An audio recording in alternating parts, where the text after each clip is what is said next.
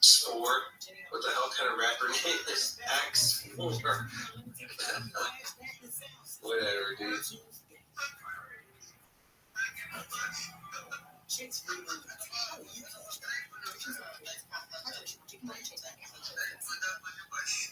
For generations, hardworking people have relied on Ford F-Series trucks to help grow businesses, communities, families. Is your skin missing out? It's low in with vitamin C, hydration with hyaluronic acid, and those body washes Melanin even tone. What the fuck?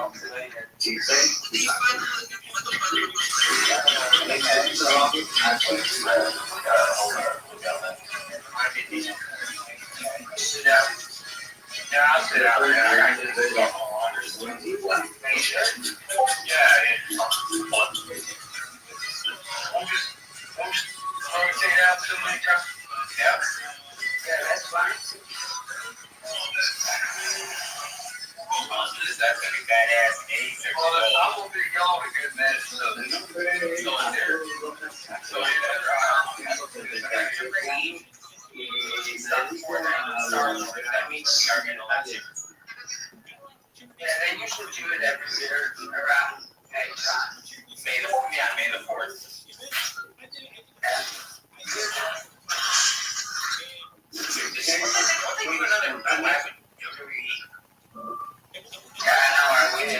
I missed out on the Tarantino statue in Sasha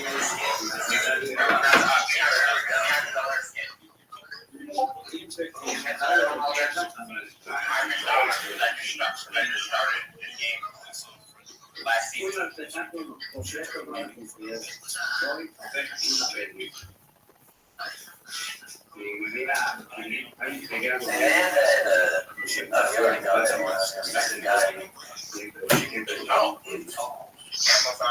Amazon Twitch now.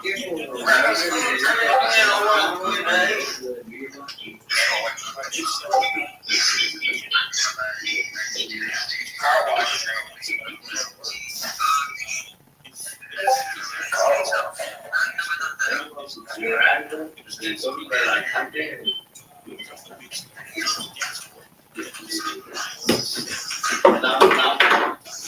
Y también le doy clases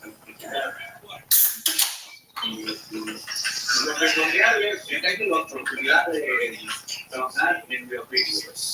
Aquí tenemos un primer término, una capa de todo esto es hecho totalmente a mano. Las maderas, incrustación de matriz, puesto de correo, con una incrustación más de aunque es un arma funcional, ya pasa a ser decorativo.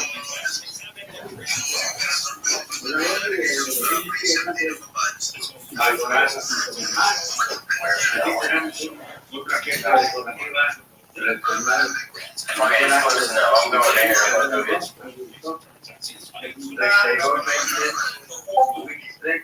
Modelos de 1992. Son las originales, nada más de formato, búfalo, con motivos del oeste.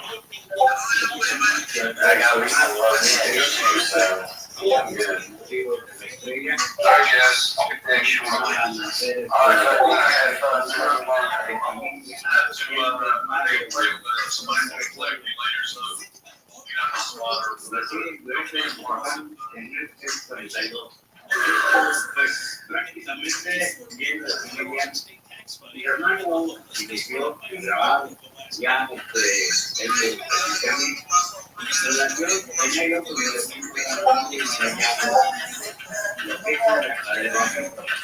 aunque no viva allá, I'm gonna come over, y'all. es una actividad, esa es la dos tranquilidades. Bike sucks, dude.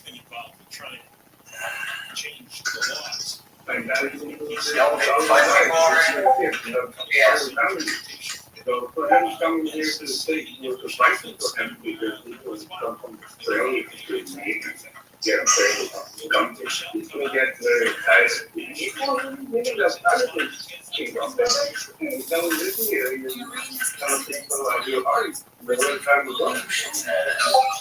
we decided to open a restaurant for me and my mother. He was still not supporting. Lamentablemente, ningún de mi familia fue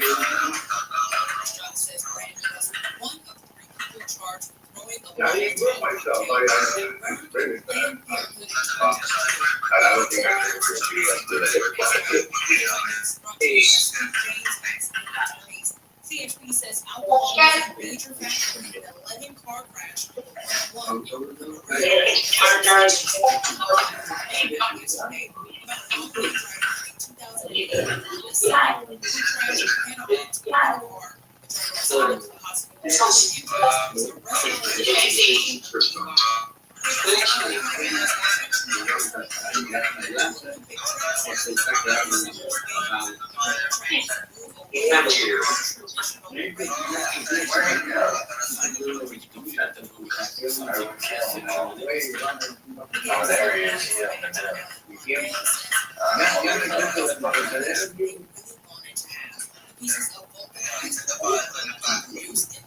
Gran parte de mi trabajo France, the national city of Post.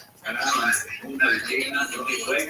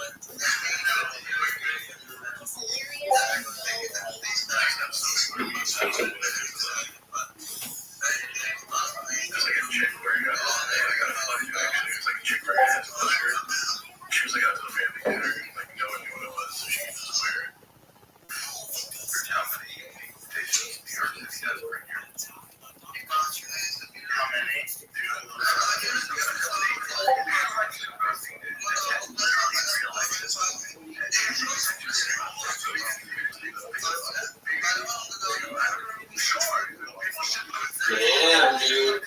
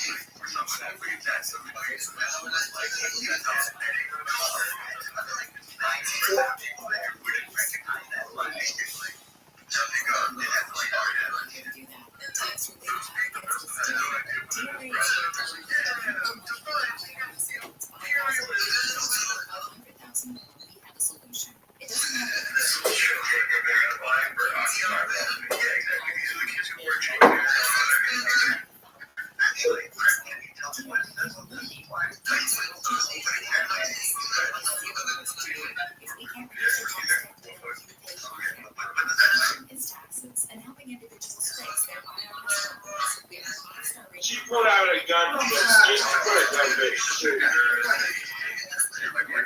know all the video watching?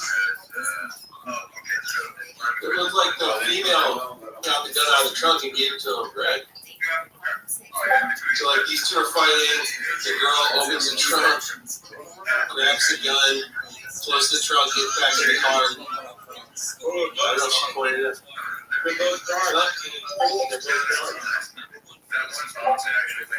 Good shot. The girl like shot or with the gun? The rest of the description down below.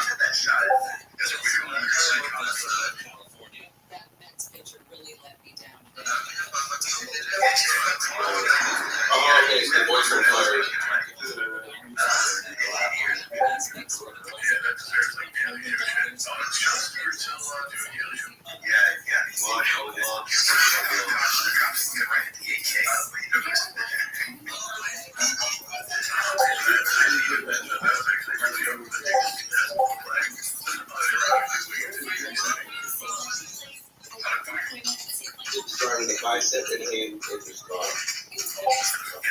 Probably did it to someone else too, I guess.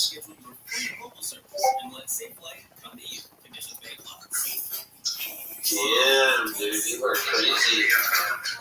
What's wrong with people, huh? That's another thing with like that makes IRL dangerous. People want you to go out and like press people, yeah. Wait, press the wrong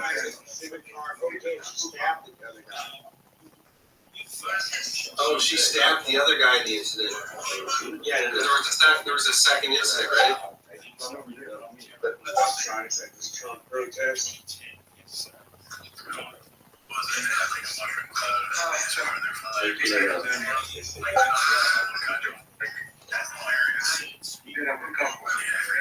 Who's the woman shooter got released and then did it again?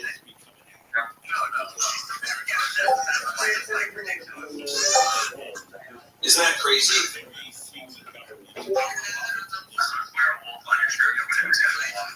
Future of your business is here. With Wix, you get advanced AI capabilities. More customization, more time, more confidence. Your website. One suspect with an extensive and violent criminal history shoots at police in Minnesota, only to get released and steal a cop car and start all over again. What? Noon on March 16, 2020. Potential shoplifting, along with the purchase of suspicious amount of ammo from the surveillance footage. The suspect. A purchase of suspicious amount of ammo? What the hell? God, I won't be buying any ammo. Fucking Walmart. He was also charged with the illegal possession of a firearm for possessing at least 6 grams of cocaine, heroin, and/or meth. After filling up his cart past the brink, the suspect walked himself to the self-checkout. Why is the surveillance footage so fucked up? Accomplices can be seen when the suspect walks out the door to leave. He is confronted by the following scene unfold. Well, he fell.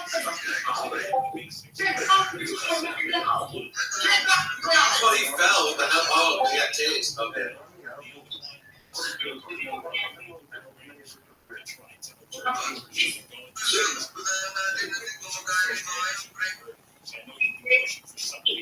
Josh has said that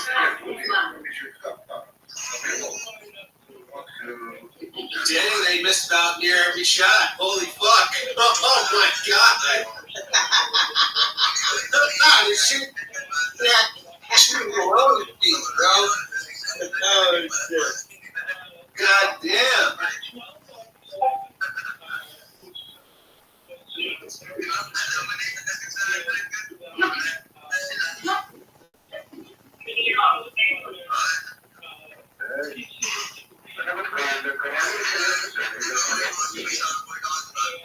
Whenever a bystander, you get shot by the police, like, do they have to pay you out on settlement?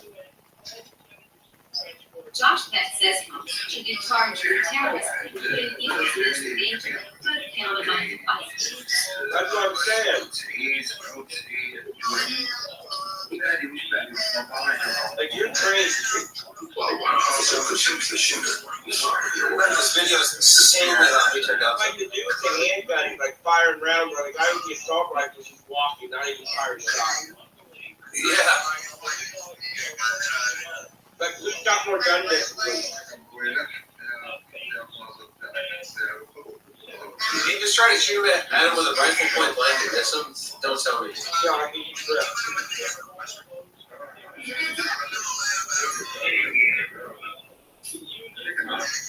After the incident, the shooter was sent to the hospital to recover from his injuries, which were not fatal. There's some information, dude. The documentation for this incident is not readily available.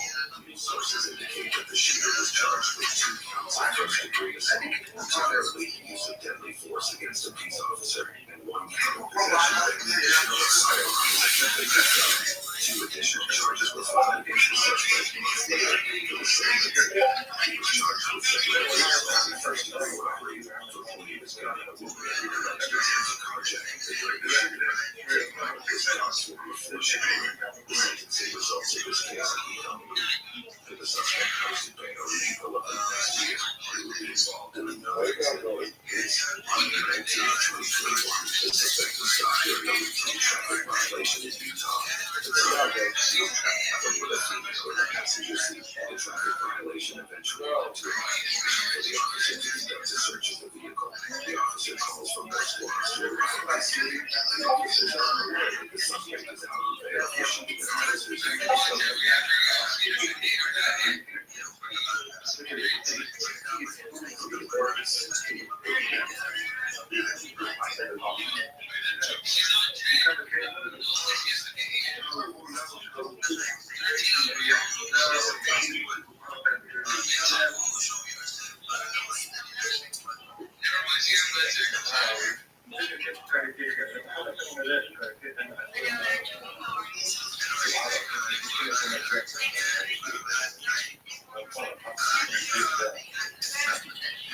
During the search, the officer and the suspect sitting in the passenger seat of his cruiser without handcuffing. What? Pounds of methamphetamines were found in the suspect's vehicle. What? Yeah. What the hell? Damn, dude, apparently I need to start selling drugs, bro. That's the only way out of oh, what the fuck? Hold on. Hey, speak from your car, see ya. What an idiot.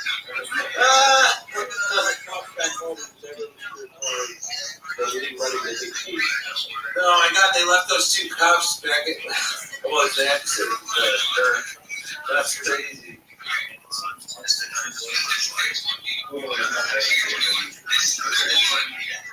There should be a, you should think the cop cars that they would have a kid that can shut down the car with arm charge. Right?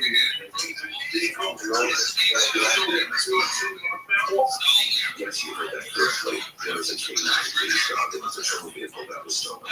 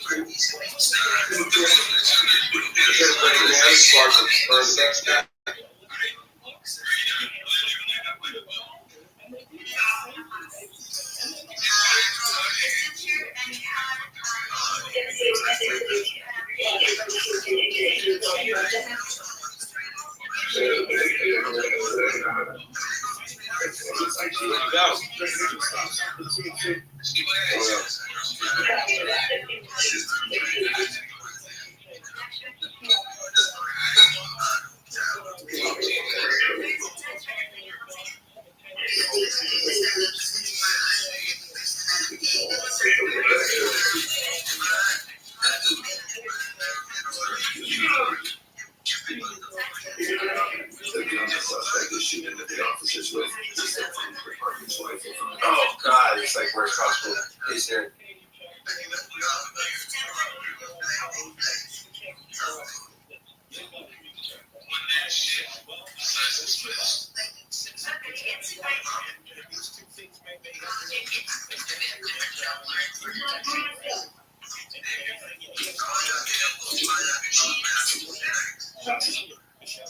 Well, you can see it too. Yeah.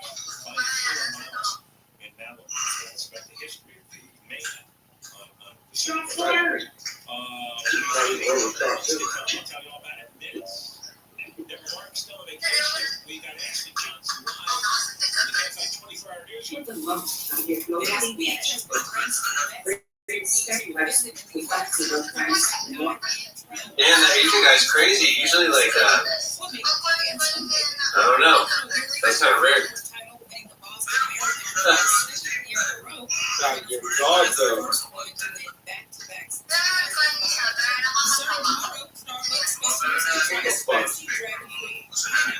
What's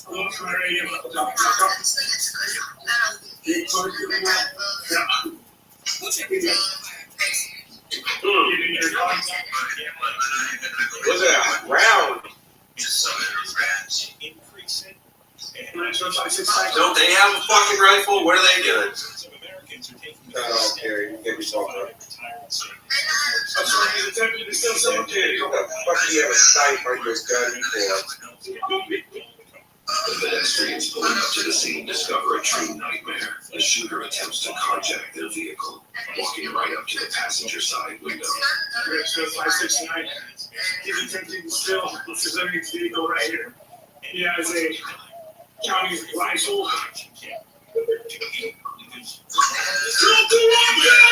That's what I was just pulling up on pool real quick. Alright, but pulling.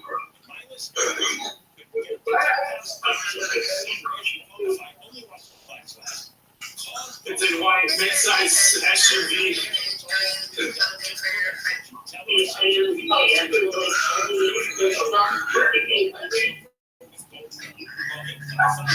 We're right here at the 202 by the stop sign.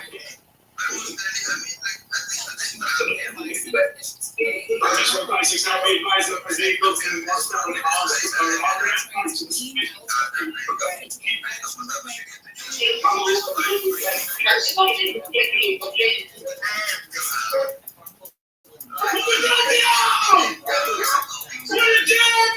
Reports indicate that a female driver, unaware of the situation, slowed down to see if the shooter. Hey, you need some help? Yeah. Told them if they did not transport him, he would kill them.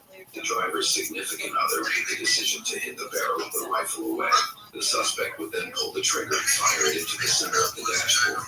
This caused the car's OnStar system to activate, temporarily disabling the SUV. They quickly restarted the car and sped away. However, the suspect kept firing at them, causing the bullet to go through the passenger's leg. This is unknown to the officers at the moment. I see. You got your shotgun there. You're fucking 100 yards away. Good luck with the shotgun. Unless you got some fucking rabbits.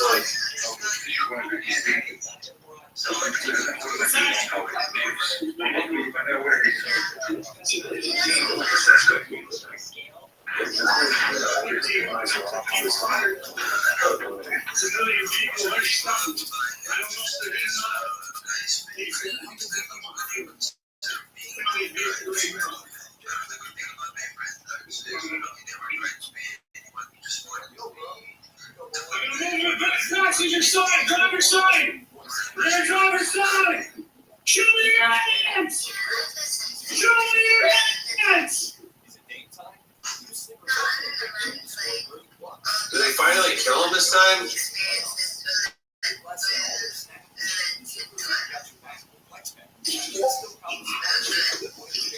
Yo.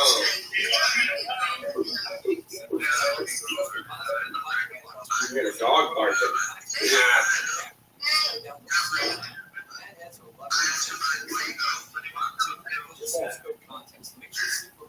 Did you come?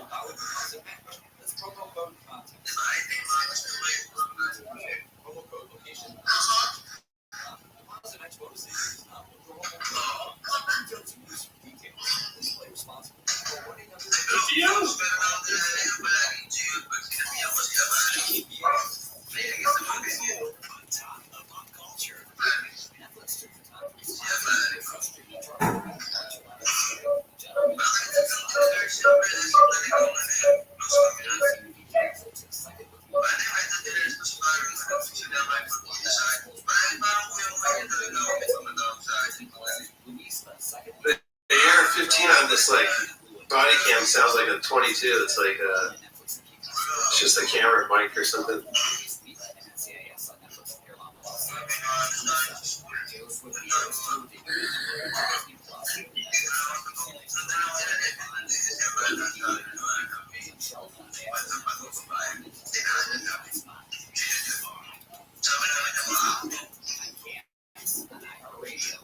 I don't see any movement.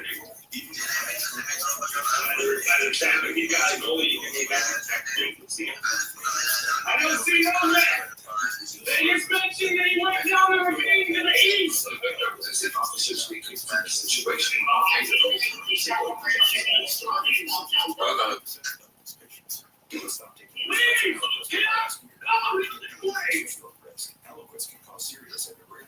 increases fatal bleeding. Don't take Eliquis if you have an artificial heart valve, abnormal bleeding, or antiphospholipid syndrome. While taking, you may lose more easily or take longer for bleeding to stop. A spinal injection while Eliquis increases risk of blood clots, which may cause paralysis, the inability to move. That's his French friend. Medications such as aspirin products, NSAIDs, SSRIs, SNRIs, and others may increase bleeding risk. Tell your doctor about all medical and medical procedures. Learn more at Eliquis.com or call 1-855-8-SLEEP. Time passes, and officers called in Utah SWAT team equipped with an armored truck to approach the suspect. Reportedly, he was still able to run off to a nearby river, and a search was initiated. However, he was soon found and detained. There were no casualties during this incident. The passenger shot in the leg, and the suspect were both medically treated. For this incident, the suspect was charged with 4 counts of attempted aggravated murder, 2 counts of aggravated kidnapping, and 1 count of aggravated robbery. What the fuck? 2 counts of possession of a firearm by a restricted person, failing to respond to a police officer's encounter, and altering the number. Yeah, bro. You ain't got the money for that. Figure it out. Reporter and her go back and forth on gas prices. I think your name is cloud. National gas prices are $3.63. What the common trade I'm on? California is now I don't know. That whole situation is fucking weird. $3.63, which is really high. California's $5.35. In Colorado, it's $3.06. We're $2.39 more expensive per gallon in Colorado. And we're about $1.82 Asian suspect, bro. such a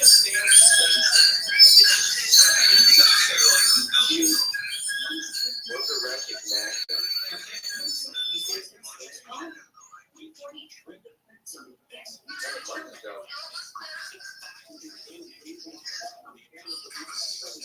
Asian calling on camera, okay. It's only Asian. It looks like it's an Asian calling. Yeah. I'm like, damn, what's up with all these Asians, man? Commit crime all of a sudden. 2024 Asian crime wave. Where are you, show? manufacturing. Much transportation requires gas. Well, here is a report. I don't know which reporter this is. That's somebody here is the report on they've been going up over the last month, 20 cents a gallon.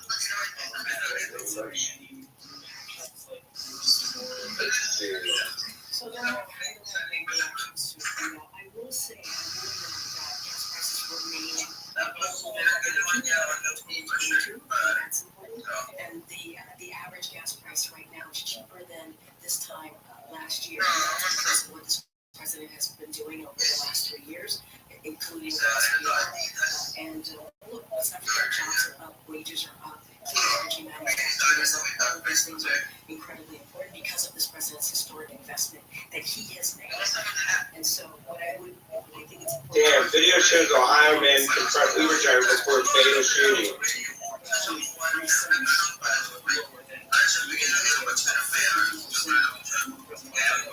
They need to talk about changes in oil and gas. So look, the president's committed to lowering costs. Yes. Policy, when you hear it giving remarks, he's talking about lowering costs. He understands the American people are sticklers for this. And so, this is 2022, the gas prices that you have to pay, is because of the historic investment that's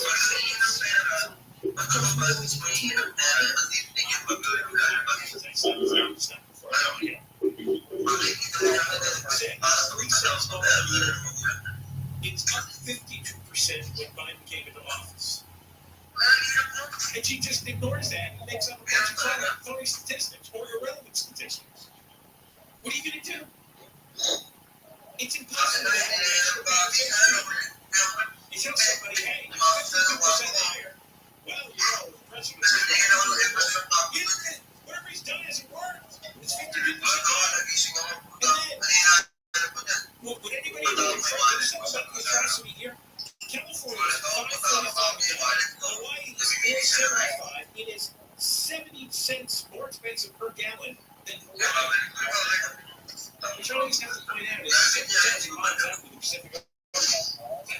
Time for a bite for the rapper. Look at that.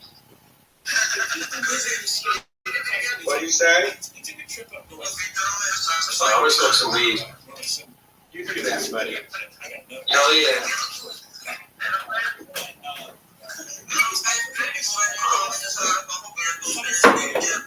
It was $5.82. $5.82. Nearly double what the other and yet people voted for the same deal. I was telling a friend of mine over the weekend because he was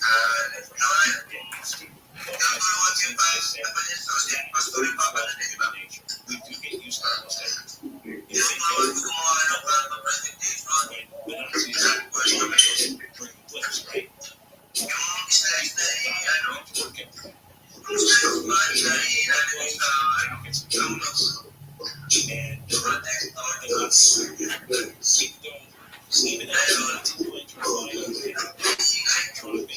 Why can't we have food? Yeah, can make like some meat with this or something.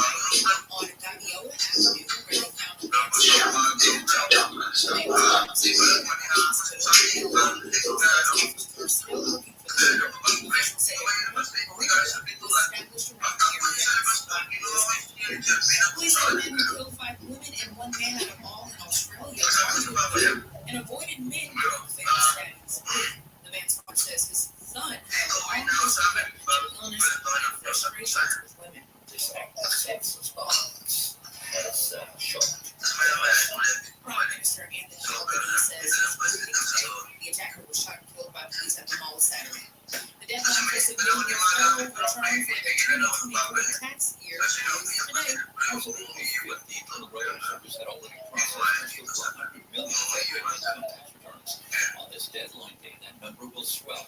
So will the number of filings of Form 4860 accounts. Says the filing extension tax professionals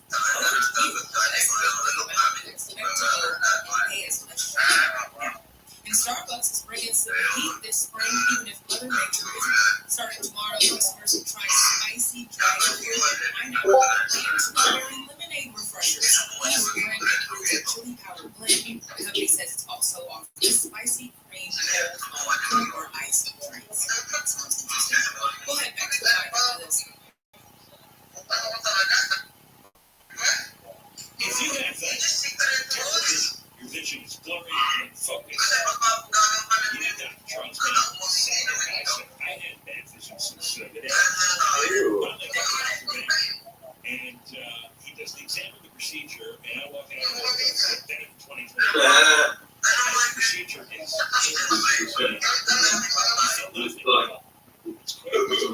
Just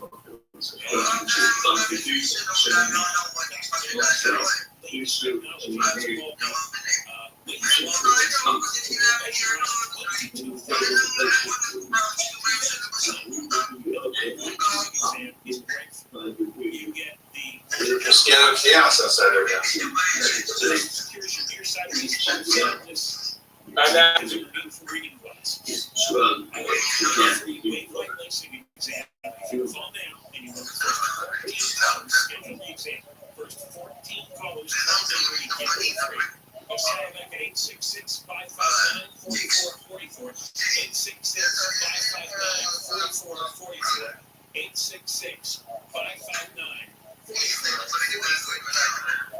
Southland weather from KFI. Sunny today, there's some clouds in the sky, LA and OC with highs in the 60s, highs in the 70s, close to 50s tonight, sunny conditions tomorrow with highs in the 70s, 68 That's people go. Beach. The KFI financial update is sponsored by Rabbi Real Estate. S&P 500 down 1 point. Revive Real Estate will front the money needed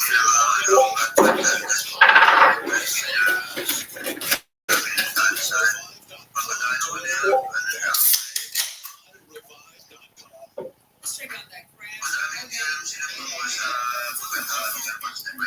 Alameda, they're making some progress here. Injured people away, and now they're doing this practice, blocking a carpool and the lane. So as a result, There is actually a secret wallet credit card key found in many Ford trucks and automobiles. Your original paperwork for your Ford vehicle. If you were lucky, you got this. That's the key that would fit in your wallet. That was part of your truck package. Typically, they were offered in the 80s and 90s, and you can see what you would do is your truck key would be cut to match the plastic key, and then you pull it out of your wallet, open and start your truck if you lost your original key. There is actually a secret wallet credit card key found in many automobiles. In your original paperwork for your Ford vehicle, Plastic key, if you're lucky, you got this plastic key that would fit in your wallet as a part of your truck package. Typically, they were offered in the 80s and 90s, and you can see what you would do is your truck key would be cut to match the plastic key, and then you pull it out of your wallet, open and start your truck. What do you mean? I think you meant to say the plastic key will be cut to match your truck key because that's an uncut key. That's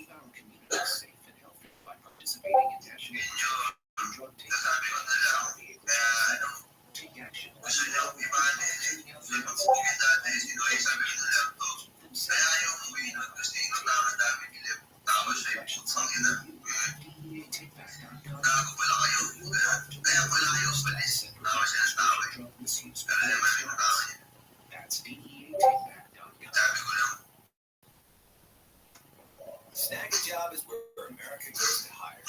The people Well, that's true. pool and hourly hiring with access to over 6 million active hours. Snag a job is a quality employees. Hire part-time or full-time. What's up, Rocky Flanker? I think you're right on that plastic key.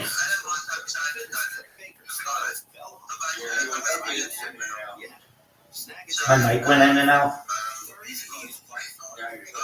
Okay, I may have to change devices. How are you guys?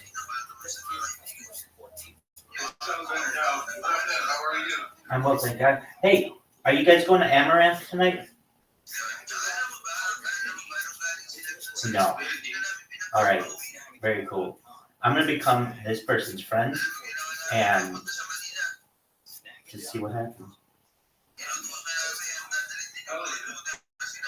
Hey, I received a message from my man Hellcat about Hell Talk. Is that correct?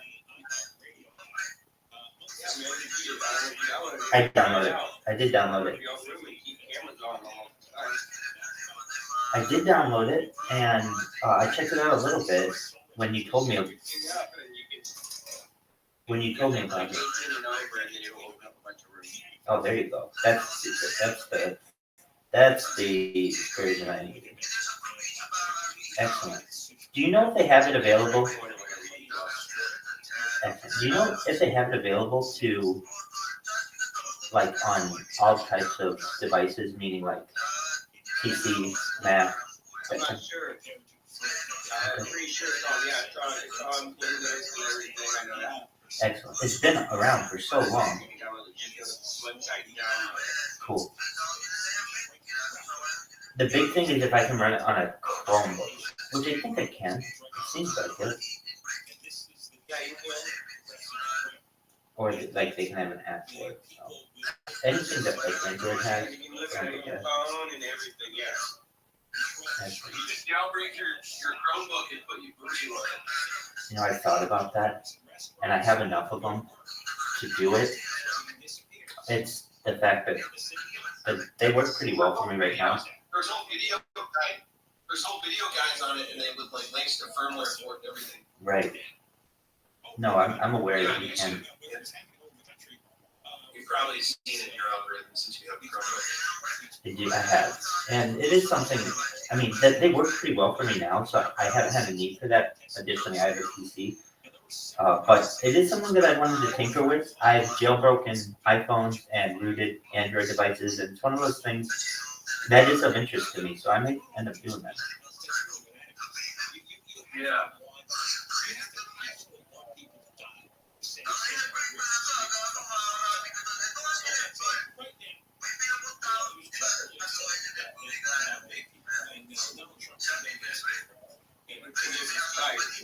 Excellent.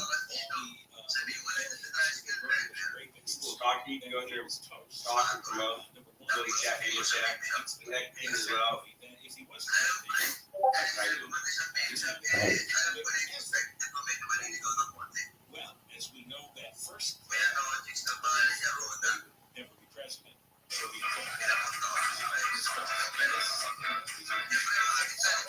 Because according to the Washington Examiner,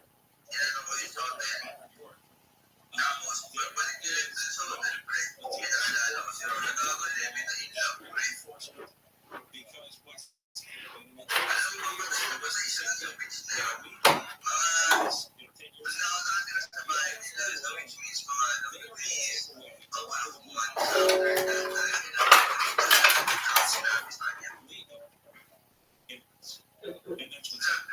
and so the legal immigrants and their families are now they did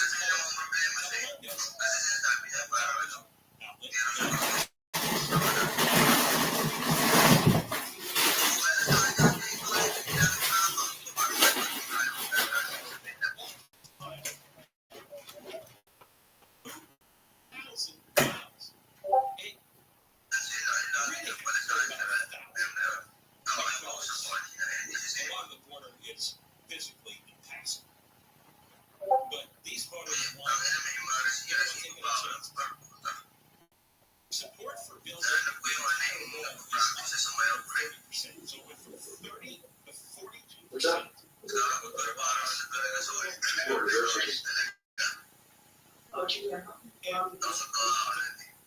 The immigrants are not just coming from, obviously, Mexico. In fact, more Chinese have crossed the border illegally. Hold on, I'm trying to do something. According to Bill Right to, Fox News. He posted the top You got mine out, nationalities apprehended in San Diego since October of last year. 4 of them were not in Mexico or Central America or even South America. It was China, Turkey, India, and India.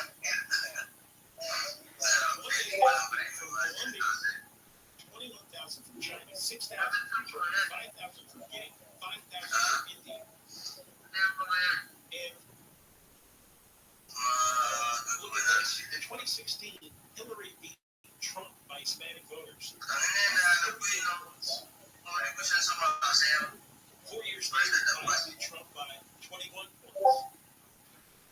And the New York Times in March beat Trump by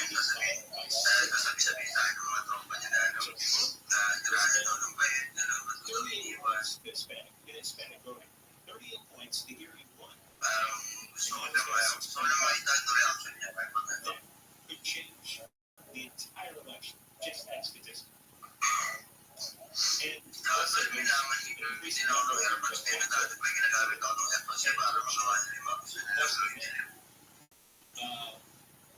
Here's one of the reasons why.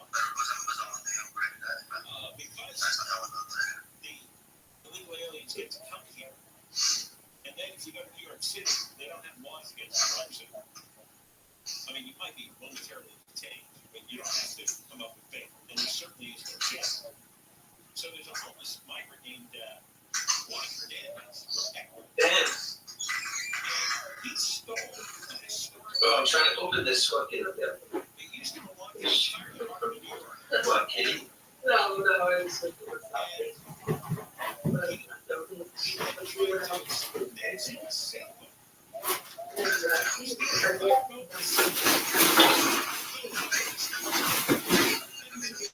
Set free by the Chinese North Brown. The fire department was Hernandez, 22 years old, and after stole a sailboat chest.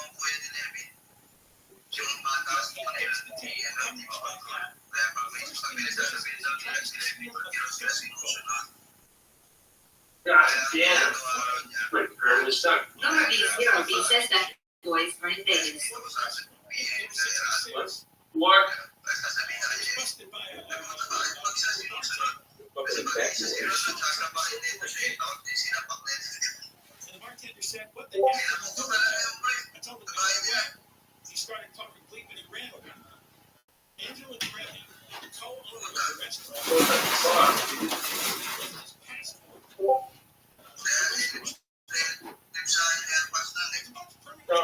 Pier 66, there was no passport.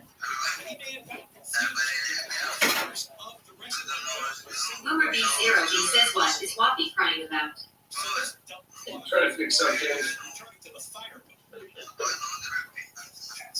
I'm trying to break something real quick. Fix it. He said they couldn't Oh, shit.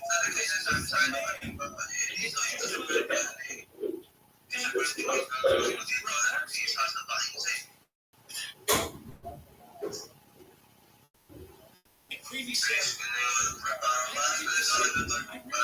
if he's charged with grand larceny, I know he's mentally stable. I'd like a restraining order. Why would we have to pay for a lawyer to get a restraining order on a criminal? This is the word. What's up with that? And stealing guns and detention, and then the judge lets him go. This is being reported immediately. There we go. He tried to steal his third boat. You need a screwdriver to do that shit. $1,000. What a bunch of power. I'm going to tell you about the position in the death spiral. So bad. Totals are down 80%.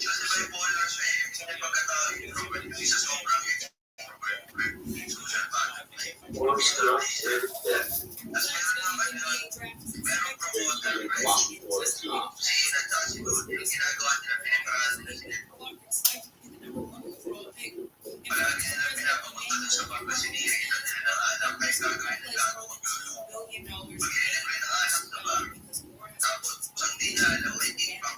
And last minute tips for freebies on a lot of places downtown. Places include Krispy Kreme donuts, Hooters, Grubhub, and Dave and Buster's. We'll head to the 5 after this. Want to sell your own quick? Easily. Not deal with a long selling process.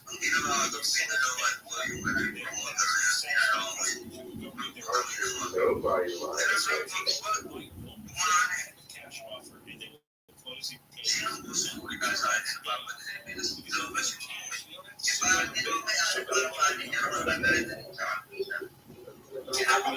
No repairs. Don't need all the 5-star reviews. Man, that's a big girl to be up here showing her titties and everything on Kit. Oh my god. what? Good lord.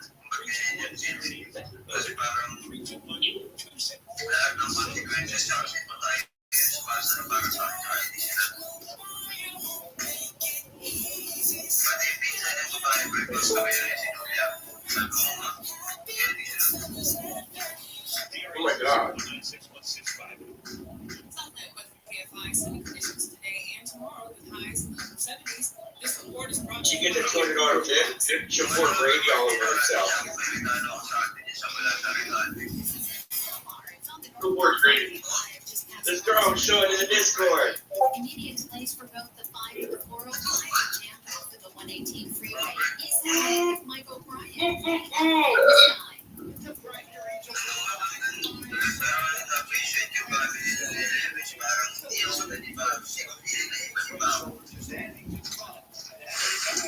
Really, from East LA home, we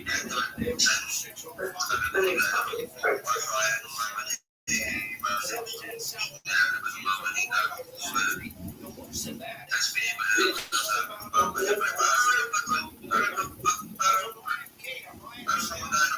With Southern California's only airport traffic reports, I'm Angel Martinez. As the #1 audio company, iHeartMedia gives you access to all, every audience, live conversations, trusted influencers, and the insights and data you need to grow. iHeartMedia is your access. As this other chicken, like the fan, I'm gonna try to put it here because this motherboard is like will sit upright instead of upside down. So obviously it makes a difference. Let's see. So, It's a Rabbi Rothschild becoming the Goliath talking still. This is the next generation of This game type woman. Everyone loves the For this year. Instead, you have hosted by Brian Lockhart, aka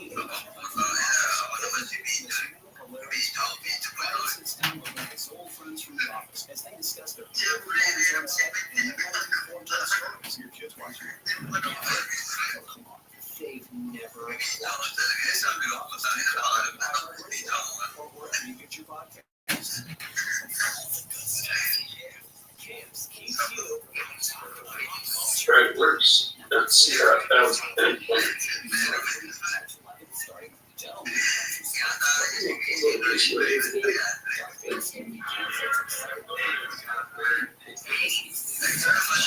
Oh, that's right. Do it right.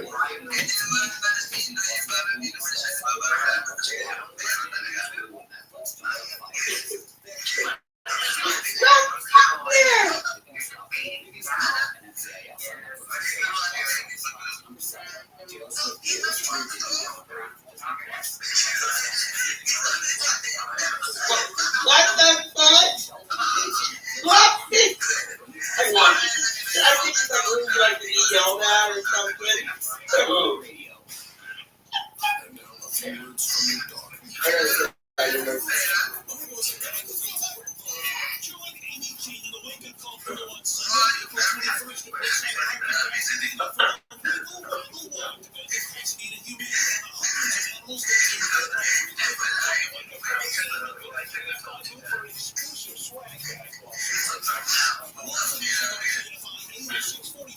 The chief is trying to be paid for something like that. Search file Raboon. She said, search file Raboon.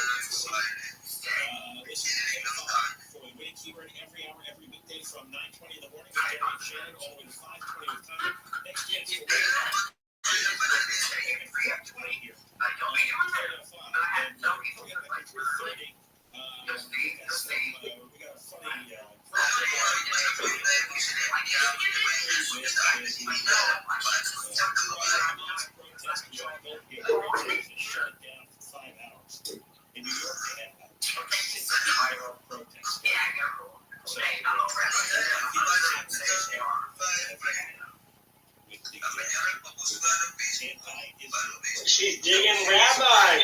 Rabbi might get him a chick tonight. Where is he? See, look at this, talking to this chick right here that's done right. That's I'm showing in Discord. You see her?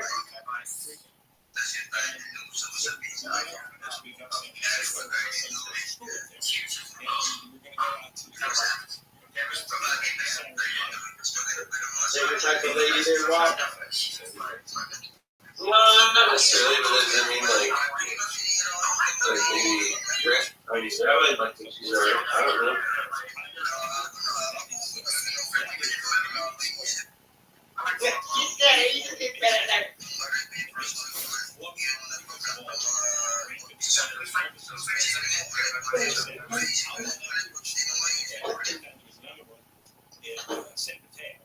That's hungry. Maybe 15 miles south. It was about the same amount of time to drive. And so we went and we went to just a pristine shopping. And just like this little shopping mall in San Diego. A beautiful place. And they had cheesecake factory there. It was perfect. And I wondered, how many of those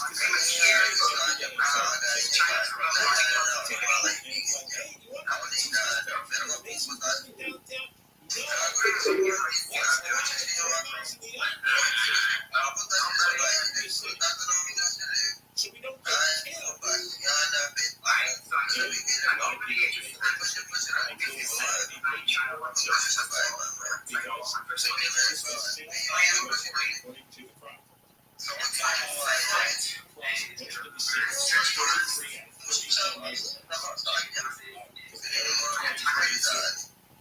And there's only 5 First thing they stupidly did is they shut down the office. And this thing, several hardest hit sectors. Rabbi getting it on.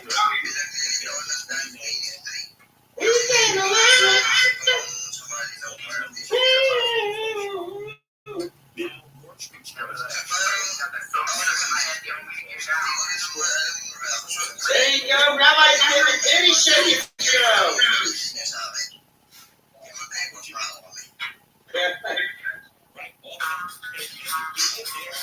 There you go, Rabbi.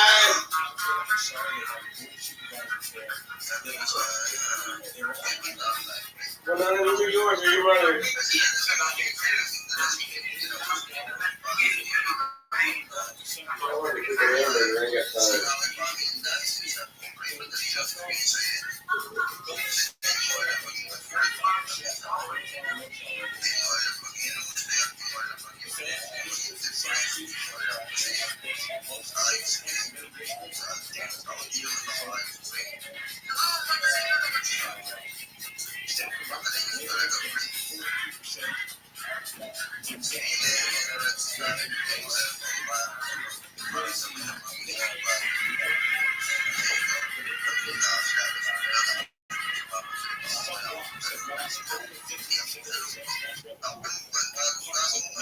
That district has dropped over 80%.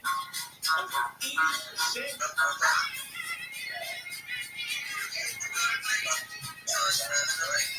Individual blocks are going to and so those blocks in the city, the market.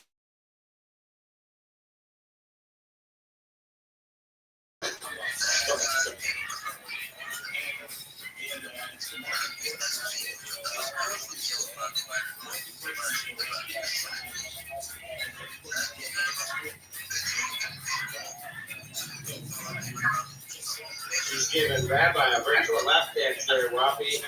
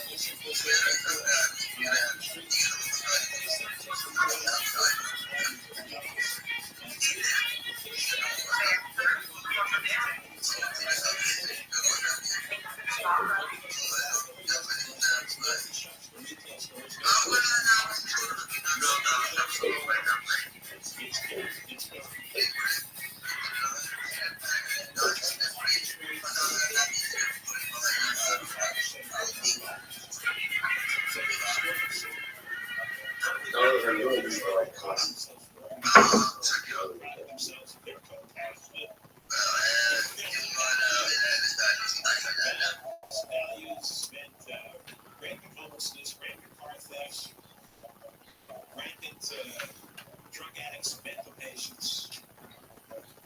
And people decided not to have such that living here.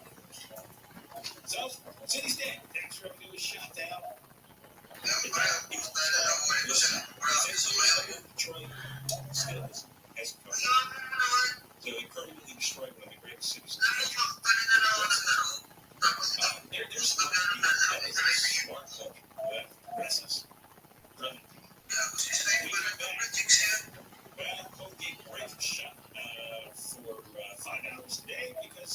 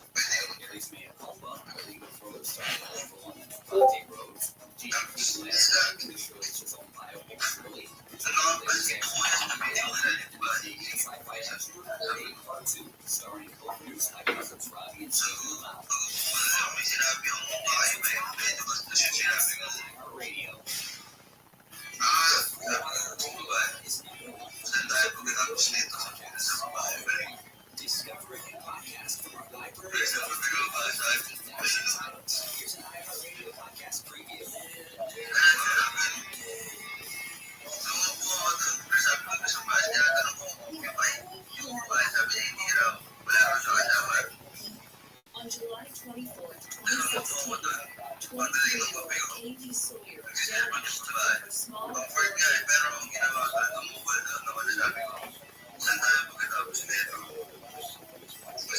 but the story of who killed her wild twists and turns. A second woman kidnapped.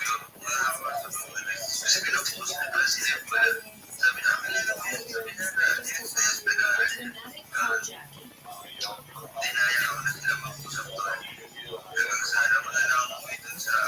High-speed police and the murderous historian urged to kill. It just bothers me that somebody can just take someone's life. Let's leave it personally here.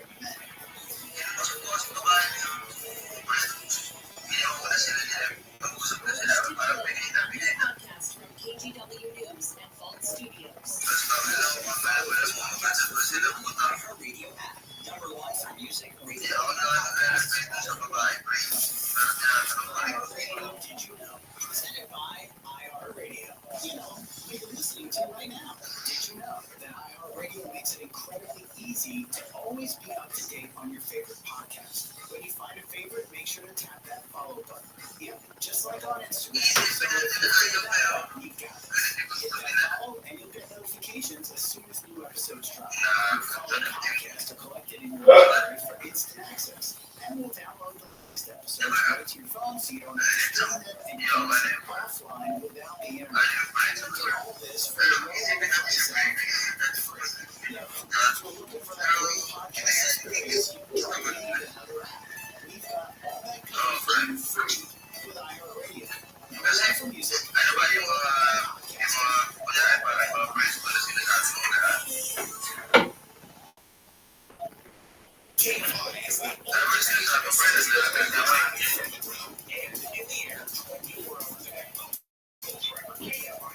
In the plane, we can get to the scene of any kind of news story faster than anyone on the ground. And that's what breaking news team. You will not get that from the app or any other radio station, quite frankly. One station that has actual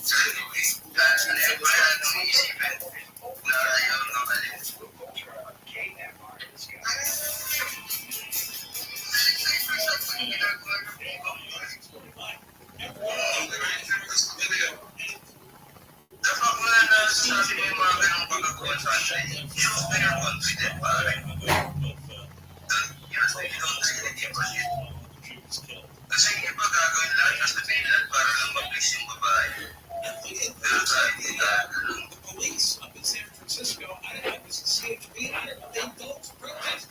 They came to the bridge 7:30 in the morning.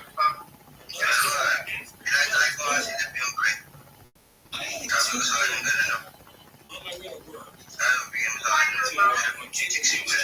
Radio.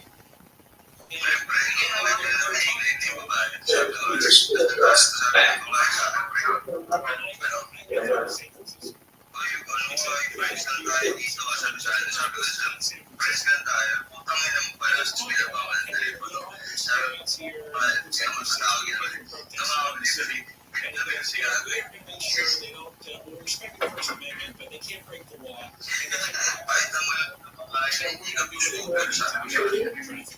What? No, just be aware of this is. If you're supporting, you can stand there all day. They closed the Golden Gate Bridge. And I mean, listen to this some of this stuff. First of all, they closed Interstate 880 in both directions. The Dumbarton Bridge was closed. The San Mateo Bridge, that was still open. Some protesters and then they start setting up food stations. So the group set down the I-80 near the Broadway exit. The police didn't turn those up. So, some of the kids in the car, they obviously had to get places, they obviously had to work. Not that these Hamas protesters, they don't work. Well, the way they do, I'm sure they're getting paid to do this. You didn't get paid to do this. I'm going to play a clip of a driver getting into it with the anti-fire protesters on the Golden Gate Bridge.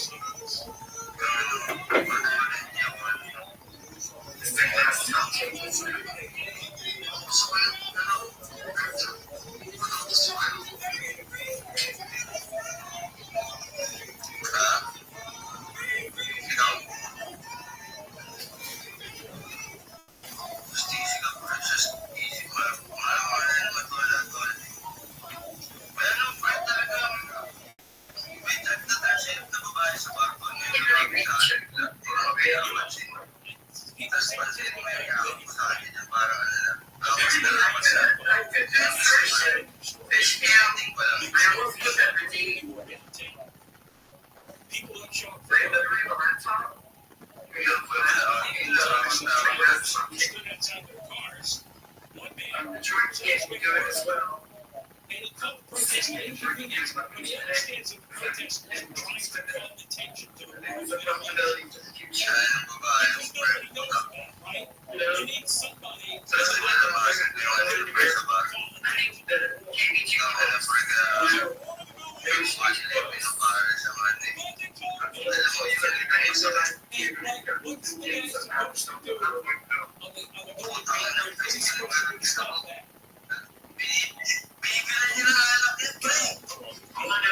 They showed me it's not what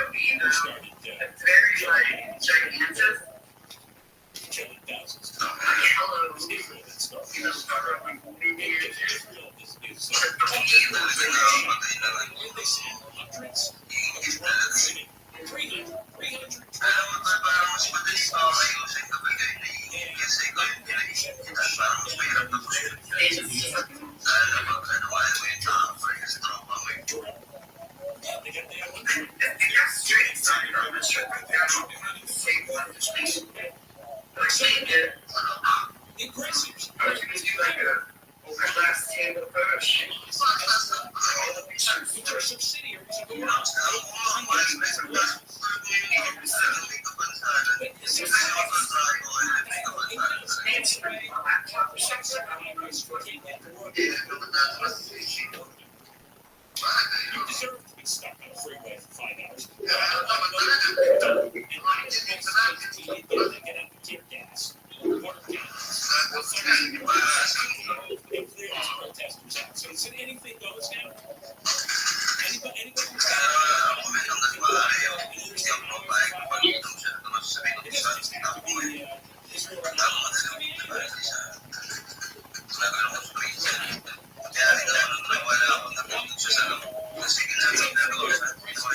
And you have to pay $6 a gallon for the gas and gas and freeway for $5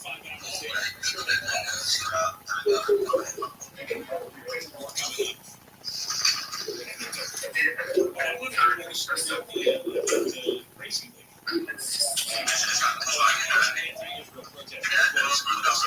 Same thing for your leader.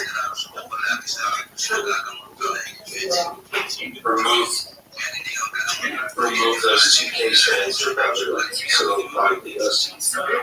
Yeah.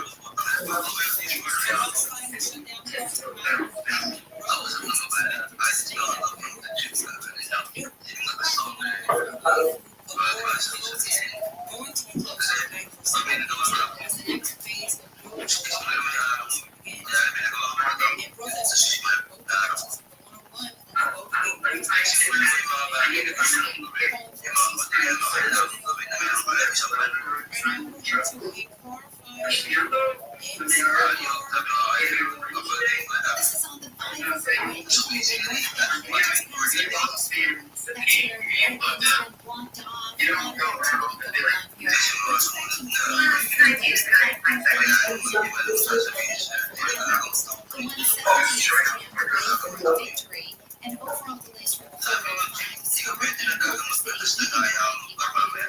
merge. Pasadena with Mike O'Brien, KFI in the sky.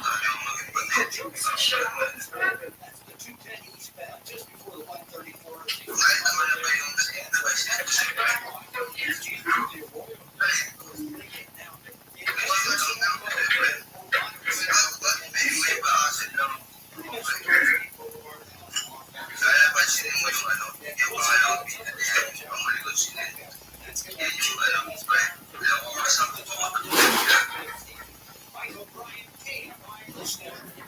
The Southern California Airport Transport.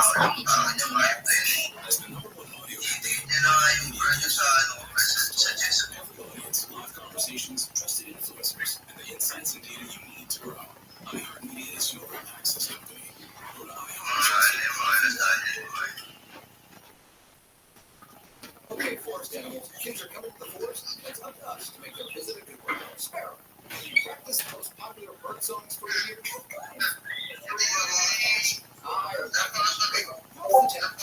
Actually, 52 degrees, man. I love it. It's not here yet, man.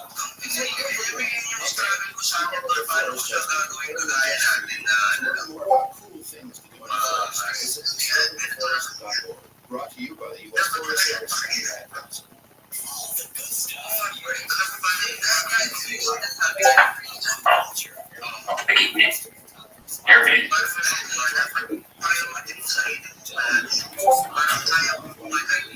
Hey, what's going on, Jacob?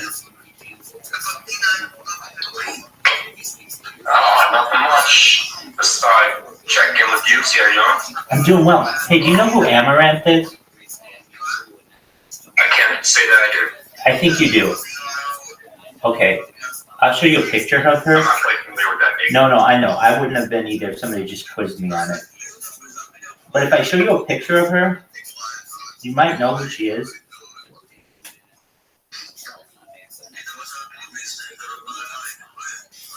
I don't know who that is, but maybe. That's okay. She's like she was the biggest person on Twitch, and now she's become the biggest person on Kick. She's like worth $20 million.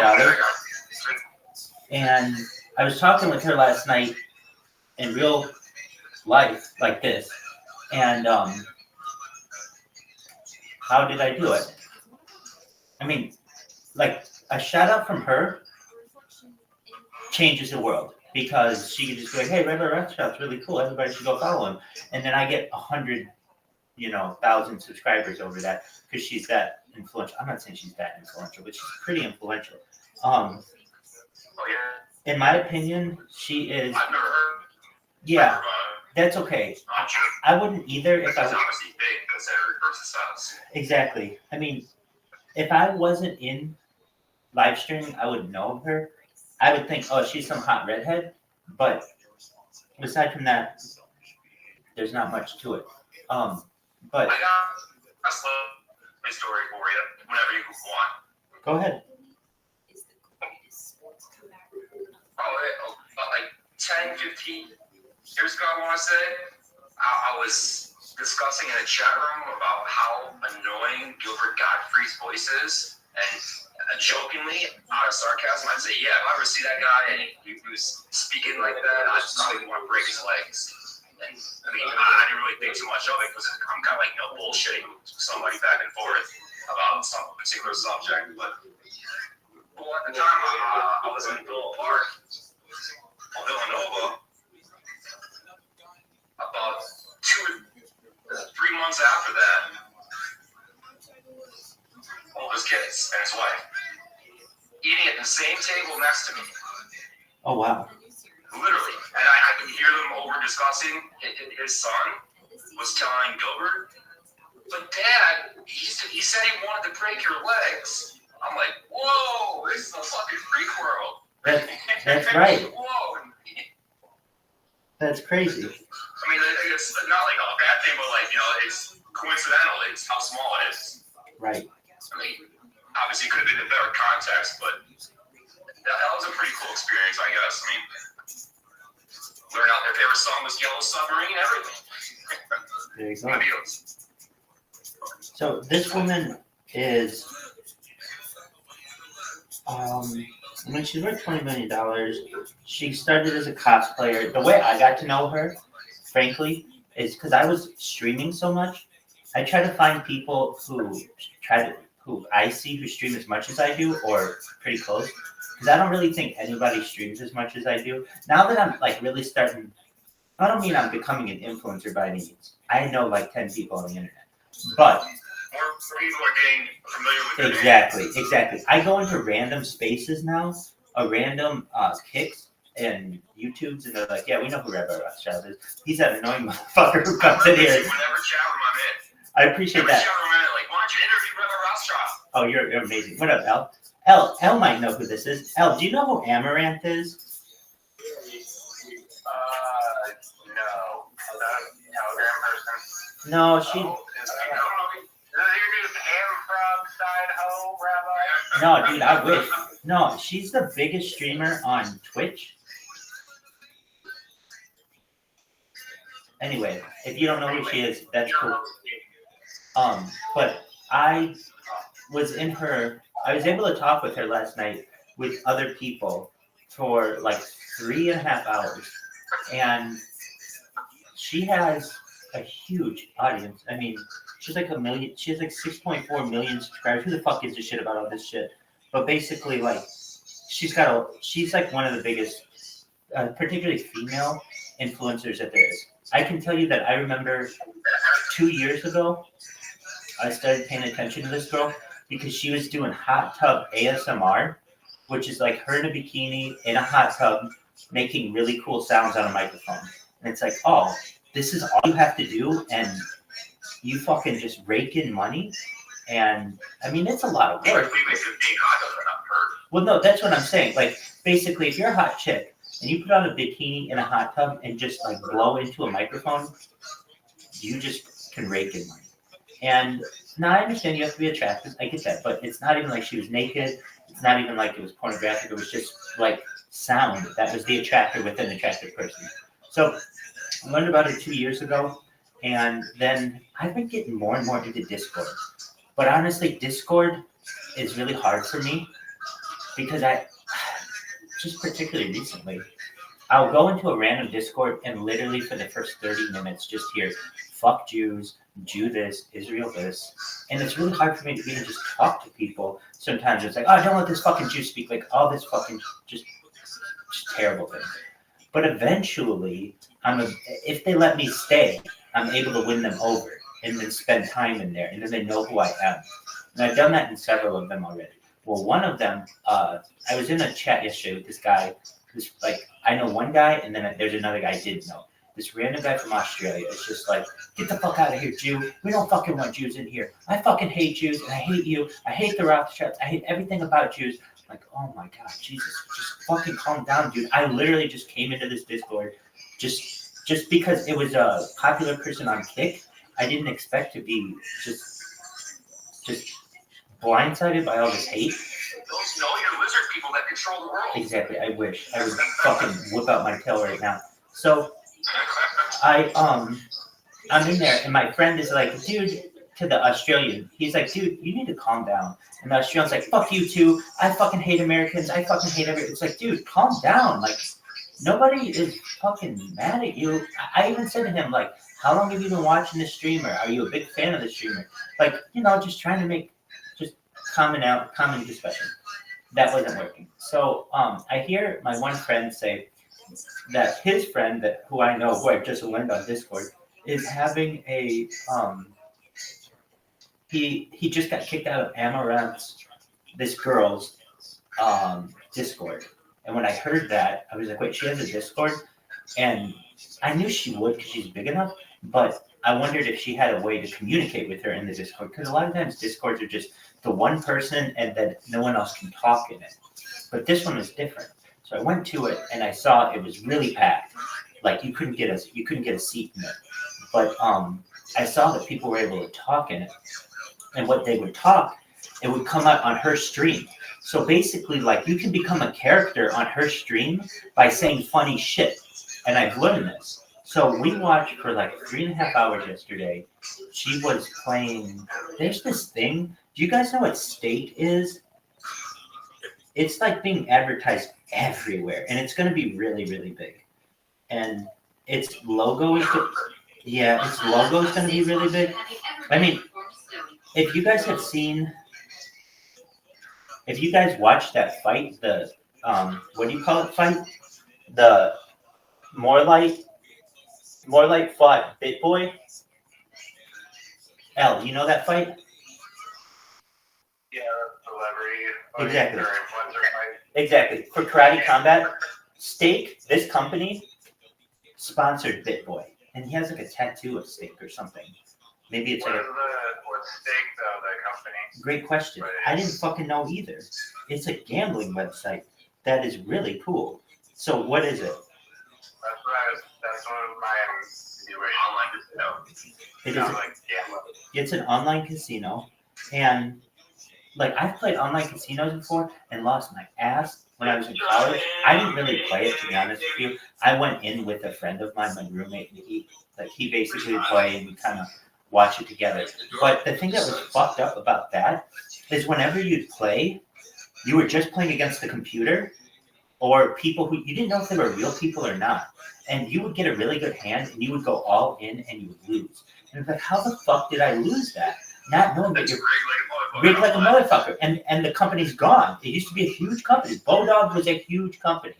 It was on ESPN. It was on ESPN.com. It was on Fox. It was on everything. And then this company just folded. So I haven't really been a big fan of the online.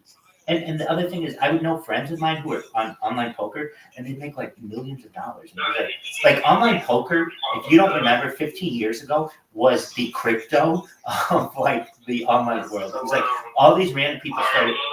Do you remember what I'm talking about? Who's that? Or Jacob? Sir.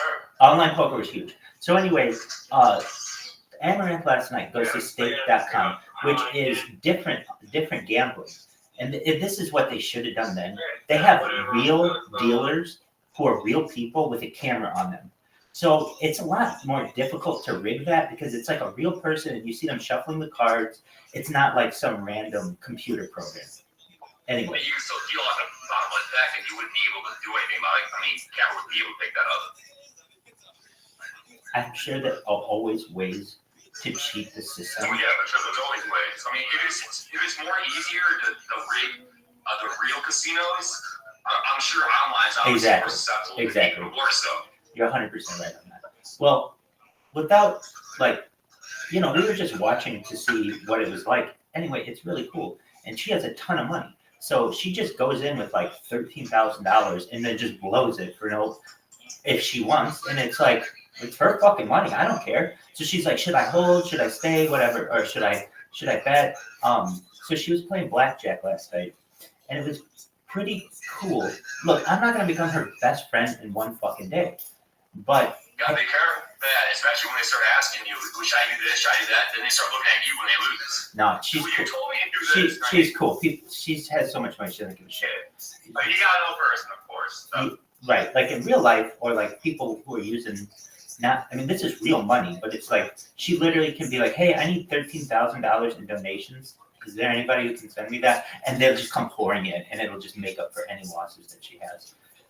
Not that she's magical by any means, but you can start to see that these influencers have like a lot of influence, hate to say it, and they're able to get things done. So anyway, this bitch is playing blackjack, and it's funny because they have different dealers, and it's a room of 25 people who are watching Amaranth. You can't see our faces, but you can hear us. So when they have a new dealer come up, you kind of just make jokes about them, like not offensive jokes, just like, oh wow, this person shuffles slowly or whatever, just to make a little bit of a joke and she'll laugh or whatever. So we did that for like, I don't know, an hour. Then she did an hour of like 45 minutes of like slot machines, and then she did she went on like Tinder or Bumble and just started rating guys, or just started tearing guys apart who have on her or whatever. there we go. And then her setup, I've never really watched. I haven't watched any fucking influencers. I really don't. I don't give a shit about them. It's a waste of my time. However, when it comes to their technical specifications of their computers and stuff, that's really important to me. So I saw how she did it. Right now, can I do it? Probably, but it'd be tough on my hardware, just because I only have a laptop really with which I can do it. But at this point, it's good for me to just kind of become her friend slowly, or at least somebody who she knows on the internet as Rabbi Rothschild, because when a big influencer like that knows you and then she mentions your name on her stream, a lot of people find out about you. Very cool. Okay. Hey, El, when Jacob speaks, is it sometimes hard to hear him, or is it just on my end? No, he's coherent, like, pretty much every time he speaks, his mic works for me. Good. But Okay. that time right there, the time he just spoke right now, I didn't hear that. Okay, yeah, what did you say, Jacob? I said, mention your name. Oh, yeah, it's a big deal. Yeah, like I said before, it's, the collaboration aspect is like the best fucking way to grow like exponentially quick if you just hop on. And then it's also like a snowball effect, because then you gain more followers and you're able to move to other platforms that will accept you because your follower count or whatever is large enough. But if you can get in good with this whole fucking on Discord or whatever that would be a good little in your little fame road to fame here. But you don't even have to start at the very top, even though that's good if you could get. But even just I think doing collabs with all sorts of people, as many as you can, is probably the best growth strategy. I'm in agreement with you. And I've done that over the course of the last week. I know, like what you're saying, hey, it's great if you can get the top influencer on these channels, go for it. But it's good to start small too. And so that's how I started. Actually, I would go into these people's Kick or YouTube or Rumble or whatever, and I would ask them, do they know who Rabbi Rothschild is? And this one guy, Wappy Flanker, who like last week I didn't know, was like, who are you? Like, they're just fucking being normal people. And they're like, hey, you want to come and talk with us in our Discord? I'm just like, that's how I learned. I won't say I learned about Discord. I knew about it, but I didn't realize that when these live streamers are live, they're in their Discord so that you can talk to them that way, because there's no like back and forth way to talk to them using your platforms, like Kick or YouTube or Rumble or anything like that. So I got into his Discord and we started talking, and I have to deal with like whatever kind of introductory shit is going on, and then we get down to it. They think I'm a cool person, and I started streaming. And that guy Wappy Pointer, he is a streamer, so he has like 50 people in every stream, which is 50 more than I have, and so that's when I started to get to know his audience. He liked me enough that within the next 48 hours, we were doing collaboration, and I would do the narration on his videos. So what does that mean? He would go out in Las Vegas on his skateboard and go to different places, and then I would just do like the play-by-play narration of what he saw, what was going on, and that's fun. But sometimes you're doing it for 2 hours or something, and it's like, all right, there's nothing else more to say about the pavement in this parking lot. But yeah, then they liked what I did. We did it again that night. Then we did it again 2 days later. And this entire time, I've been in this guy's Discord 24/7. So like, we've gotten to know each other. He watches, I don't say he watches, it's sweet, but you know, I'm just in his Discord. So whenever he looks in there, he sees what I'm doing. And he's the guy who told me, hey, do you know? So like, I'm doing what you said, Al, which is I started with a small influencer. And then he's the one who made me aware of the bigger influencer and that there's an opportunity there. And then, you know, that's how I got into her room. Now, it's very easy for her to throw me out. It's very easy for me to make a joke that she doesn't like and just awkward. But it's something. And like what you're saying, Al, you got to start somewhere. You got to make a mistake, be able to correct it. Exactly. I did not want to have to build a channel, though. Not that I was against it. When I first started, that's how everybody starts, building a channel. But once you get your channel banned, it's a heartbreaking experience.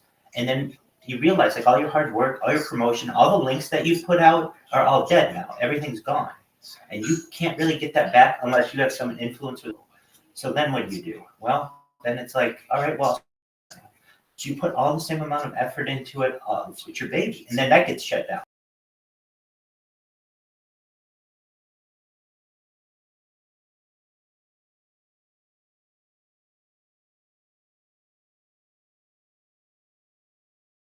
Data that somebody notices it, and then when I need to, I can have all your decisions to ban me reversed, and then the world will see this huge amount of archive that I have on the internet.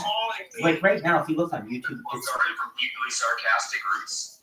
Pardon me? It started So from this all started from some deeply sarcastic roots. Yeah, to some extent, on all of them.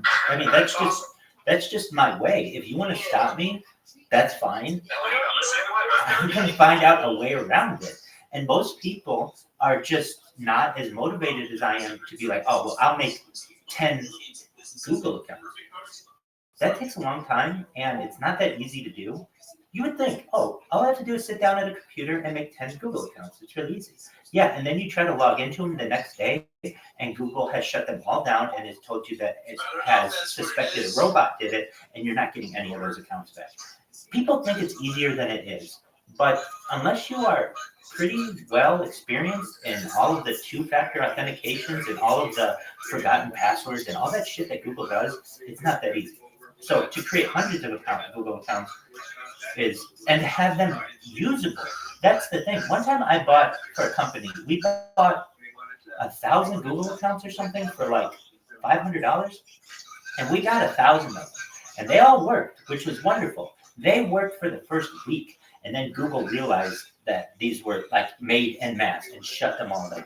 And so all the work that we put into that company was just like, oh shit, we can't really do too much with it. I was gonna say like yesterday, I was like, man, you could probably get hired by goddamn Google if you wanted to in like their security department for just preventing this sort of activity. I'm in possibly because of all your insights, but then that would just counteract your objectives. So really, you'd be shooting yourself in the foot. Well, you could probably. You're absolutely right. Do you know who Frank Abagnale is? Frank Abagnale had a movie made about his life, Catch Me If You Can. Exactly. And that's exactly what he did, essentially, is he worked as a fraudster for many years. and then eventually got caught. And instead of doing hard time in a federal penitentiary for the rest of his life, he decided to work for the FBI for 10 years in a white collar position. The odds of that ever happening, though, than not being incarcerated for the rest of your life. You know, better than you think, especially when it comes to hackers. If the hackers Those are required skills. exactly. Basically, the best hackers in the world are more valuable to governments by working for them than they are behind bars. Because then they have the cream of the crop talent working for them as opposed to against them. Because the second that hacker gets out of jail, they're just going to continue to hack and it's going to continue to be an issue. So instead of doing that and playing this cat and mouse game with them, just hire them to your team and then you don't have to worry about it anymore. And Google and X and Facebook would all be smart to do that. I mean, I have more experience in the sign-up process than any person in global history, by far. Not only, and I would say almost that I had this amount of experience before I even started this endeavor. And here's why. I've launched apps on the App Store and Google Play. My own app, not my own app, I'm sorry. These were bankrolled by an angel investor. However, I was the head of the company.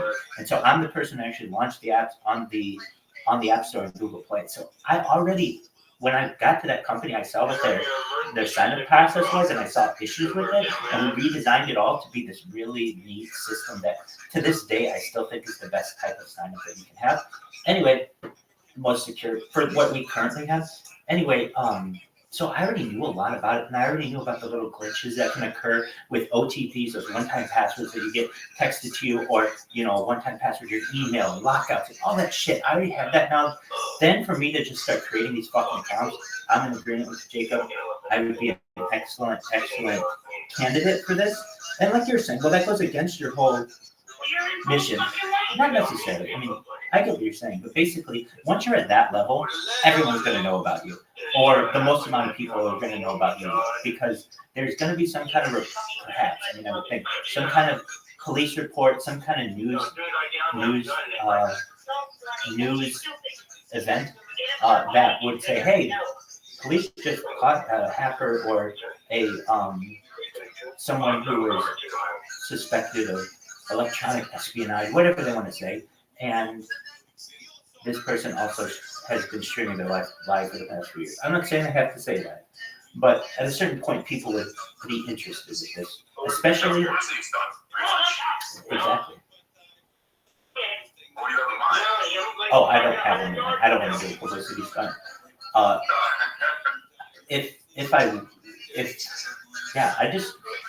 Those things work.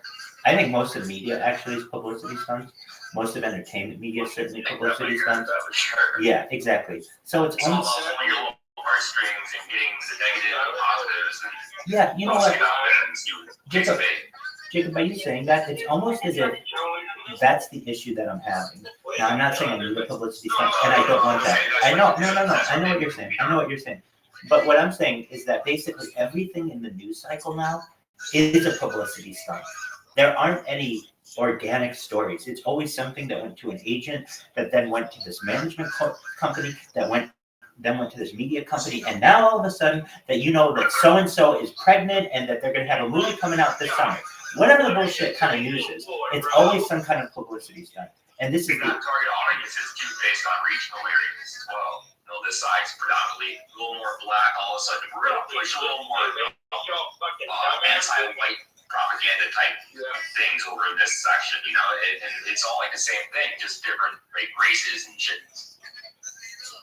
Whatever this news cycle may be, you have to somehow get associated with it, and it's difficult for an average person to be able to do so.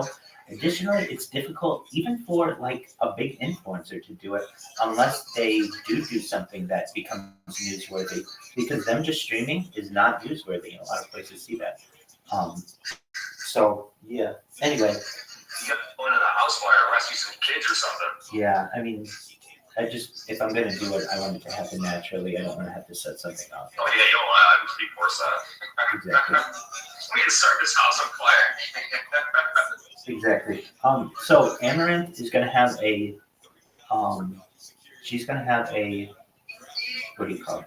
She's gonna have a Discord starting up pretty soon. And if you want, you guys can get in it. I don't know if you guys have Discord, but it's a very nice platform. And how will you get into it? You might get into it before I do. basically there's like a room that she has of 25 people, and then there's a waiting room.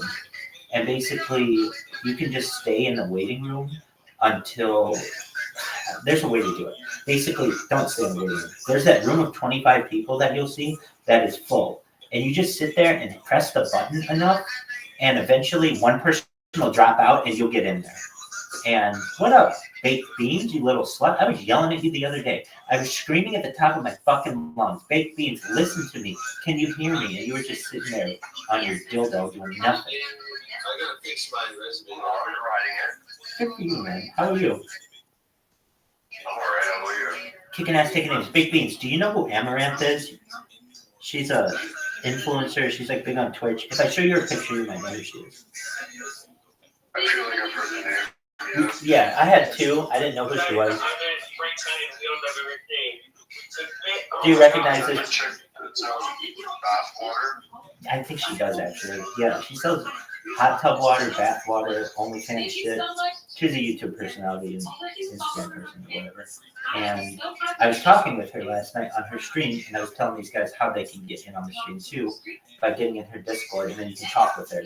And she is very down to earth, and I just almost want her problems. Like I listen to her, and she's like, somebody will be like, she's just fucking playing gambling games online, and she's losing like, she'll lose like $1,000 and be like, okay, whatever. And then people will be like, I don't know, somebody said some shit about her online or something, and she's just like, they were like, I don't know what the fuck they said, but she was like, yeah, I will be crying in my Lamborghini, I'll be crying in my Rolls Royce, but I made all this money myself, and now you're watching my stream, I'm not watching yours.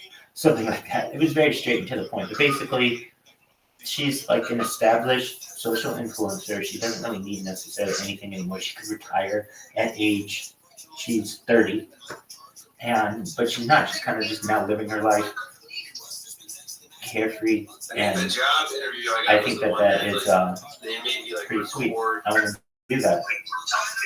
like voice Yeah, I was gonna ask this before, maybe I already asked you this, Rama, but do you think the AI influencers are going to It's actually a good idea control because the they kind of get population rid of of OnlyFans girls? Great question. How soon do you think that would take place? Have you considered making your own AI model influencer character? Because that was a trend, I guess. And some of them are raking in lots of money, apparently. Oh, all right. Great questions. Do I think that the AI influencer is on the rise? Yes. Do I think it will eventually take over your normal influencer? In many ways, yeah. An AI influencer can literally be going 24/7. A human's always going to have to sleep at a certain point, at least with current technology. And also, AI can do whatever you want. If you want to do a backflip, it can really do some things. However, I think there will be a drive eventually back to human creators. Eventually, people get so fucking sick of like AI being able to do anything that they want real human connection. And so your major influence will be real humans, and they will be extremely influential in society. They'll be extremely controlled, even more than they are now. But they'll almost get into demigod kind of like levels of influence in society. People will worship them eventually. Like generations of people will worship them. And when I say this, especially once you get, and we're starting to move towards this transhumanism, where perhaps these influencers don't die, or if they die, they can have a hologram of themselves that eventually becomes so good that you can't tell the difference between it and a real person. When all that happens, you'll realize a level of stardom unlike anyone has ever seen on this planet, and it will really get into religious dogmatic, I would say, obedience to these influencers. Apparently you can do that shit already. Like, I want my own AI Tom Brady. I believe that. I saw something, the start of which, there's going to be this software that's going to change the world that is integrated into sex bots, basically. You're going to have some type of... No, I don't want to fuck Tom Brady. No, I want to have Yes, exactly. Same thing. This is all this. I don't. I'll be the first one in line. I don't. But I can tell you this, that there's already a software that I've seen to do this, exactly what you're saying, be a friend or be a fuck buddy. Either way, and I've already seen the last names of the people who are on it. And it's everyone from like, I don't know, Jessica Biel to fucking Halle Berry to Tom Brady to Joe Rogan. And the way that they're getting around this, basically, they're offering all of the people who want to participate in it, they get to use it for free for the rest of their lives. And this is what I've heard the currency is going to be. There are credits that you buy, and you have to buy credits to be able to have sex with certain celebrities. And if you have sex with that celebrity, the celebrity is going to get some money out of that. So it's in their best interest. It's going to be this free money printer, basically, that you use my image and likeness, you can have sex with me in a virtual world. And that's Angelina Jolie, that's Alison Brie, that's Margot Robbie, that's that's Hillary Clinton, that's Alexandria Ocasio-Cortez and Kamala Harris, everybody. Okay, so then what happens? Pay credits anymore. So basically everyone in society is going to be trying to get to this level. Say it's 1 million credits. Once you get to that, you can use it as much as you want. And that means basically, once you're at that type of wealth level, you can have sex with anyone you want virtually in the world and, do whatever the fuck else you want. Now, people may say, especially men, I'm going to get bored of that after fucking it like 2 or 3 or 4 times or whatever. No, you won't, because there will be pharmaceuticals that are available to you to have multiple orgasms so that you can fuck this thing all goddamn day and still continue to orgasm and be entertained by it. That's where we're moving towards society, and so look out for it.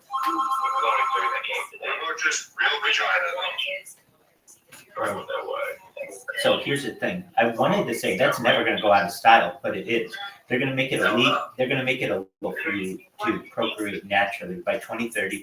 Klaus Schwab has already said that. And additionally, when it comes to just normal interactions between man and woman or whatever, people, man and man, whatever, they're going to use the social credit system and the it's called, and they're going to use contact tracing. So that basically, if there's any person who they don't want in a club, that person's never going to get in the club. If there is someone who might be a threat to you, you're going to get an alert on your phone that this person is within 50 feet, and you're going to be able to leave. That's what contact tracing is. That's what the social credit system is. And so then it would be like, well, what if that person just wants to have sex with me? What if like that I'm attracted to them? They will make it illegal for you to have your cell phones or your devices within a certain perimeter of each other because of your social credit scores. Maybe your parents don't want you to date someone with a social credit score lower than 5 or whatever it is, lower than 500. All right, so then that means you're not allowed to be in that person's presence for more than 20 minutes without an alarm going off to certain authorities or to your parents, whoever set that up. That's something that is, that's what you got. That's the future. That's the only alert I would want is if someone has Scrot Rod. You know what I mean? I'd like a. Yeah, dog. Well, they're gonna know, and you'll know too, dog. Yeah, I want to fucking for you whenever you want. What was that? I've got a sociological question for Rabbi whenever he has some time. Go for it. Where do you think the I suppose I'm trying to put this, the society in the future is going to be with equality when we have like so many women becoming millionaires off OnlyFans, taking their clothes off. I mean, that's like insane. Like, where's the equality in that? Like, where's the future balance of society going to be? Is what I'm asking. Yeah, men are really no longer needed. And the equality argument has shifted in favor of women, and women will become the dominant gender on this planet. Well, I mean, with that mindset, wouldn't it be like the best woman twerking videos are going to be like President of the United States and shit like that? Yes. mean, that's like a self-destructive attitude, though. Hey, I mean, you know it's what? like But wait, let's think about this. If it were 1930 and I were to say to you, hey, you know that guy who is on TV right now and in the movies is going to be president someday? Basically, just based on the fact that he's famous, you're going to be like, oh, that's fucking crazy. And that would be Ronald Reagan. In the year 2008, if I were to say to you, hey, you know this reality television star is going to be president in the next 10 years, you're going to say, that's fucking crazy. So if I say to you, it's 2024, and that some person who twerks in the future or in the past has a video that comes out and they become perhaps not president, because I think that we'll actually have a position for this in the cabinet someday as I'm prime. just kind of saying, like, there's a good, like, a Yes, morality exactly. downgrade. Yeah, no, that's exactly right, and that's by design. It is a slow degradation of society into a dystopia. With that. Like, Excellent question. Complete control over the common person to the point of general enslavement. Though they'll be happy, they won't own anything, and they will think that this is a good thing. Let me say they'll be happy. They won't be happy. They will be, as I understand, the eventual plan is to be very much like Orwell's 1984, where there will be one day a year of holiday where you scream at a screen on the wall, just like in 1984, for like whatever they say, it's 2 minutes of hate or whatever it's called. That's it. That's all the year is. That's the biggest celebration of the year, and then everybody else just goes back to work for like basically it's like. And they're gonna be happy about it because They won't know anything else. They won't see the sun. There will be a permanent permacloud over the sky. They won't necessarily know the difference between night and day because much of their day will be indoors. It will be a very casino-like future where they will be distracted all the time. There are no windows. There are no clocks, and there is no general knowledge what the time is outside of that building. Oh, wow. So weird. It's like enslavement and like the most like algorithmic fucking form, and like the food will be manipulated and you're being fucking blasted with like 5G, 7G fucking radiation. 100%. Subconsciously. And plus there's Neuralink, so Elon Musk is farming fucking dog shit moon coin in the back. That's right.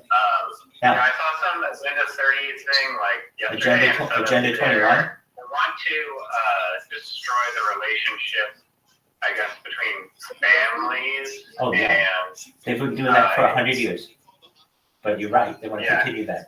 The way this started, or one of the major ways this started, was by giving women independence and almost using Edward Bernays, who is Sigmund Freud's nephew and the father of what is called public relations. He empowered women to do a few things. 1, to work. 2, to vote. 3, to smoke.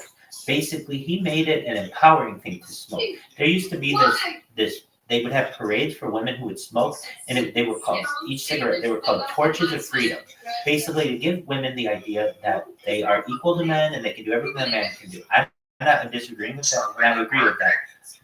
Then they would go over and say, you don't need to stay at home anymore. And then what happened, the big thing that happened, particularly post-World War II, is they made it so expensive to own a house, to rent an apartment, to have a nuclear family, that the mother had to work now to support the family. That was the most key point. I mean, this is all in the Rockefeller family's writings. I mean, you can literally look up to the Rockefeller Foundation. This is been a plan for the last 120 years.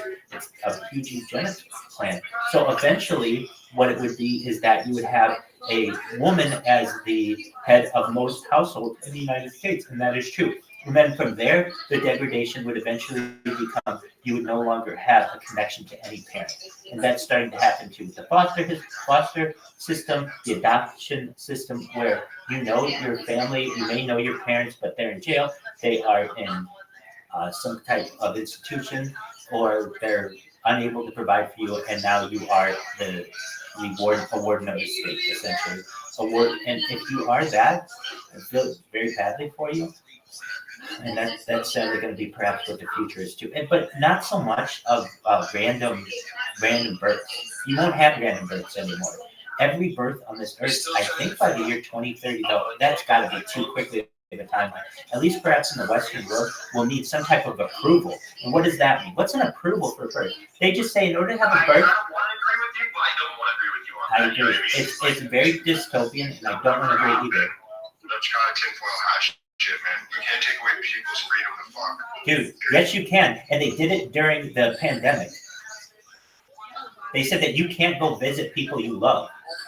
If you don't think that that's a reality, I'm telling you, in some areas of the world, the pandemic caused people to be unable to see their family, to be able to see their spouses. And I know you're like, oh, that's never going to happen to me. The same thing I heard people say 10 years ago. Yeah, they realized that was a huge fucking mistake. Yeah, they didn't.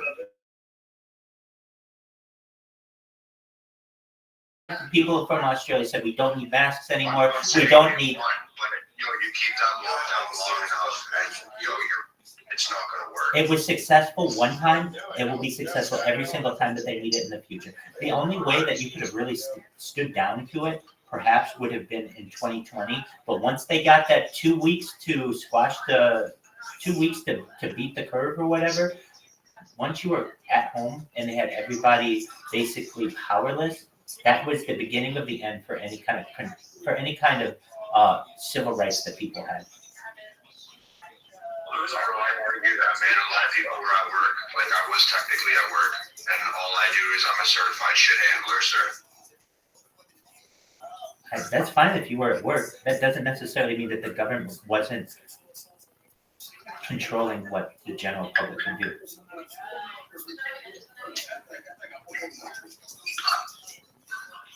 Well, I just know plumbing was essential service, so I never got any time off. Wait, perfect. An essential service. If you didn't work for an essential service, you would know much better what the pandemic of what it consisted, which would have meant you would have sat your ass at home, you would have gotten your few weeks of unemployment, you would have gotten a couple COVID checks, and then you're on your own. Now you're going to be homeless, and no one gives a shit about you. Fortunately, you were in a trade that was necessary. What I did was I took those checks, and then I went to the building that I was working at and said, motherfuckers, if you actually need a plumber and it's an emergency, you have to pay me cash, because I'm not supposed to be working. So I double dipped, sir. Okay, I mean, I'm not saying that wasn't in your best interest. I don't know if it's in your best interest to get that on 18 different streams. Nevertheless, I don't think it's necessarily a huge deal. At the time, though, you're looking at yourself. You're not looking at a business owner who's being told by the police, we are shutting your business down for the indefinite future. 30% of small businesses in the United States close.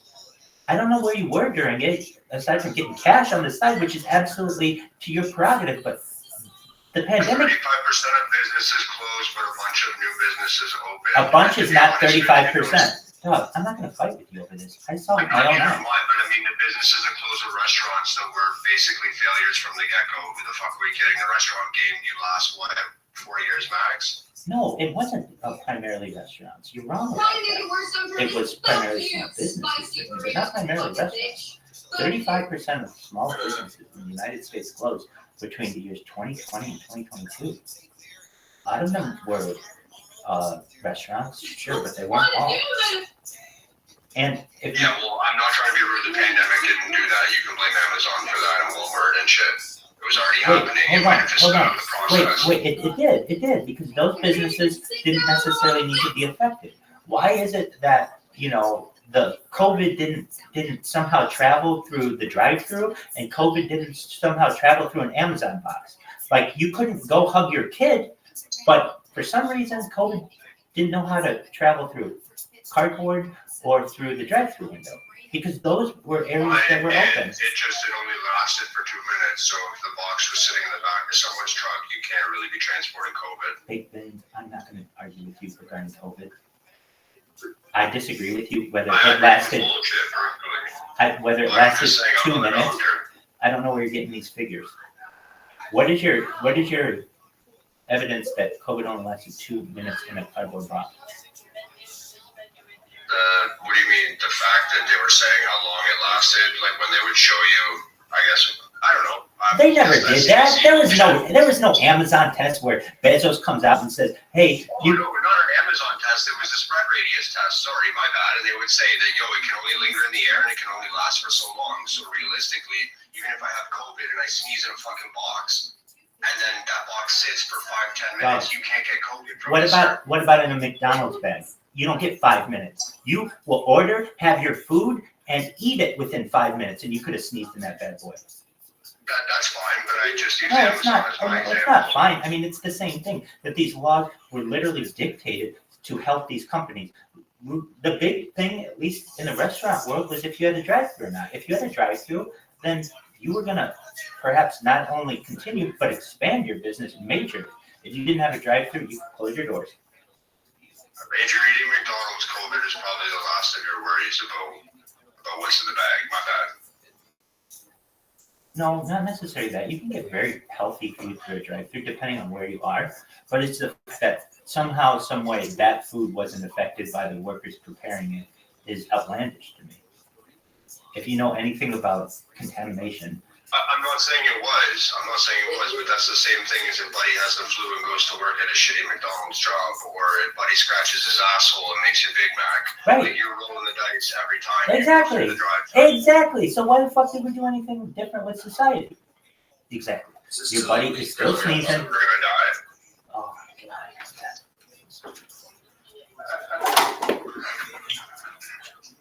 My bad, man. We're not doctors. I'm not saying it was right, but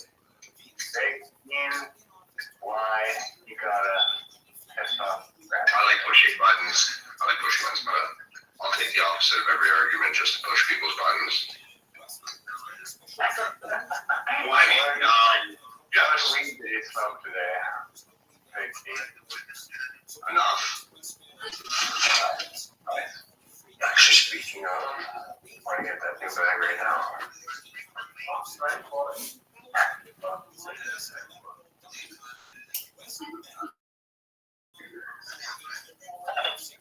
With that is also having a freedom torch.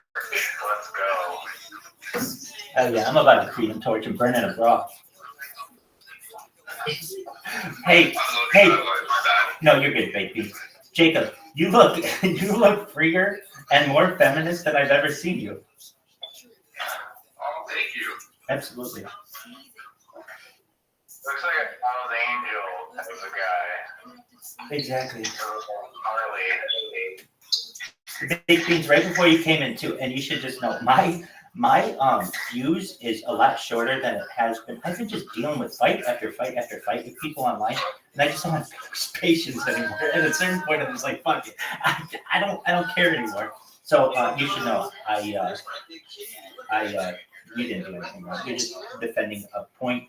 I'm defending a point. It's frustrating because You're good pushing your buttons. I hope you know that. I love you. you good, baby. You good, There's baby. no bullshit. No bullshit. That's one of my favorite phrases ever. I hate bullshit. Get it out of my life. Hey, baked beans. Did I ask you? Yeah, I asked you if you knew who Amaranth was, right? I've asked every fucking person I met today. But I think it's cool. This is what is actually, it kind of warms my heart a little bit. When I hear other influencers say that they heard about me on someone else's channel, and either that's how they learned about me, or they already knew about me, and then it was just reinforcing. It's a lot like what Elle has said. Elle said, you need to start small and do collaborations with people, and we'll get there. Has anyone here ever used K-I-C-K? I have to say K-I-C-K because there's also one called K-I-K, which isn't exactly the same, but they're both social media platforms. But I just think it's really confusing that two with the same basic sounding name phonetically. K-I-K and K-I-C-K are the same. No, I haven't. The last streaming service I used was Twitch. Okay, so it's like Twitch. And here's what they did, which was smart. Amaranth, this redhead, I call her, I have a fucking nickname for this bitch. The big-titted redhead, that's what I call her. That bitch was the number one influencer on Twitch, and Kick outbid her contract on Twitch, and so she came to Kick, basically. Does that make sense? Yeah, I get what you're saying. Yeah, so she, and they're starting to do that. Here's why Kick is really big. Most platforms, including YouTube and Twitch and all that shit, you make 50-50. So, like, if you get a gift, you get 50% of the money, and the company keeps 50%. Kick is different. Kick gives you 95%, which is huge. You're basically keeping everything. And they offer a few things that the other platforms don't. 95-5 split, that's their big thing. And reachable customer service. And so if you have an issue as a creator, you can usually get it answered pretty easily. So I'm waiting for Amaranth. If you really want to know, I'm waiting for Amaranth to go online. If you guys are like, do you have a crush on this girl? Nah. She's pretty, but she isn't like, that's not really my type. I am totally going to try to just be her friend so that eventually she starts doing shout-outs for me. And if she doesn't, that's fine. I tried.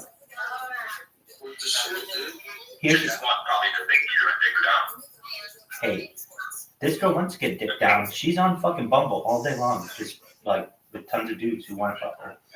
But here's the interesting thing. She's well, there's a lot of interesting things to what she does, but like, it's weird, I guess, as an influencer when she's dating, because some people really know who she is, and then they become obsessed with her, and then other people don't really know who she is, and then she's, I guess, a normal person. But she does want to, at least she said, want to do collaborations with the people on dates. I don't know how comfortable I'd be doing that. Nevertheless, you're going to see, or hopefully hear me, on Amaranth's channel tonight, if you want, if you have any kind of desire. And if you don't, cool. Knock yourself out. Do something else, baby. Jake is back. Anyway, I also, so I'm in a bunch of Discords, if you know what Discords are. And I find I also get, I mean, this isn't going to go viral doing this, but if I just stay in someone's Discord with my camera on, they get really interested in what the fuck I'm doing. And then they'll click on my profile and they go to my YouTube 95% of the time. If they recognize somebody's in their Discord and they don't know them, they'll kind of spy on it to see what's going on. And then I'll get people who say, like, hey, I saw you in my Discord, or hey, I saw you in my Kick chat, or whatever. So you know what you're doing is working. It just needs some time to build.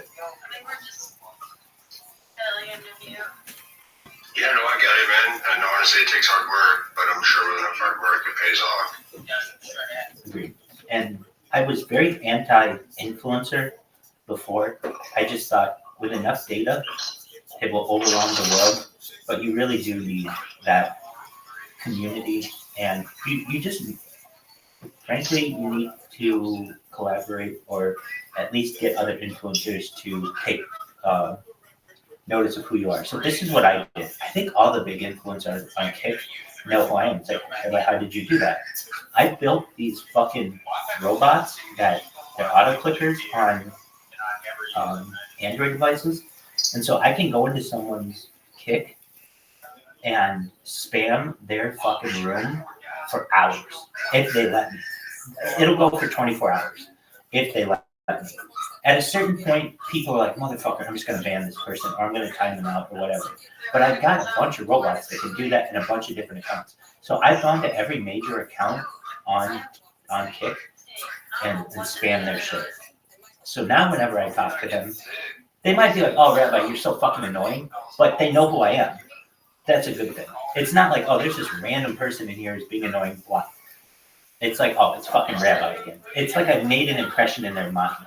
And that's big to me, because then when I start talking to them, even if it's not necessarily always a positive impression, it's not like I called them a bad name or anything. I just promoted my own channel. And then they were like, oh, okay, I know who you are now. Let's talk. It gives me a step in the foot in the door, so to speak.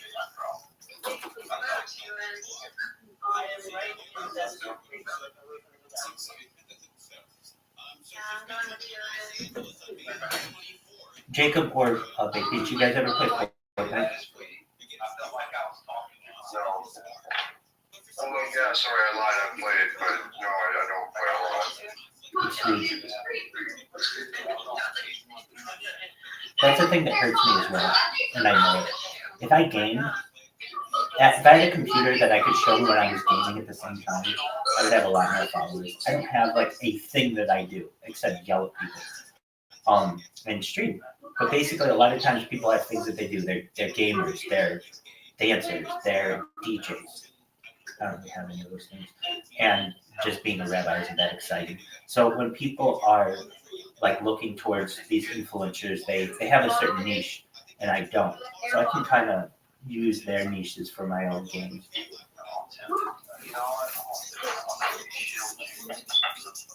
Stop talking about my flat. Why we need to try to play Jacoby? Where are you from, Big Vince? Canadian? Oh, you're a Canadian. So what's up? Oh, right under, hey, you know, I grabbed myself a there. Dude, that's a good impression, Doug. I love it. That's very good. You didn't say sorry at the end, though, so I didn't believe it. And it has to be sorry. It can't be like sorry. It's got to be sorry. Sorry, I'm sorry. Yeah, exactly.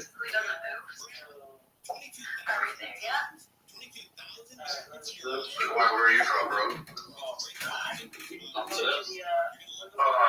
West Kentucky at the moment. Check you out. America. You're done.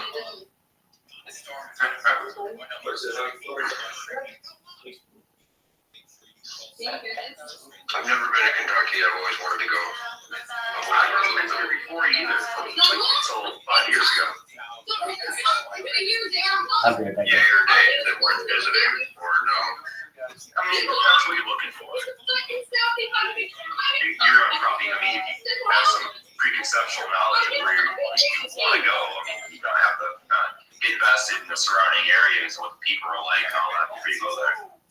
I won't lie to you, I've always wanted to go to a Louisville game, to the KFC Center. I've never been there. I have been in Louisville a couple times. How is it? I mean, obviously you said you've never been there. No, but they're good. I'm not sure you're not giving me off the chart.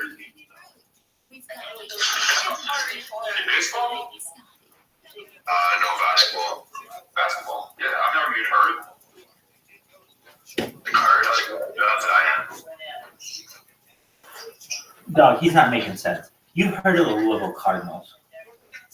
No. You've never heard of the Louisville Cardinals, a college in Louisville? Correct.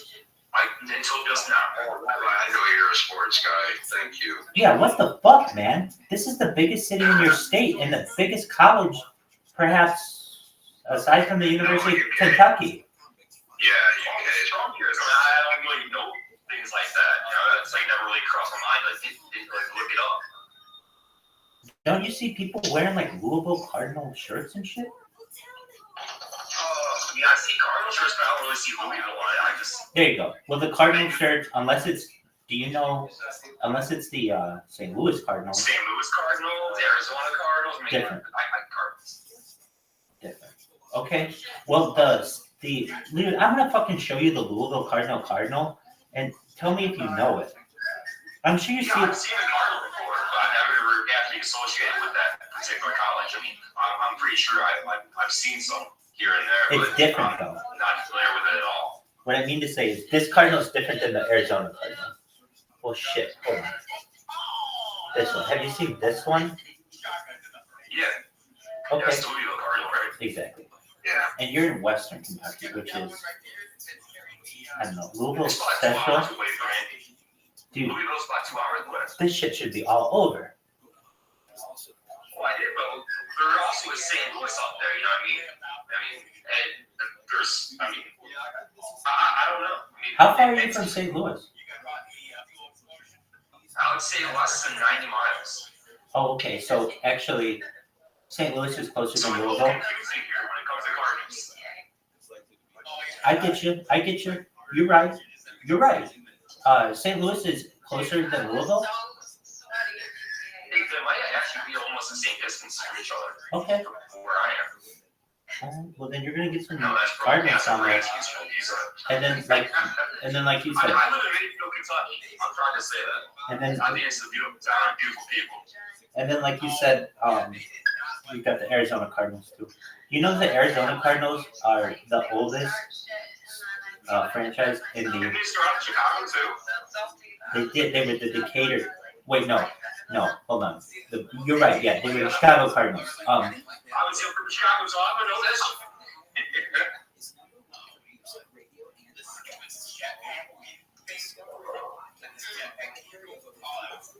They played there until 1959. Then they went to St. Louis, Missouri, and then they became the Arizona Cardinals. All right. Well, baked beans, I was surprised to hear that too. I know all about the Yum Center.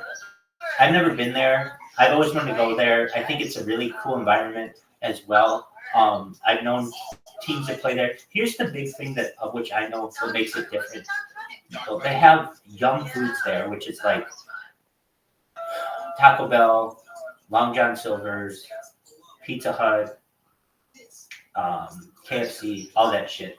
And then additionally, they had Jim Beam, like concession stands or something. What makes this big, to my knowledge, is that in a lot of college environments, you cannot drink at the facility, but it's different at the Yum Center and a lot of other places too. It's becoming more and more common. But yeah, I mean, they rebuilt this thing. As I understand, the guy from Papa John's gave a whole bunch of money to it. Is that right, Big Beans? I have no clue. I just know that it's one of the places I wanted to tick off my bucket list. Yeah, that seems cool. All right, now yeah. Miami Marlins Stadium is another one though. Like, it's just random shit I want to go see in America. For sure. I'm from Chicago though, so this is, I mean, that's kind of my environment. So I just moved here 6 years ago, 6 years ago. And obviously I'm not going to know everything about everywhere around Kentucky, considering I'm new here and I don't know anybody.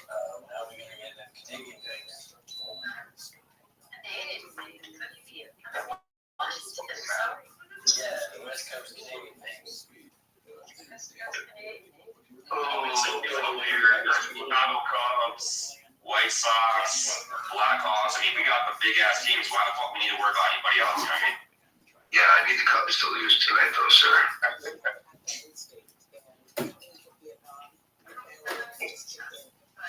Yeah, I guess I'll be something for the full code fans. I'm Macy ignorant. So a little hometown pride kind of makes you ignorant about everybody else's. Yeah, I get it, actually. Because I hate my local sports teams.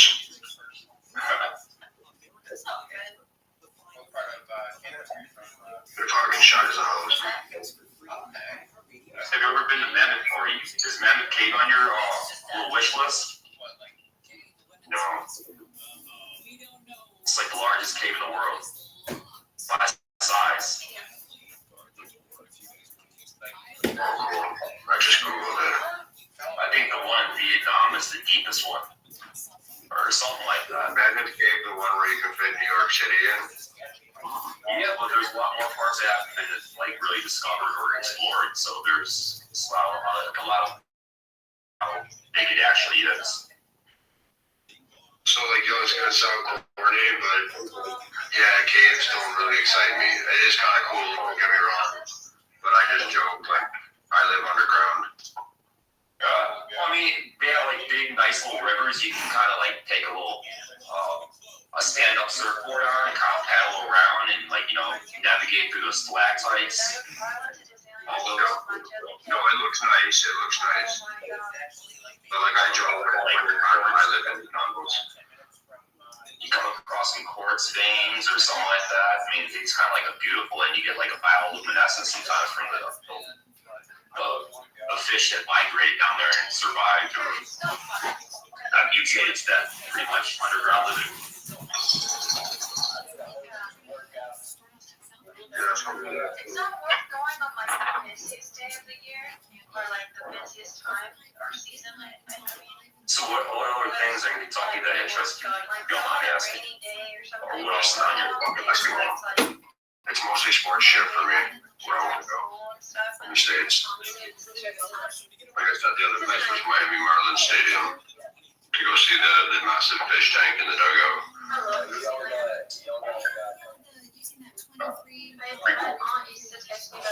I wouldn't even know that existed if it wasn't for you. Thank you. Yeah,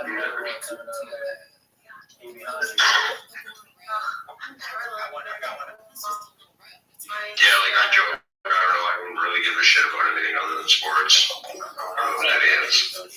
Yay, sports ball. So it's a Roman circus for you, huh? Yes, sir.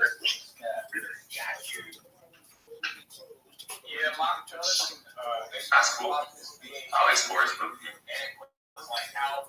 unless I'm involved personally in playing it, I don't really get that intimately involved at all. But I know a lot of people do. There's nothing wrong with that. Yeah, no, it's an emotional investment. It really is. Because everyone's a coach on the sofa, you know what I mean? Like, I spent some time yelling at the TV myself. Yeah, that's me all the time. I won't lie to you. I like to think that I'm right, though. But yeah, no, I get exactly what you're saying. Like, why don't you pass over there? Why don't you was short. You just had it, you know what I mean? It's like, fucking all that, yeah, like, you can't stop that shit. I just mean, like, the trades that they make. Like, you cheer for a team, and then you look at some of the trades, and they make a trade with another team, and you're like, who the fuck authorized this bullshit? Well, then you start yourself into the manager, I suppose. I mean, not the manager, the owner, as opposed to the manager. Yeah, I guess that's where I put my head then, where I'm like, what the fuck are you guys doing?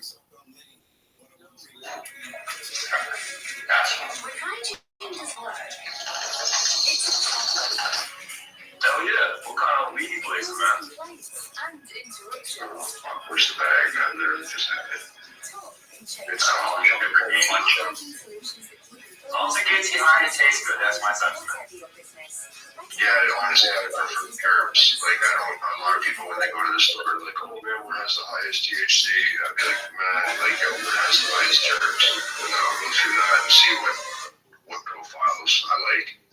Unfortunately, here in Illinois dispensaries, anyway, they don't have an option where you can see the herbs. They only give you the THC-A level, the THC equivalency. Okay.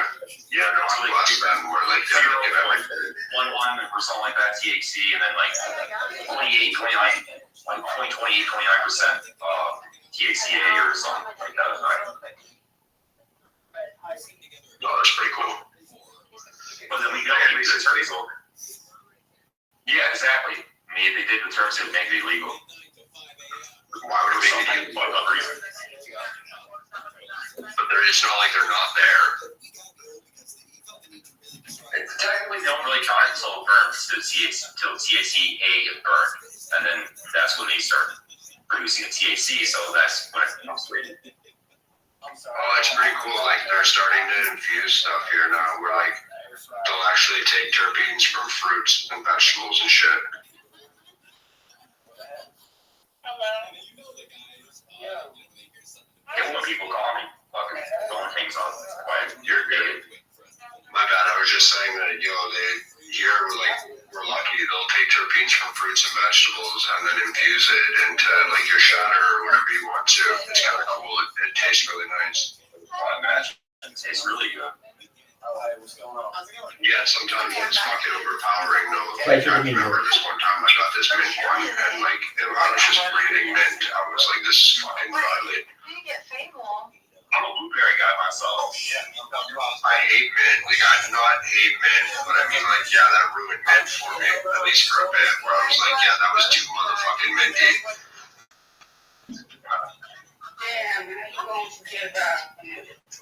Overpowering, I imagine.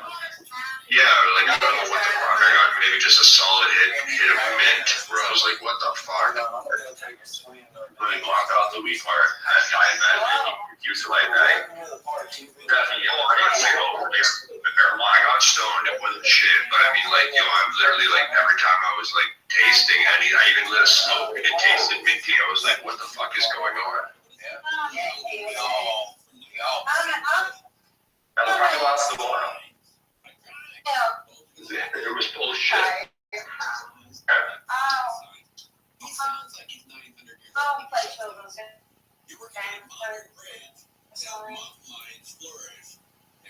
Rabbi, any luck contacting that streamer? Emily? Yeah, Yeah, her name, yes. she's currently watching a car in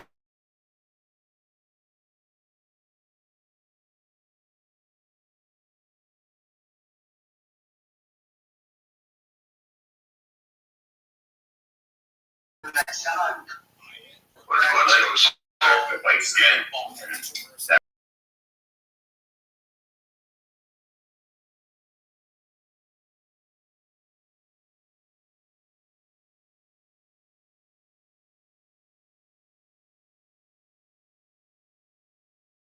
any type of collaboration, any type of impressions you want to give me. I'll take anything I can get. So if that means I have to crack some jokes on your Discord, no problem. I'll tell you guys when she's in there. I mean, here's the thing. If she has just such a big following that if she doesn't give a shit about me, perhaps someone who's watching her does. And the funny thing is, when I'm in there, like last night, I was in her chat, and I didn't know this was being broadcast to everyone. And then I made some jokes, and they thought they were funny. And I was also in one of my other friends' Discords, and he goes, "Whoa, Rabbi Rothschild's on Amaranth's stream. Oh, this is legendary. How did he do that so quickly?" And then there's something like that, and I was like, "Oh wow." Basically, it was very meta, where I'm talking to someone in one Discord and hearing the people talking about me in another Discord, and this is for the first time. I'm not having to tell them about it. Basically, they found out about it independently. Now, it's not huge. It's not like I was on the fucking front page of the New York Times, but it's something. So that's what you're doing yesterday, because I went off with a stream. I went off with Joe Bags and that was named Jared from Subway talking back and forth and checking out Half's vision out for a second. I saw you talking to somebody. I'm like, oh, okay. And their name was Hitler's Titties or something like that. Oh, yeah, that was somebody else. Oh, that's so funny that you said that. That's so funny that you said that. Yeah, we know Jared from Subway. Yeah, we got to ask him every fucking question you want to ask him yesterday. He didn't. No, he's never eaten it, but he works there. What was his favorite sandwich to make? You know, I didn't ask him that.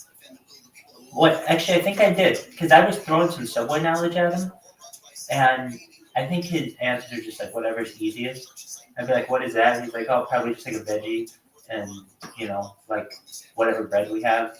Just I didn't want to have to do it. Like he didn't enjoy the job very much. But and I could be wrong. He could have been bullshitting me the whole time when he talked about it a lot. I mean, and it wasn't just like the two of us there. It was a bunch of people who'd be like, "Dude, he fucking bullshitted." My question to him was, why did he lose his Telegram account? He said he just randomly was banned one day. But yeah, he's just a regular person, really, who's worth $150 million. But yeah, I was in there, and then Why does it matter what he's worth? it's amazing to me that this person is has accomplished $150 million. The amount of money is the accomplishment, not the money. Yeah, and we're trying to build a bot just like that fucking thing. Exactly. That's exciting to me. That if his bot made $150 million and our bot is better than his bot, it might fucking make me $1,000. That would be great. If I could one day say to my friends, "Hey, there's this fucking machine that made $1,000 for me. I didn't have to do shit. I just seriously just watched it." That is a miracle. Yeah. That is the word is alchemy almost. It's like turning things into gold. It's a concoction you came up with. It's like presto, turning water into gold. Exactly. So if that actually happened, that's amazing to me. And now, if I think that's cool, this guy has done it with $150 million. I think that is really cool. Do I want to suck his dick? No. But do I want to learn everything that this motherfucker knows about that industry? Yeah. And so we picked his mind yesterday for a good hour and a half. And he was definitely involved in that. well, I know That was awesome. I called him. I left a message on his phone. You know what it takes for me in the year 2024?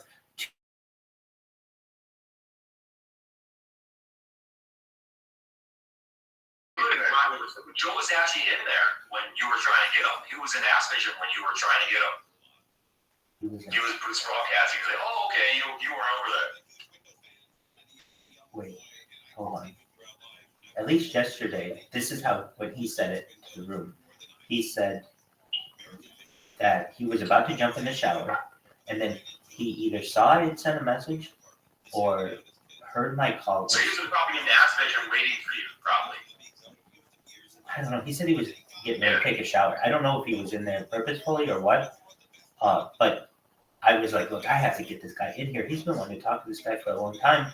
And if anybody is going to be able to pick this motherfucker's brain and see if he's legitimate or not, it would be Joe. I mean, when I met him, there was, I'm going to say, in the Harry Potter Obama Sound 10 community, a lot of doubt. There's still doubt that that's Joe from, or Jared from Subway. And I personally think... I have doubts, sir. Did you listen to him? No. Okay, perfect. So I know who Jared, like the concept of it. everybody says that. Everybody, for so long. right? Everybody says that, but nobody talks to this motherfucker afterward and doesn't think that he's the real deal. He knows more about methbots than anyone I've ever met, and anyone that the people who I know who know about methbots have ever met. Ask who's that. He's heard him speak for a couple hours now, and he hasn't been stumped. Exactly, and he hasn't been able to tell you one time that motherfucker's been stumped. Well, in my opinion, I think this is the real dude. Oh yeah, exactly. As do I. And but Big Beans has his doubts that's the real dude, which is fine. You're entitled to that. He's not real until he gives you all his money. No, I wouldn't expect that. I'm just saying, like, it's Telegram. Like, I have my doubts about everything. I agree, and it's good to be skeptical on things, especially when it comes to people who say things like this. I'm just telling you this. I cannot find someone who knows more in this world about methbots than this random ass person who comes in the Telegram and talks to us about them. So, if anything, they're a very good resource on the information, whether they're the real deal or not. Look, here's what I've heard. That it's a team of people, that it's a university. It's not. Motherfucker showed us what he has. He showed us. It's a fucking custom computer. But I know what this motherfucker... I've always been under the belief it's one dude. It is. But as dumb as it is, I've never thought that he would ever reveal himself, and the smartest thing to do would be to never reveal yourself, at least if it was me. He doesn't do it publicly. He doesn't do it publicly too much. I mean, I know what you're saying, but he's pretty anonymous. Well, I shouldn't say that. I shouldn't say that. Yeah, you're right. You're right. Baked Beans is right, and I will give you this. I will give you the fact that the best thing to do is to just never tell anybody, and just always keep it a secret. But it's too tempting to tell people, so he does. But it's not like he's got a YouTube channel that he's promoting. No, it's nothing like that. And I at least personally think that. Trying to pick up his flowers, that's all. I think that he is. Personally, I think that Jared from Subway is a person who somehow fortuned into something. This guy who we talked to knows a lot about really expensive cars. A lot. Now, he could just be a car enthusiast, which is fine. But in order to... Like, and he's a computer nerd. I mean, we know what this motherfucker's download speed is. We know what his upload speed is. I mean, the fact that he told me that is game over. The fact that I know that, it's over. Why? because then it just tells me we need a fucking faster. It's not the only thing, but that's kind of the range we have to be in. But he doesn't have a T1 line. And Whatever, you think he just sped up the process and showed us what's wrong with DeFi? well, there's a lot wrong with DeFi. There's a lot of good things with it too. Well, whatever this person is, he, at least for us, I would say, showed us a lot. And that, do I really believe 100% of what he said? I believe like the majority, yeah, I believe that he runs it with one very good computer. It's on one server. It is an expensive startup process. It's a lot of work, but he figured it out before anyone. And now he can talk about supercars because he's got this thing, and as he says, he has to tweak it like once every 2 to 3 weeks. And that's it. It's a money printing machine. I mean, you can hear him speak if you'd like. I have it all recorded. I don't know if you want to go back through it, but you can and hear the questions that we asked him. Nevertheless, that's Jared from Subway, and he's cool. And so we've got a couple irons in the fire. I'm telling you what, guys. I mean, I could say this because I said it the past 3 years, but hopefully this time next year, this is all blown up, either the MevBot or going viral. One or the other. But both have. I think if you have one, you're going to get the other. Exactly. That's exactly right. The second that this MevBot can print me $1,000 that I can go out and really do some things, that would be great. But until then, we're happy with where we are. But also the fact that, hey, if it doesn't work with this fucking one influencer, this is how you do it. This is how you get them to really know you, like you guys know me. Do you guys really, really know me? We haven't been in the same room together. 100%, yeah, exactly. But kind of, you know me better than any person you've ever known in your entire life. True. And I mean that because it's like no other person just lets you just spy on them all the time. So you've been able to think about me and wonder about me, talk to other people about me. So in ways that you've never been able to say about your own family member. From a digital version or a virtual version, I'm probably the person with whom you've connected the most, certainly. But do I think that's the same in real life? No. But 5 minutes of really seeing, like, oh, it's the real thing. Absolutely. I had the opportunity. This story I don't tell very often, but I'll give it as an example. So when I started just as a manager of a Los Angeles small business. And I just walked in there one day and won over the owner of the business, and we transformed that business within 6 months into the biggest car wash app in the history of mankind. What do I mean by that?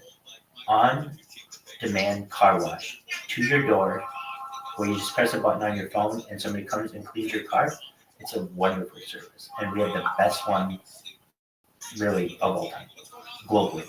And that took a lot of work, but we did. One of the things I was able to do was then become the managing director as the company grew. And we grew in employees and grew in growth in marketing and things.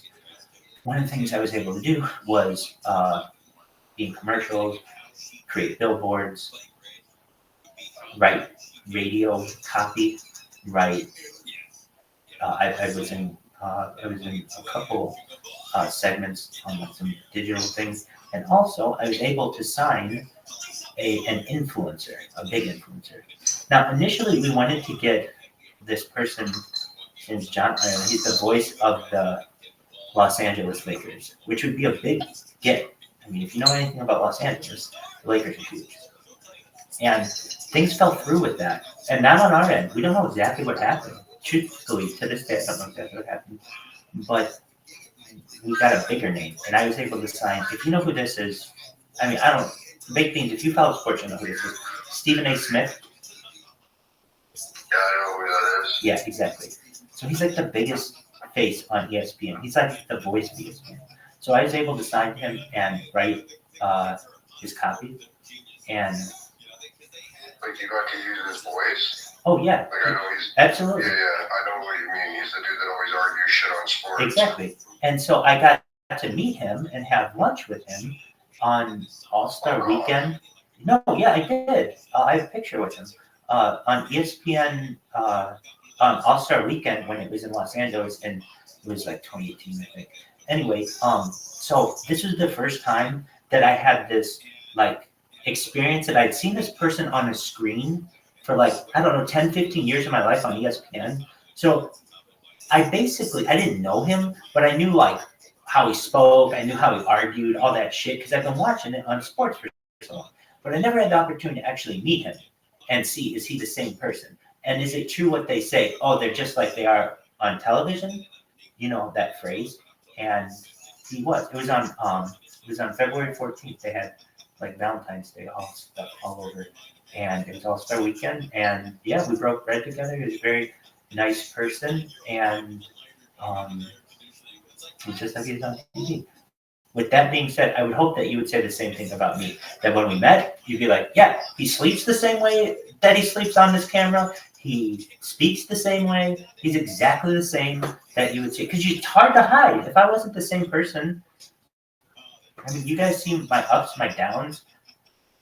Basically, You don't really care that shit. I'm sorry, you guys are both speaking at the same time.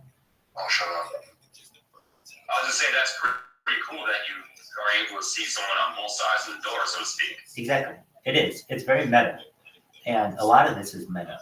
I mean, the fact that I hate that I keep bringing this up, but it was important to me to see how this worked.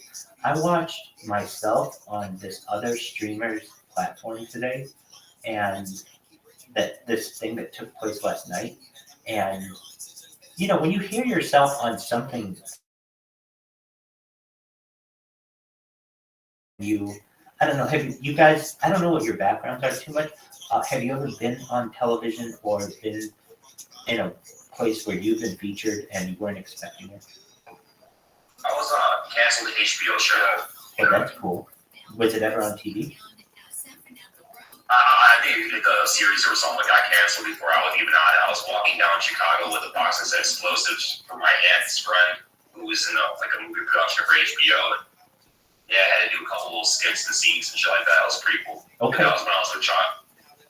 Okay. I mean, well, that's something. One time, They did makeup and all that. there you go. So you got a little bit of a taste of that, and not that I've ever really experienced it myself, but during one period of my life, we had this jingle running on this business that I had written, and I awoke to my own jingle on Los Angeles radio. It was on every radio station. With MOBILEWASH, Mobile Wash, Car Wash app, download Mobile Wash. Just really simple. I mean, not the simplest thing, but it was like it's stuck in your head basically. And exactly. Oh, totally. Little kids were singing it throughout the city, definitely. And I would awake to that, and that was very meta to me. Like this thing that I had created out of my on a drive back. If you really want to know where I thought of it, I was at Nicole Brown Simpson's condo on Bundy Drive in Brentwood, California, which is Los Angeles. I was driving back from her murder scene where she was murdered with Ron Goldman. The O.J. Simpson case was revolved around this. And I was driving back on the 405. I remember exactly where I was. It was like basically between, it was like very close to Venice Beach, basically. And I had lived above, I was in an apartment. I was actually in a hotel. I lived in a hotel for more than a year of my life. That was an apartment more than a hotel. And I lived above a jazz studio, and they were playing this song Little Brown Jug, which goes ba bum bum ba bum bum ba bum bum bum ba bum bum ba bum bum, and they kept playing this song, and it was just exactly. They played it so much where I lived that it just kind of got in my absolute subconscious. And as I was driving down the 405, coming back from this weird murder scene, very weird. Like, why did I go there? I've always been fascinated by that case, and I very much think that O.J. Simpson is innocent of that, and that his son Jason is guilty. And if you really know the case well, you will actually see that that is much more likely than what we've seen. And which I actually mean O.J. Simpson, and I mean this after his death. He's one of the great fathers of all time. And what do you mean by that? How can he be one of the great fathers of all time? Because he bit the bullet for his son up to the grave. And if you know that his son had a rage issue, that his son was obsessed with knives and was a chef, that his son's alibi falls through where he was on the night of the murders, that his son one time cut off the hair of one of his girlfriends and would abuse them physically, that his son was also in love with Nicole Brown Simpson. There were all these like things that you didn't hear about, that there was a huge amount of issues when it came to the NFL and cocaine usage and illegal gambling. Huge amount of things that you don't actually So hear his about. son could have been a suspect. His son should have been, and they ruled him out. And Sounds like it. absolutely. And I don't want to say I'm very adamant about this, but when the subject comes up, I stand up for O.J. Simpson, and not many people will. And I do. Or how the news portrays him, Nobody knows about it. Wait, hold on a second. You're absolutely not You're named. a Bills fan, aren't you? Not named. 11,000 yards, 76 touchdowns. No, I'm not a Bills fan. In fact, I took great glee when they lost 4 Super Bowls in a row during the 1990s. I can tell you that I have no connection to O.J. Simpson, really, but I can tell you that I stand up for him and I understand what he did. And I think he's innocent of those crimes, and they bit the bullet. And I don't think his son will ever see any kind of punishment for it because his son has some severe mental issues that he needs some medications with which he needs medications to deal. That's awesome. I actually never knew this point of view before. Thank you, Rabbi. No one This does. is, So really yes, exactly. And if you're like, Rabbi, are you making this up? No. Where I get this information is from a BBC documentary that never aired in the United States or it would have shook the world. It's a BBC documentary. What's it called? It's like O.J. Simpson, The Untold Story, I think is the exact name of it. And it shows this case from a way that I've never seen a case before, where it was like, wait a second. You mean Nicole Brown Simpson was having an affair with Marcus Allen, and they show all the people who were having affairs with everybody else. Everybody was sleeping around with everybody there. I've never heard anything about that at all. I'm sure Absolutely. there's probably a way to keep that secret. Marcia Clark, the prosecutor, had an affair with the other prosecutor. What was his name? Darden, Christopher Darden. Not only that, Marcus Allen, USC Heisman Trophy winner, also O.J. Simpson Heisman Trophy winner. They were best friends. Marcus Allen, who was younger and perhaps in his own way a hotter commodity at the time, was had an affair with Nicole Brown Simpson, and O.J. had pictures of this. I'm not saying O.J. didn't plan on having Nicole Brown Simpson killed. I know that he had looked into it. And it wasn't just because of this. He had like $40,000 a month in alimony to pay this woman, and all she is doing all day long is waking up at 2 o'clock, if that. Maybe she might play tennis in the morning and have mimosas, and then do cocaine all goddamn day, and then go to the spa, driving around a Ferrari around town all day long and getting fucked by guys. And he got sick of it. Now, that doesn't mean he didn't want her off, but it doesn't mean that he's the one who did it. His son, what people don't know. There's actually a picture. See this hat I have on right now? I just showed this to people the other day. If you would search through the Harry Potter Obama Sonic 10, you knew, right? I'm the one who broke the news in the chat. OJ died. And look at this. True about Diddy, too. That's true, too. Do you see this hat? Okay, so Johnny Cochran, during the case, defense attorney, wore this hat. Do you see this hat? Yeah, Johnny Cochran. More than that. Right. He actually even says that. You know who I am. I'm Johnny Cochran. I'm just wearing a hat. He even says something along those lines in the case. Okay, so people are thinking, when they see pictures of O.J. Simpson's family, they know he has 2 little kids at the time of the murder, but they don't know he had 2 older What kids. thing is epic, though, because his son could have possibly, put that glove on and had it perfect. No, that's exactly right. There's a reason. No, so when you know all the background of this, everything in the fucking case makes sense. Like what? Exactly. The 90s DNA profile. This is the biggest one to me. I did not know this. I don't think very many people on this earth know this. But in the 1990s, specifically 1994, during a DNA profile between 2 organisms, Homo sapiens, on their DNA, the tests were not able to identify the differences between father and son. They looked identical, but people don't know that. So all the blood that they found at the crime scene and shit that everybody assumes is OJ's because it meets OJ's profile is actually his son. The only thing, if you there's. I mean, that makes a lot more sense now. Wait. I always kind of wonder about that because everything's so obscure. I mean, like it never makes sense. Got more coverage over everything, and just they keep you out of the loop. Look. That's pretty much your job. Do you see this hat? Same one. Yeah. And do you see this dog? Hold on. There's a dog in there biting him. Oh yeah, was that a German Shepherd? Kind of dog? Yeah, it sure looks like it. I can't tell exactly what it is. But at the murder scene, they found this hat with dog hair on it.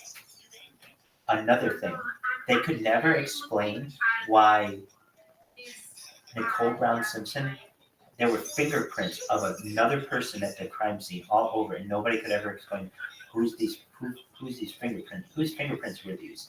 Here's what happened, if you really want to know. And I mean, I'm probably old enough to be printed. No, it was old enough to be printed. They never put a record. No, they never brought him as a suspect. It was from day one. You can listen to the police and all of the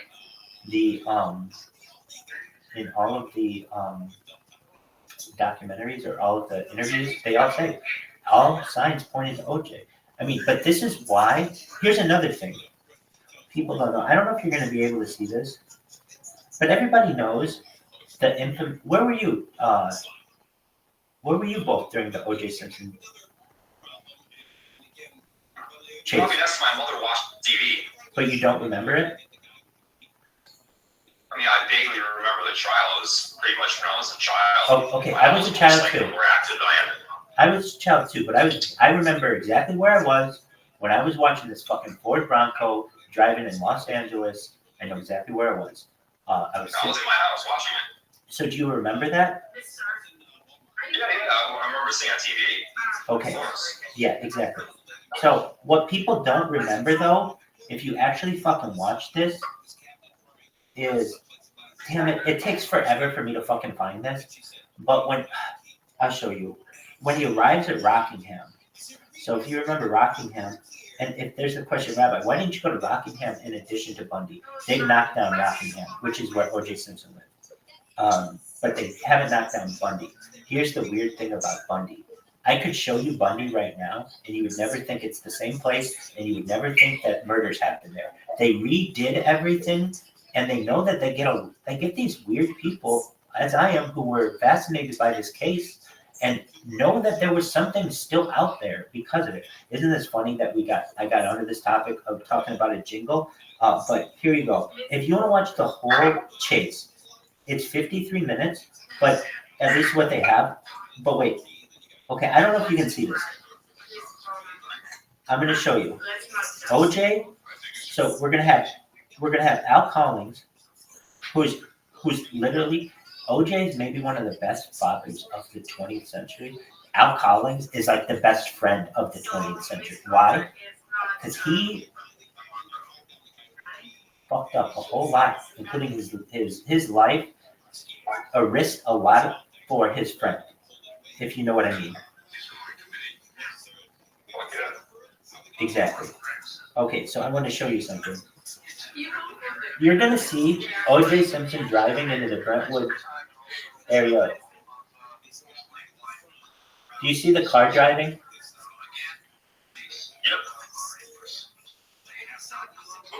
Signs over the overpasses and everything. Yes, exactly. But I want you to see something, and I don't know if you're going to be able to see it. You're going to see someone run up to the car immediately when he parks it. That's Jason Simpson. And people don't know this. He's basically saying, what in the fuck are you doing, Dad? And his dad's saying, shut the fuck up and just listen to me. I'm gonna take all the blame for this. Exactly. Fuck outta here, Exactly. probably. Exactly. You're gonna fuck this up, kid. Listen, I know what I'm doing. Shut the fuck up. And they do. But wait, I know what's really interesting. Here's the really interesting. You're not gonna be able to see this. But as Jason Simpson approaches the car, the police grab him by the arms are about to, and he puts his arms behind his back like he's gonna get arrested, but he never did. And then all the blame goes to OJ. And I'm gonna show you Jason Simpson's face when the verdict goes down. He's not celebrating. He's scared as fuck and he's crying. But nobody focuses on it. Okay, watch this. Watch somebody, you're gonna be able to see this person run up to the car. There he is. You see him? There's a guy at the car. You see that guy in the white? That's Jason. Do you see that person in the car? Yeah, they take him away. They take him away. There's not a lot that you see, but then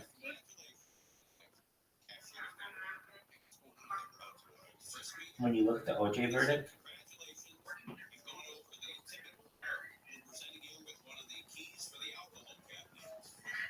Yes. I'm going to show you. Look at them. Very slow walking. So here's the Simpson verdict. You know, they actually must have lost Asian, but what is that? Yeah. Okay. Even though, look, I'm going to tell you this. My father was just acquitted for double murder, and I'm innocent.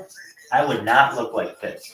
Who the fuck looks like this with their head down, hiding their face when their whole family's fucking celebrating?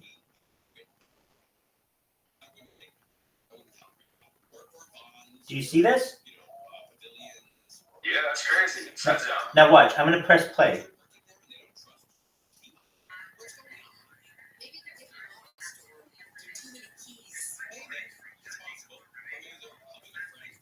You know, you wouldn't be able to tell the difference. Look at him. Look at him hiding his face. I'm not no. He's saying he is true than me. So, anyway, I know we were talking about a writing of a jingle, but you see, there's some interesting things that you may not know about the world that I'm able to tell you. Yeah, and I mean, I'm here on like a bunch of different fucking cameras saying that I think that O.J. Simpson was one of the great fathers of the 20th century or 21st century. And I do, or I've done my best to, and I also don't think that I do not doubt that whatsoever. I don't think that Jason Simpson should be prosecuted on the matter, and I don't think he'd be found guilty. I think he'd be found innocent by reason of insanity, and because yeah, but crime of passion can be different than being found innocent by or not guilty by reason of insanity. And he would just have to, but I also don't want him to be in a facility the rest of his life. I think he should just be able to live at home for the rest of his days under medical care. And then let the United States heal on that issue. Because I believe, well, he was with his dad in Florida, but then his dad moved to Summerlin, Nevada, where he died, and which is just outside Las Vegas. So I think they're there. Died outside Las Vegas? Yeah, in a very nice community. And do I want to see Jason Simpson prosecuted? Yeah. But I don't know if it would be any good. Well, do I ever think it will happen? No. And here's why. The county of Los Angeles, the city of Los Angeles, every single crime that occurred would have a secondary look at it. Because it would be like, look, if you guys fucked up the OJ case, how in the fuck are any of these other people guilty? Maybe some of them are. Well, double jeopardy clause would be to Kind of like that, not necessarily like that. they're different. Double jeopardy would be to prosecute O.J. Simpson again. Jason Simpson's never been prosecuted. Same case, but it would be a different person, kind of. So it wouldn't be double jeopardy because it would have to be the same person. Exactly. Double jeopardy. Exactly. So, Gotcha. slightly different, like you're saying, and I don't think we'll ever see that because imagine the city of Los Angeles. Then you're going to have every person who committed a crime in Los Angeles saying, "Hey, I'm innocent too, and the city did this to me," and I'm sure a lot of them are. No, if you know anything about the corruption in the city of Los Angeles, particularly in the police system, the police department, but the system as a whole, LA, the Los Angeles County Sheriffs, Orange County, San Diego, Ventura, I mean, they've become like mini militaries, and if they are essentially wrong about the biggest case of the century, and the DA is wrong, the district attorney was wrong on all of that. Everybody. That's because eventually just OJ didn't even mention anything like this. No. Oh, so let's talk about this. I was always like, OJ's guilty, totally. But my mind started to change after reading some things, some different articles. But there was also someone who was a private investigator named William Deere, who was also, I believe, a former detective, and he went into this case and interviewed OJ's former girlfriends and the guy who OJ was going to hire to kill Nicole, and the guy who their former cocaine dealers. He went in where nobody else wanted to go, and they made this documentary. Well, I believe he was interviewed in the BBC documentary, and I'm telling you, if you saw this BBC documentary, it's called O.J. Simpson. What was it? O.J. Simpson, What Really Happened, or something like that. O.J. Simpson, The Best Evidence, I think is what it's called. O.J. Simpson, The Best Evidence, something like that. And if you go to that, this is only something that they showed in England one time. And so a lot of people in the UK have a different opinion on the O.J. Simpson case than the United States. Nobody in America would even know about that. Nobody ever did. I never did until I saw it. So then this William C. Deere, he put out a book called O.J. Simpson is Innocent and I Can Prove It. Now that's a very good book title, in my opinion, because it just gets you interested. Like, wait, huh? What do you mean? This goes against every assertion I've heard from the media. And then they also made a documentary very similar to O.J. Simpson, The Best Evidence, I believe, just like that correlated with the book. And they go into all the interviews that they have, and it's like, oh, wait a second. No. Again, there are people in power who don't want that story out. Exactly. So I'm saying, that's probably why the news perpetuated just OJ being guilty and no other suspects highlighted. Exactly. Yeah. But if you ever wanted to know all the puzzle pieces now in that case, they should fit together. One other thing that they go through in that case that I never knew. Do you know who Mark Furman is? He was what was seen as the corrupt police officer.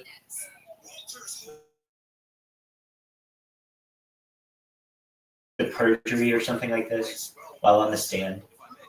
Anyway, there was a big issue with whether Mark Furman had ever said the N-word. And I believe Mark Furman said on the stand, I've never used the N-word.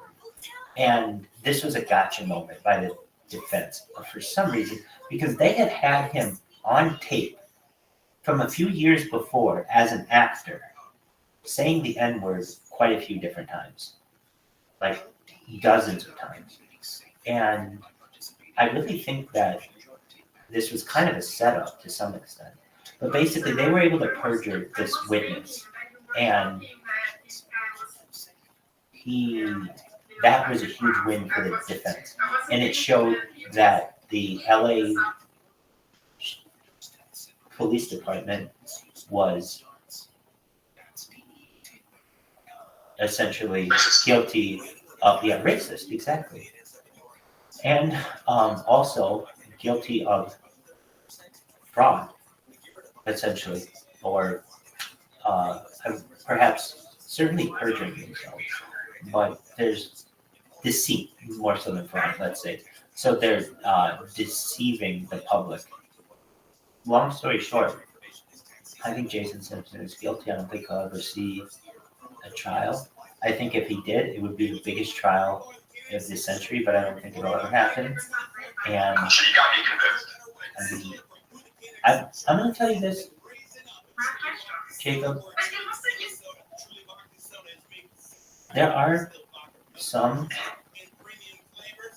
exceptions, perhaps baked beans earlier in our discussion of the pandemic, but I can be very convincing, but that's just because I see the evidence a certain way, and I'll talk about it in a certain way that perhaps is convincing, but I'm not the convincing person, it's the evidence. You didn't know about this evidence.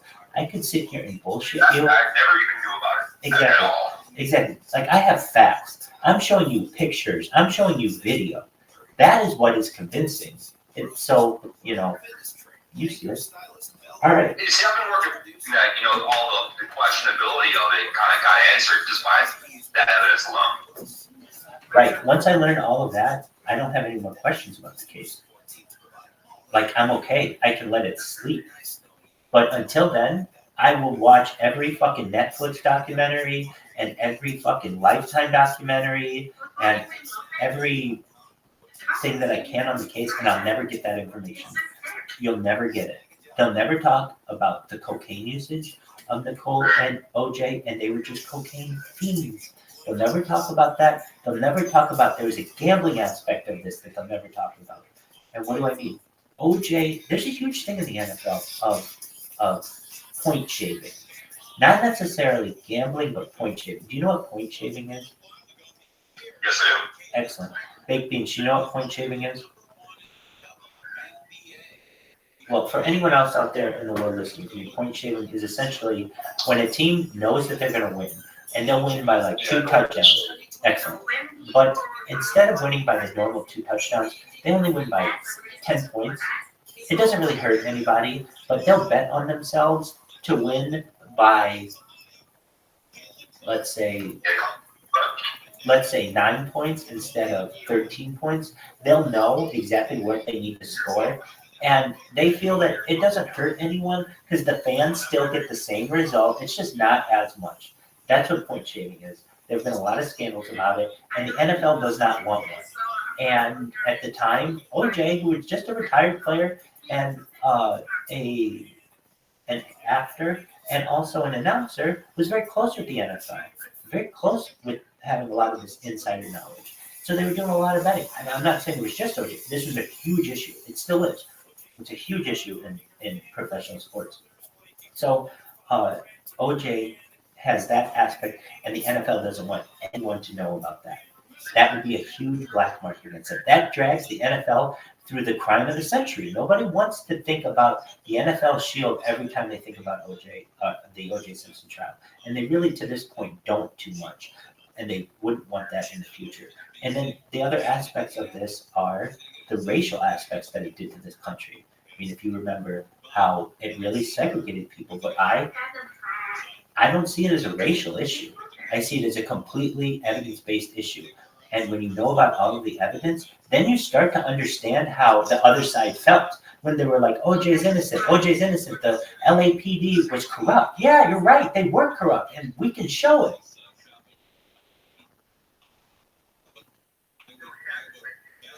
Anyway, I think that's some interesting information. That is. I learn something new every day. That being one of them. There you go.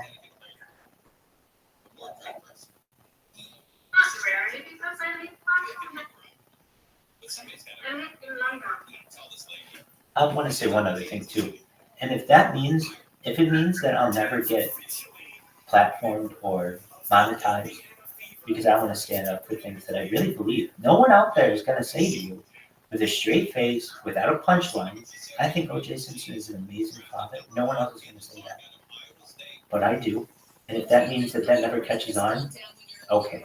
But I think that, frankly, a lot of people, when they hear what I just said for the last 20 minutes or so, would be like, this is the most interesting motherfucker I've ever seen in my entire life, and I want to know everything else that's going on in that person's life.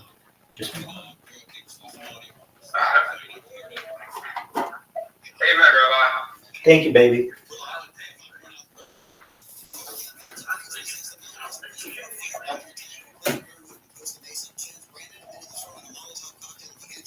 Oh my god.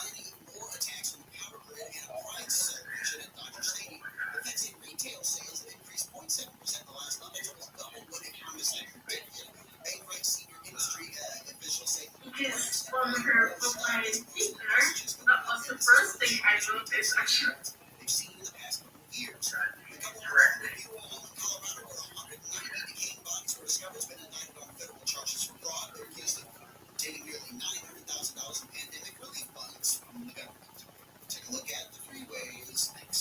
What a weekend to get out there. You know, the big concert's going to be out there this weekend. I bet you did all of it on Friday night. So, comedian Nick Schwartz, that would be the pretty guy. May 31st. Tickets now. I don't know, it's just me. I'm just kidding. Good Times Cafe, you get a juicy slice of fried dough and crab chops for a special price on the 27th. I remember Jim the Toolman Taylor, guy that buddy, Free play on Monday through he Thursday. had gray and darker. He would took you to buying a man from all the 23rd. Yeah. Also, spring spa specials. You get a free stove. Hola, When you look at Sage Spa. Nigga bud. Hello? Hello? Hello? Is that Mr. Michael Rabbi Rothschild? Yeah, dog, how are you, baby? Good. Did you quit being in the Harry Potter room, or? I'm kind of not in it for now, for a few reasons. One, Take a little break on. well, I haven't in 11 months, but one, and I've never really asked for this, but at this point, I'm sick of having to go to them to open up a VC every time. I want the ability to just open it on my own, and you have to be an admin for that, and I know there's going to be a lot of pushback for that. So I'm not going to go and say, I want to be an admin, I want to be an admin, I want to be an admin. I'm just going to close it, and then when they come to me and be like, hey, what happened? I'm going to be like, I don't have the ability to reopen it, and I'm sick of asking for it. And the other thing is, they have some issues with their admin team, and I've been very vocal about them. I don't trust some of their admin. Look, I understand if somebody has to lie, and they have to tell you, or there's like a really good reason for it. But then there's another reason just to be just inconsistent, and I can't stand that. It's bothersome to me. And so, Yeah. like, I don't know. They're yeah, exactly. So, genuine. yeah, exactly. So I got into it. What I have for a long time. One of the if you're not aware, one of the admins there, he bans people a lot, or in my opinion did. And he went into a space recently and was like, I've never banned anyone ever. And without going into all the specifics of it, I came up and I said, yes, you do. You banned, and I named the person who they banned. And then somebody else in that room, in that Twitter space, stood up, which was a recorded space, or, went off mic, or went on mic and said, yeah, you banned me twice in the same day, and you said it was funny. Then we found other people who they banned. And so it was like, okay, I have a question. Do you ban people and lie about it, or do you just have a bad memory? Because honestly, I could deal with you. I'm going to give you the opportunity and I gave him the opportunity to say, yeah, I ban people. I say I don't ban people because I just say in general, I don't. You have to understand, I'm an admin in there 24 hours a day, 7 days a week, and I've been doing this for almost a whole year. When I say I don't ban people, I don't ban most people. But yeah, I do ban people if they spam or, they post a bad link or something like that. Yeah, okay, so I do ban some people. But you should understand, I meant like I barely ever ban anyone as opposed to I never ban any people. If you want to get to me on semantics, fine. you can, I guess I do ban a few people, and these are instances of it happening. If he wanted to say that, I'd be so cool with that. I would think that would be a manly thing to say. Additionally, or not just manly, but like a human kind of way. That would be a very nice thing to say. Instead, he just played the Harry Potter Obama Sonic 10 theme song. Then when he was pressed on the issue again, he said that he went back to saying he's never banned anyone ever. So I was like, you know what? Now, that's not why either.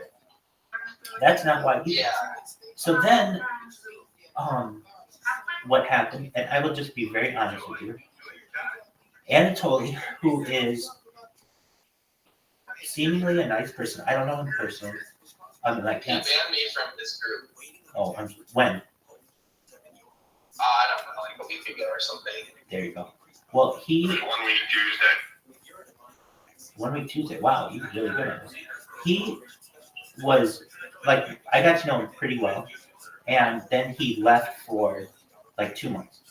Now, when I say I used to get sick of him, you have to understand, there are some things I can't continuously take without just needing a break from them, which are negativity and repetition. If I keep hearing those things, it's just like, look, I need something else. And what he would do, and I can tell you, I like him.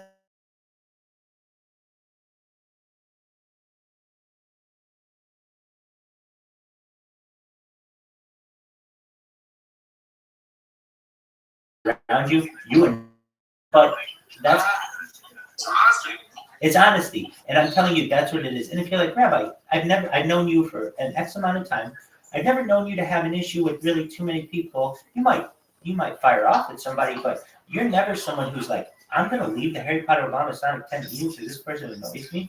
But yeah, and here's why. And I don't know why.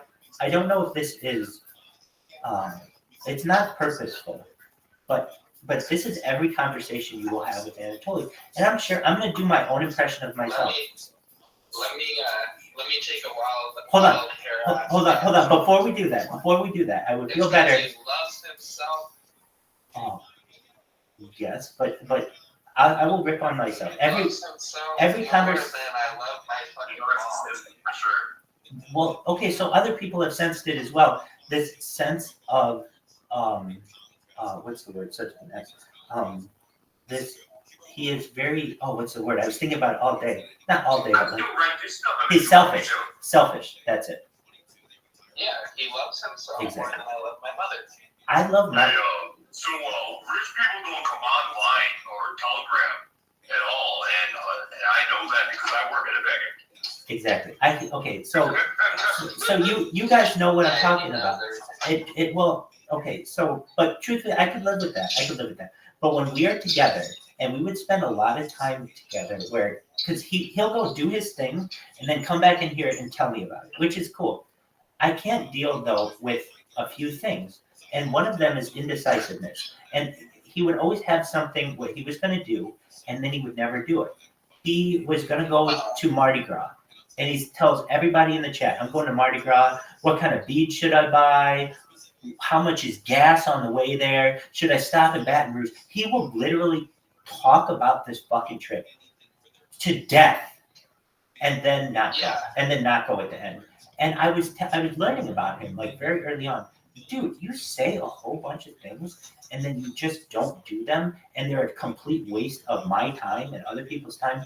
And then he did this on many, many different things. Okay, so that was annoying to me. But then he would do this thing. He'd be like, what do you think of this girl? I'm like, dude, I'm going to be honest with you. I know if I go viral, I can have any fucking chick I want. So I don't really pay attention to girls. I know that's really great. Like, you want to show me this girl you want to hook up with or whatever. But you should just know that's not, like, really interesting to me. And I would tell him that. Maybe not right away, but after a few girls he's telling me about it. And he's like, no, you just got to understand that, like, and I'm like, dude, also, you're not dating these girls. This isn't pickup. He's like, what do you mean? It's not pickup. I'm like, dude, I'm a pickup artist when I'm in the field. You are not. This is what you do. Well, I'll say a pickup artist is someone who is either, I would just say above average to expert at the art of seduction. And it's an art.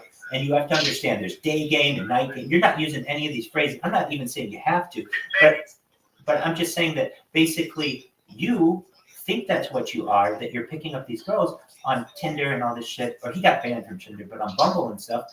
But you have to understand that all you do, your game is this, and this is different than seduction. You say to a girl, hey, is there anything I can buy you on Amazon if you want to hang out? Which is essentially prostitution. They give you their Amazon wish list. You say, hey, I'll buy you X, Y, and Z if you want to go out for a date. And instead of just giving her money, you're buying things on the Amazon wish list. Now, I understand that this is a tale as long as time where there are goods exchanged for physical relations. I get that. Here's the thing. I don't want to fucking hear it. I don't give a shit about this stupid girl who is driving you crazy. That doesn't matter to me. But this is the big one. And he came back with this shit again. And he would do this shit, and it would just get bothersome to me. There's this new chick. He sends me her pictures. He said, I want to show you. I'm like, I don't want to see her. He's like, I want to know. Just you got to look at it. I'm like, fine. He sends me her pictures. He's like, yeah, she was here in Dallas, and then she moved back home to Hawaii. And I don't know if I want to go see her in Hawaii, or if I want to go to San Jose, Puerto Rico. And so he's like, I don't know if I want to go to Puerto Rico or Hawaii. Guys, I'm just going to tell you this right now. That's like a 5-minute decision, and then I'm done.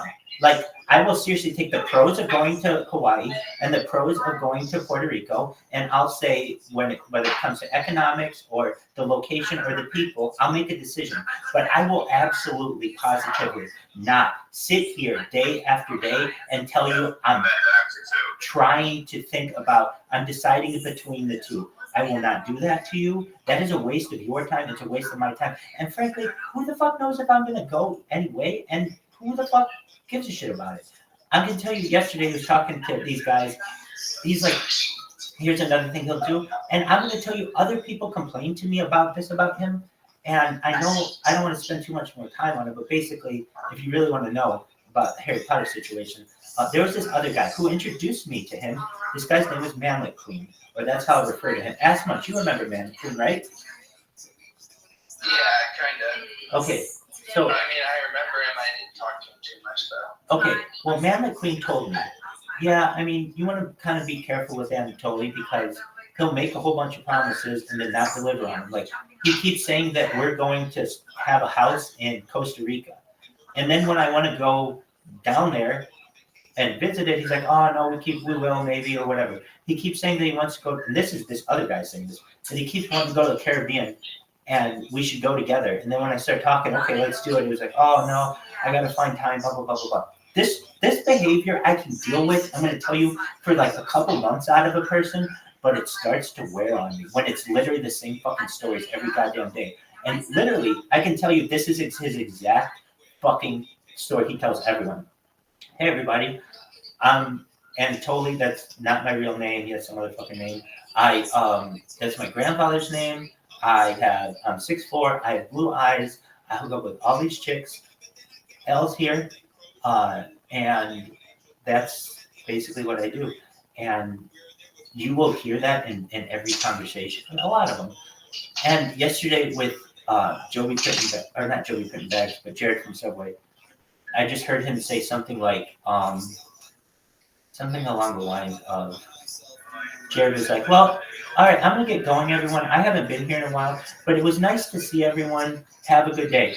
Anatoly jumps in with, yeah, I haven't been in a while either. Yeah, I've just been like doing my own thing, and I'm just checking out the scene. And yeah, it's really good to see you. It's like, dude, this isn't your show. I'm not saying you can't talk to him, certainly, but it's like nobody gives a shit, frankly.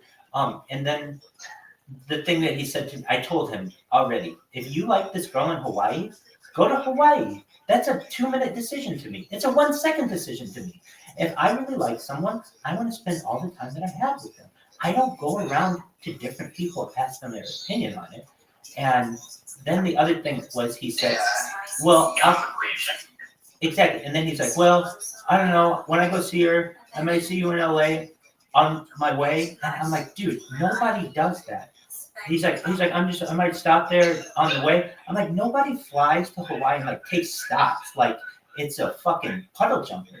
People fly. I even looked at it. There are 4 flights. And people who have only a mother as opposed to both father and mother? No, he has both. I think that he has a complicated family situation where his father is much older than his mother. But basically, he would just make promises to me. He made other promises to me that drove me crazy. I'll just fucking tell you they drove me crazy. Why? He'd be like, hey, I'm going to come out to Irvine and see you. And I'd be like, okay, do it. And he'd be like, oh, well, I'm just really busy. And then I had Apollo come and visit me. And I was like, dude, people will actually visit me. Those people, there are 2 kinds of people in the world. People, there are doers and sayers, of course. And then, Apollo comes out and sees me, and I'm like, look, he was able to see me. If you really want to keep saying that you're going to come see me, come fucking see me. Quit talking about it. He'd be like, yeah, I'm just really busy now. Hey, do you want to come live with me? I've got this plot of land in Oklahoma, and you can live on it. And then he would keep talking about that. And I'd be like, dude, if you're really serious about this, then build the facility and I will live there. But I don't want to keep hearing you talk about something that's never going to happen. It would drive me absolutely fucking crazy. And yesterday, I just told him, you bore me. And I closed my chat and I'm like, dude, I cannot live with that person anymore in my life. If you guys enjoy his company, please, I don't want to get in the way, but you will hear the same fucking stories. I know. And that's what made me realize, you know what, I'm going in the Ass Munch one, and here's why. Ass Munch is the one who told me long ago. He's like, yeah, that guy sucks. I'm like, why? He's like, I invited him into my chat, and right, it absolutely was. And yeah, long story short. So, do I like him as a person? I think that he's a fine individual. But for me, I just find him very annoying, and I don't like to be around him. Yeah, he's kind of fat too. Well, I don't, I talk a big game. But yeah, a week ago, he kicked me out of his group and he blocked me on his fucking thing. Like, when I see him, there's no profile picture because he's like blocked. Well, and that was the other shit that he would do. So if you really want to know what happened in the first time he left, this is exactly what happened. If you guys are aware, for some people on Telegram, I will keep an open camera on my life 24/7 for free. If I like you, and I do it for multiple people. I can't always do it because, apps crash and shit like that. But I'd say for the most part, I do my best to do it. Well, guess what? He finds out that I do this, and he keeps saying to me, well, actually, okay, this is when Apollo came and visited me. And Apollo said, hey, Rabbi, is there any way that you would keep a camera going in my chat? I'll pay you for the camera. And I was like, well, yeah, yeah, I'll do it for you. It's nothing off my back. It's a little bit of bandwidth, but if it would help you, and especially for Apollo, who helped me, who came and visited me. I thought that was really nice of him. So I was like, sure, I'll do it. And then Apollo finds out that I would do this. So he's like, oh, is there any way that you'll do the same for that you'll do it for me? I was like, look, if you want, I'll keep a camera on in there, but I'm going to tell you what I tell everyone. And that's this. I can't always keep the camera going because few things. The internet can go down, the app can crash, the phone can overheat. There are all kinds of technical obstacles, but for the most part, over the course of a week, if there are like, in a week there are, okay, 24 times 7, are we looking at 168 hours in a week, something like that? I'll be on like 150 of them, maybe over 100. I let him know that in advance. He said, oh no, that's fine, okay, great. But I'm like, the one thing is, I just hope that it's not going to be a Telegram that no one enters. And I'm going to tell you this, if I'm in there and nobody's in there for a few days, I'm not going to stay in there because it's not worth this fucking time. Exactly, but I'll tell you this, if 1 or 2 people bounce in there over the course, just even 1 or 2, I will stay in there because I know that there's some movement there. So he's like, okay, fine. So he gives me the opportunity to stream in there, and I'm like, cool. So I start streaming, and all of a sudden, like 4 people come in, and I realize he just told 4 of his friends, hey, come in there and just like meet this person. He's gonna be streaming in here for a while, and then you know you don't have to be in there the whole time. So they do that. So there's all this action right at the beginning, and then nobody came in. Absolutely nobody came in, and I'm like, all right. A couple days go by of this, and I remember my camera overheated, and I was just like, fuck it. That one's not really helping me. I don't know if it's helping him. It's not really doing anything. Yes, we met people at the beginning, but it like at least the other chats will have a couple people come in and talk every single day. But this doesn't seem to be doing that. But nevertheless, I might help him a little longer. I don't know. I'll just got to turn the phone back on. So he comes into a chat and he's like, hey, he said something like, hey, I noticed you weren't streaming in my Telegram anymore. Like, what's going on? And I'm like, yeah, I mean, my phone is like overheated or something. I have to like start it back up. I'm like, you know, again, like I told you, if you want to do what the other person is doing to avoid this issue, you can avoid it for $35. And I told him, this is a guy who's spending money like it's going out of style and then complaining about it 20 seconds later. It's the most annoying friendship I'm sure if you get to know this person you'll ever be in. At least to me it was ridiculous. But nevertheless, he came in and would make all these purchases and then 24/7 just buy the phone and send it to my house. I'll give you my address and it's done. I'll turn it on and then you don't have to worry about overheating. He's like, no, I told you I would do that, but you know, I just want to see how this is going to go. And I'm like, look, I'm telling you right now. Oh, I know people have been busy, blah, blah, blah. Everything was a fucking excuse with this person. I couldn't fucking stand it. And exactly. Now I can live. I'm telling you guys right now, if you ever need to lie to me, you can say to me, Rabbi, I can't tell you everything right now, but just know when the situation occurs, I'll let you know the truth. That's totally cool. Or you can say to me, it was a little white lie. Yeah, I don't really weigh 200 pounds. I weigh 210. Okay, I don't give a fucking shit. That's absolutely fine. But when it's every single conversation with you and I question something and everything is like, oh, well, you know, I don't like to travel. It's like, dude, you just told me in a conversation 20 seconds ago that you've been to 45 different states. What do you mean you don't like to travel? You just drove 8 hours to the border. Like, what do you mean? Like, little shit like that. Well, no, I just don't know. What they so where you just kind of want to speak about it and say things that counter what you're saying. Yeah, it just would be. I'm telling you right now, the thing though that that got to me is the continual. What do you think I should do? Should I go to A or should I go to B? Let's talk about all the advantages of me going to A and all the advantages of me going to B. And I'm not going to do either one, but that's going to be our whole conversation tonight. Like literally last night, I was telling him, this is a person who I could just tell was not listening to me. And then I called him out on it about 20 seconds before, or not 20 seconds, 20 minutes before Al came in to the conversation. I was saying to him how much difficulty I was having on Discord and how mean people were being. And he's like, yeah, oh man, that's really something. I'm like, you're not hearing me, are you? He's like, no, I'm hearing what you're saying. Yeah, I mean, like, you know, I get it. I get what you're saying. I'm like, I'm like, what did I just say? He's like, oh, I don't know. I'm just like really busy right now. And I'm just like, oh my God. I'm trying to talk to you about something that's serious to me. And then 20 seconds later, you're talking to me about sand fleas in San Juan, Puerto Rico. I'm telling you right now, man, I don't really give a shit about sand fleas, sand flies, or San Juan, Puerto Rico any more than I care about anywhere else right now. If you're going to go somewhere, go. If you're not, shut the fuck up about it. That's it. And I'll say in closing, Ash Munch told me long ago, he's like, that person sucks.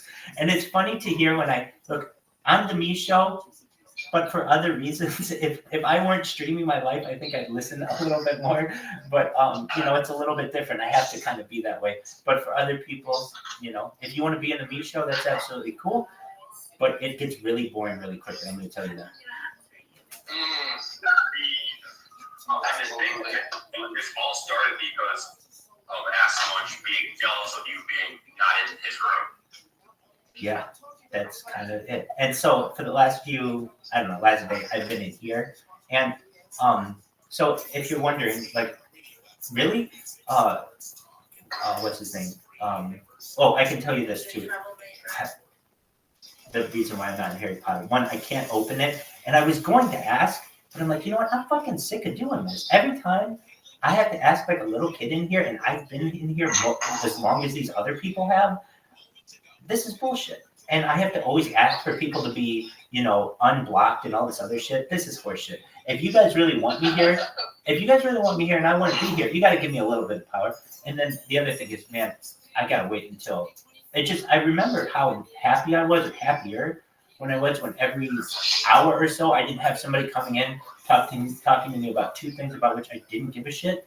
And when I tried to communicate to them, they didn't care. It was like we both didn't care about what each other was saying. Exactly. Yeah, I get it. So, Like I always say, Asmund told me long you ago. have to be admin or whatever, you just say it, and I'll make that one admin too. And that's what's so cool about Asmund. He realizes, it's about trust. He knows, but it's like, what the fuck am I going to do in here to really fuck up your Telegram? Like, what am I going to do? Okay, so let's say I opened up a VC and showed my butthole the whole time. Who's that going to hurt? That'd be fine. I know, but like, all these people become. It's almost limitless who you can do that, for sure. Well, you can become a control freak. Like, I understand somebody's going to be like, look, you could show something that is illegal on your camera. I get that. But like, they're not going to come after your Discord. They're coming after whatever person showed that. Let's be honest. You're not leaving something illegal about your butthole. Now I really want to see it. Yeah, there was something illegal about my butthole from ages 0 to 18. But you know what's weird about that? Somehow, between ages like 0 and 3, if you're in the bathtub, it's not illegal. You know what I mean? It's weird. It's the weirdest fucking law. And I'm going to be honest with you. I have some very, very serious positions on art and on what consists of pornography, and I would say that there isn't. One person's art is another person's pornography, and vice versa. There is no line. And I make this argument very often that if you know the classic phrase is about pornography, I'll know it when I see it. It's by Justice Potter. I'll know it when I see it. Well, guess what? Justice Potter is, when it comes to Justice Potter Stewart, I'll know it when I see it. That motherfucker is dead. And that is, in this country, the deciding law on what pornography is, which is this. The Supreme Court could not decide what it was. Okay, so what does that mean for That's what a gun is. Well, the Supreme Court. There are ways to define things, but it's very difficult to define art, and especially the subset of art that's known as pornography. There are some people who don't think pornography is a subset of art, and I really think this is the argument. If you don't think that pornography is a subset of art, we're not going to understand each other. You have to understand all of this is art, and pornography is a small subset, and impressionist pointillism is a subset, and Rabbi, that circle size, is that the size of the butthole? it I could saw be. that. I saw It you could make be. the circle, sir. It could be. I could get in there. As you understand though. So what am I saying? I'm really an advocate of art, and for as much as I want to say it, it is too difficult for courts and for law enforcement to jurisdict what is the difference. It's all personally subjective. Yeah, so when you're on Facebook and you see a picture of a newborn and their genitalia, at what point does that child become too old to be on Facebook anymore? And if you look at the censors of Facebook, they're starting to change on a lot of things. To be honest, if you post your baby's dick on Facebook, you're a piece of shit. That photo's there forever. I'm just saying, as you know, hundreds of people do that a day, and hundreds of people get likes because of it, and it is not seen as child pornography. You get what I'm saying? You know this is a common thing. Another thing for which I'm an advocate, a huge one, is for women on the internet and the nipple. If you see my nipple, you can see my nipple right now. There it is. It's an areola. Oh, wow. Yeah. If you understand, It's a little pepperoni. exactly, I could get I didn't know here. I could get banned. If I were a woman, I would lose all of my accounts right now.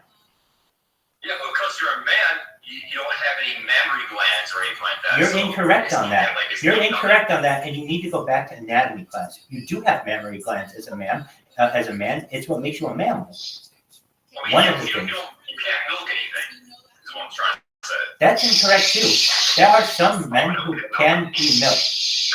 It's rare. It's a rare occurrence, but there are some men who can produce some levels of milk using like hormones and things like that. Little amounts, not like anything Well, great. you don't have boobas naturally. What I'm saying is that you may not have them necessarily in the female standpoint. That shouldn't matter. That's why it's looked at like it's pornography when a woman does it, and when you do it, it's looked at like what the fuck. Not necessarily though. When you look at women who are breastfeeding, that's not pornography. That's natural. And so it's a fine line. Facebook has had to change their policies regarding nipples and the showing of nipples with women on Facebook and Instagram. And I'm telling you that it's a growing movement. But I'm an advocate for women. You shouldn't lose your entire account because you showed your nipple. That's ridiculous. And they do. Just for a moment. I'll be right back. I agree. I like seeing nip slips.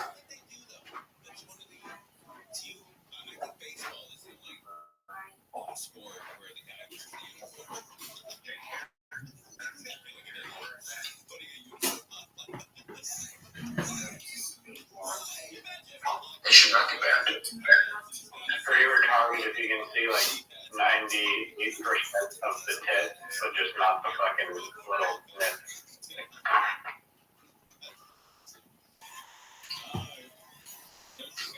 I've never really been too big on porn. Maybe like once a week. Maybe twice a week. That's a healthy quality. Who does it once a week?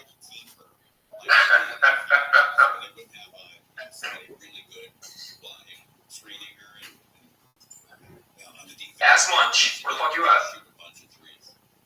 You eating dinner? Take this league to another level.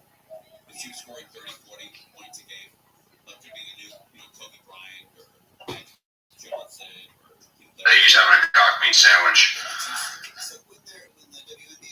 Yeah, you must, I don't know, fell in the toilet or something. It happens to the best of us. I'll be back.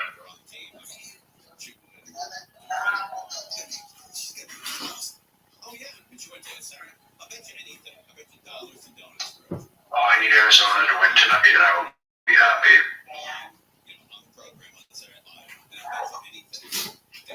Baseball? Crap. What sport? Baseball. Been playing the Cubs. I'm not really a big fan of either of those teams. I secretly became an Arizona fan this year.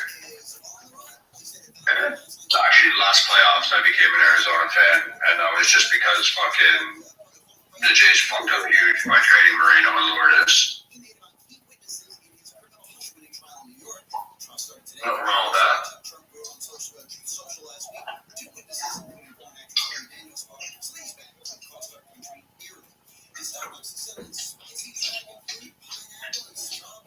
I'm inherently a Chicago Bears fan, Chicago White Sox fan, and Black Ouch.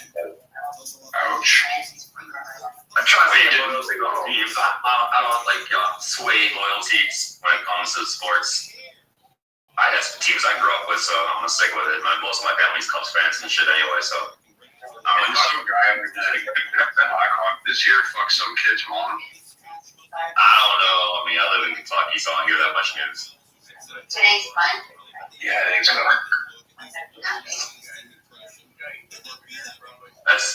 weird. This is the first time I've heard about that.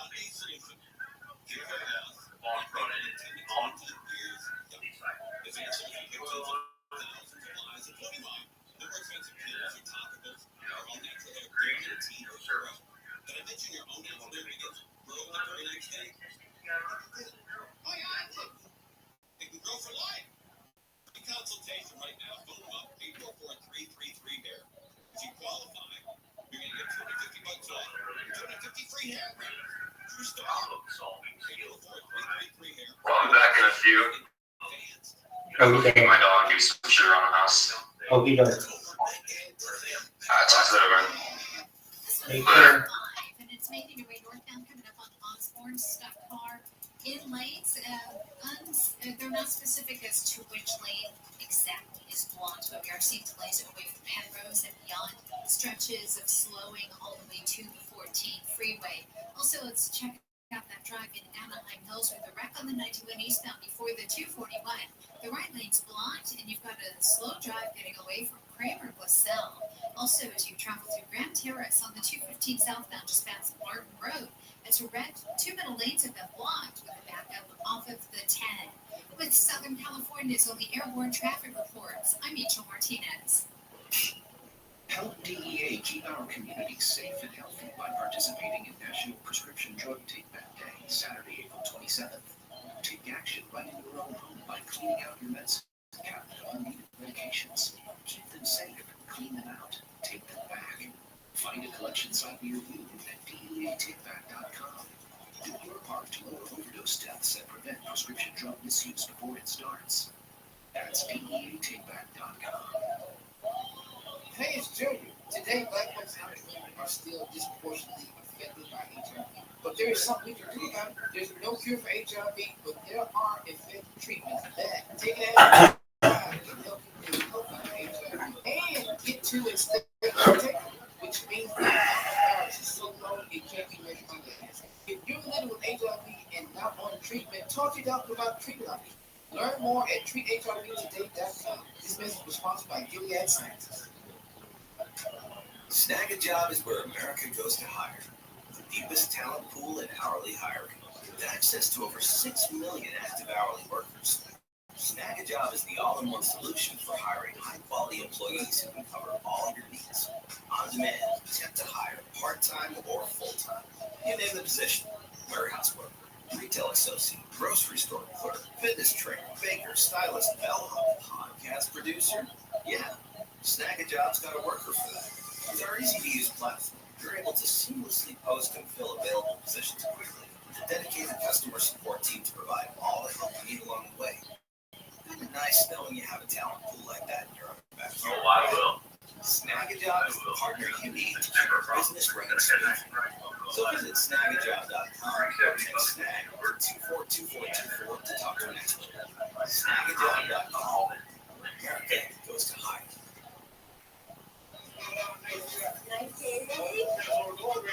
Home to more than 10,000 lakes and rivers and streams, Minnesota offers some of the best freshwater fishing in the country. Discover what else makes Minnesota. Scarve the north and explore Minnesota.com. No matter what the day brings, count on Juicy Juice for the good stuff. Give kids the nutrients of real 100% fruit juice to help them conquer the day. Juicy Juice is only sweetened by fruit with no sugar added, no high fructose corn syrup, and no artificial sweeteners. Available in family-sized bottles and juice boxes. Find Juicy Juice at your favorite local grocery retailer. Info at juicyjuice.com. Born on America's darkest day, the Tunnel to Towers Foundation has been helping America's heroes ever since. Heroes who put their lives on the line every day for our country and our communities. They need your help now more than ever.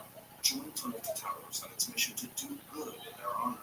Never forget 9/11 or the sacrifices of this country's heroes and their families. Donate $11 a month at T2T.org. That's T, the number 2, T.org. And now a few words from your dog. Join Amy Jean and the Wake Up Call crew on Sunday, April 21st at Riverside Park in Pasadena for the Weekly Battle Pasadena Humane and Hundreds of animals they take My karaoke. for an exclusive swag bag while supplies last. For more information, go to KFI640.com/AM640. Stimulating.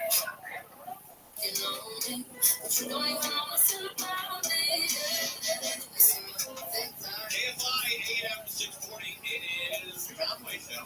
Alright, this is Ted today, everybody. I'm sorry to be the bearer of bad news, but you have to have your taxes in by midnight tonight, or you have to file for an extension tonight, April 15th. In his tax day, HR Block says an issue that prevented some people from filing their taxes has been fixed. The tax preparer said an issue with its desktop software prevented people from electronically filing their tax returns.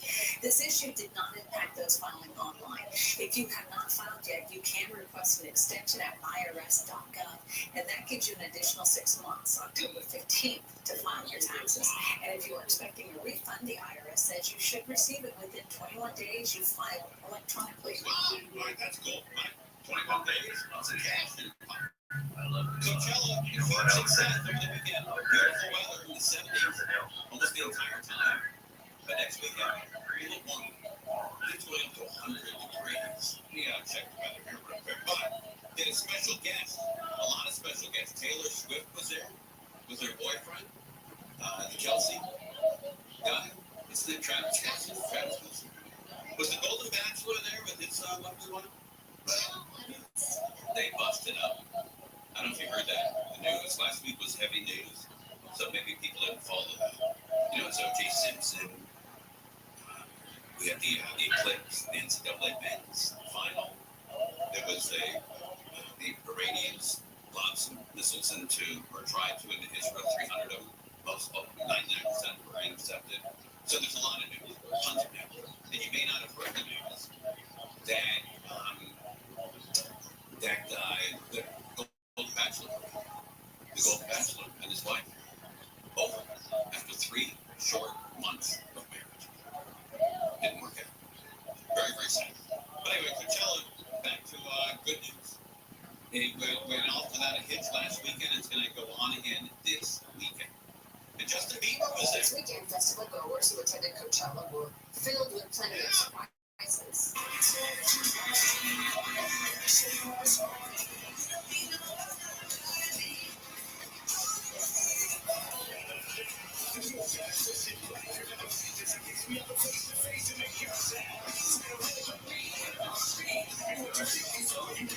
Will Smith joined J Balvin on stage during his set, while Justin Bieber popped up to perform with Thames.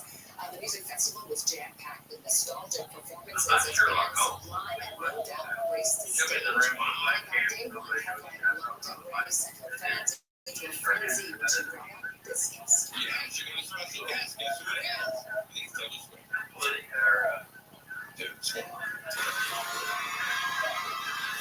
You know what I mean?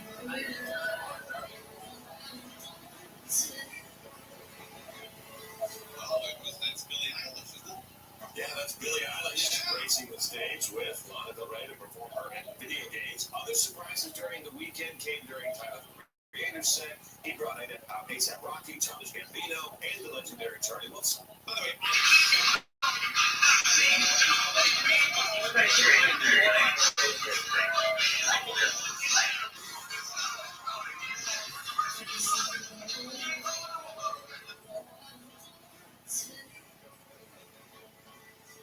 this Billie Eilish That's cool. I see it.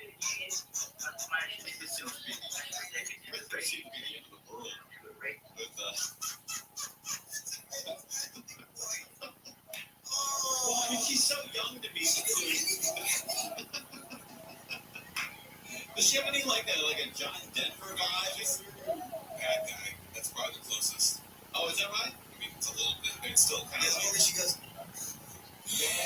Yeah, but it's got a little beat to it, so maybe it's a little bit there. But that's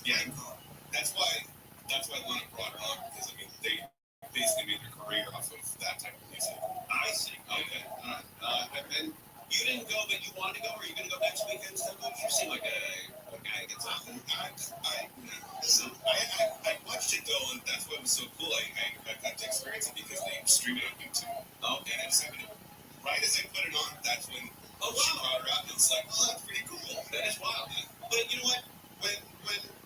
zig, you zag. When people ding, you dong. When people, I don't have any more of those. When people ying, you yang. Yeah. And so when everyone went to Coachella for the weekend, you went to the Woody Festival. You sure did. Wow. Where was that? The Velasco downtown. It was great. No, it was really cool. Did you have good seats? It was all general. Attended, like we were all standing up. Oh, I see. But what I learned from your old board up, Russell, is stand next to where the mixer is and you'll get the best sound. And it's very true because it was super clear, got to hear everything, and everyone was super chill. Like everyone was really nice and got along, and all the inside jokes. Like we all, it's like I don't even know anybody, but we all kind of just had that understanding. Oh, that's great. It was a lot of fun. I never heard that as a tip, but it makes sense. If you're near the mixer, he's mixing for his ears, so he's going to have it adjusted for him to hear it right. Exactly. Yeah, he's a pro tip. Obviously there, but any concert, like try to get where you can there because they have to listen, they have to hear everything the best way they can. So you're going to get the best sound, buddy. I'm well past 30, and I've never heard that before, but it makes 100% sense.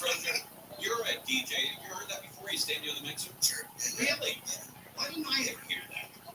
Why is Russell telling you that? Yeah, more often than not, especially big arenas, you look where the mixer guy is. He's kind of in the middle, a little bit back some. But he doesn't he have headphones on though? They will, but you still want to get that ambiance. Okay. But that makes perfect sense. Yeah. The guy's mixing it for his ear. Go hear him. That's great. So it's Cypress Hill. Incredible. Not bad, really good. Yeah, it was packed. Oh yeah. Did you get bombed? No, because the line was so long. Oh, at the beer. So I got one drink and I was like, I don't want to lose like a decent spot to see the band. What do you get a chance to say hi to listening? No, not Morgan. They talk about bombs. They were completely twisted. Oh, that's great. We go to bed like that. Yeah. We get yelled at. We prank on the job. It was funny because Woody made Greg do the announcement, and he was so drunk he could barely speak. Wait, who was drunk? Greg. Oh, okay. And it was a great time. Like everyone just kind of got along. What time did it start? What's that? What time did it start? They went on about 8:30. Okay, so what time did you get there? I got there like 7:45. And you got your tickets okay and everything? That's so good. Give Raven and Annabelle for exactly. Now we gotta get her tickets. Yeah, to like bring her to the white party. That's it. That's our party. Nobody here. That's probably thousands of people out. Oh yeah, it was just completely. It was packed. I mean, we couldn't even move. That's why I got lucky that I got next to the mix board because no one could really push you away because it was like in the center. Did you any luck? Everyone's pretty coupled up, pretty good there. Is that right? He was scoping. I saw some of the social media posts and I thought, dude, some selfies, man. It was all like pictures and posters and stuff. Pictures and posters. It's like he went to Oz. That's classic. Pictures and posters. But I'm glad you got out there, though. You got, young people get out there and enjoy yourself. It's good times. I was at home just like worried that the gutters were going to leak. Man. All right, we're live on KFI Cornell Grove. Reed's been sentenced to 9 years in prison for bombing an abortion clinic in Costa Mesa. U.S. Attorney Martin Estrada says Chance Brandon also had plans to attack the local power grid, Pride Night at Dodger Stadium, and the Anti-Defamation League facilities. He plotted attacks against groups that he didn't like. He planned for attacks against individuals who were different from him. Estrada says Brandon was one of 3 people charged with throwing a Molotov cocktail that burned a Planned Parenthood in 2022. The other 2 men are set to be sentenced next month. This report brought to you by Semper Solaris. Police have been looking for more people who have been robbed by man and woman who were arrested in connection with an ambush robbery near Lincoln Park. The LAPD says that a woman lured 2 people she met on social media to her apartment last Tuesday. When they got there, 2 men were waiting for them, held at gunpoint. They say the three robbers were seen driving a 2008 four-door blue Chevy Malibu. Was arrested the next day at the other way. You can see a picture of the couple. KFI-AM640.com/suspects. Tesla's got about 10% of its workforce. ABC's Mike Dubusky says that's around 14,000 employees. Company's VP of Powertrain and Engineering, Drew Baglino, and Rohan Patel, that's the VP of Public Policy and Business Development. CEO Elon Musk sent a memo to employees announcing the layoffs. He says cuts are important for Tesla's growth and productivity. Press is going purple as construction workers start laying down the new Olympic track surface for this year's Summer Games. Purple tracks and move away from a more traditional red brick clay color. I'm pretty confident that we will have something exceptional in this stadium. Games' athletic manager Alan Godel says that purple color is an innovation they really wanted to have. The pieces of vulcanized rubber were produced in northern Italy. Workers have been laying them down as Stade de France, the national stadium hosted track events. Clear skies, cool temps tonight, staying clear, about 10 degrees hotter tomorrow. A couple ticks up on Wednesday, and then down those couple ticks Thursday to the weekend. Right now, 68 in Anaheim, 65 in Culver City. Things are slow in Hollywood. It's the northbound side of the 101. Leaving Gower, you're on the brakes all the way to White Oak and Encino. In Sherman Oaks, on the southbound side, your drive's backing up from the 405, all the way to the 170, 134 split, and ahead in Hollywood from Sunset into downtown Los Angeles. Santa Monica loads up on the 10 eastbound away from Cloverfield, across Mid-City all the way to the 5. And we're looking at Brea, 57 northbound. That's a slow drive leaving Imperial Highway to the 60, Anaheim Hills at 91 eastbound, slowing down away from the 55 freeway, all the way to Green River.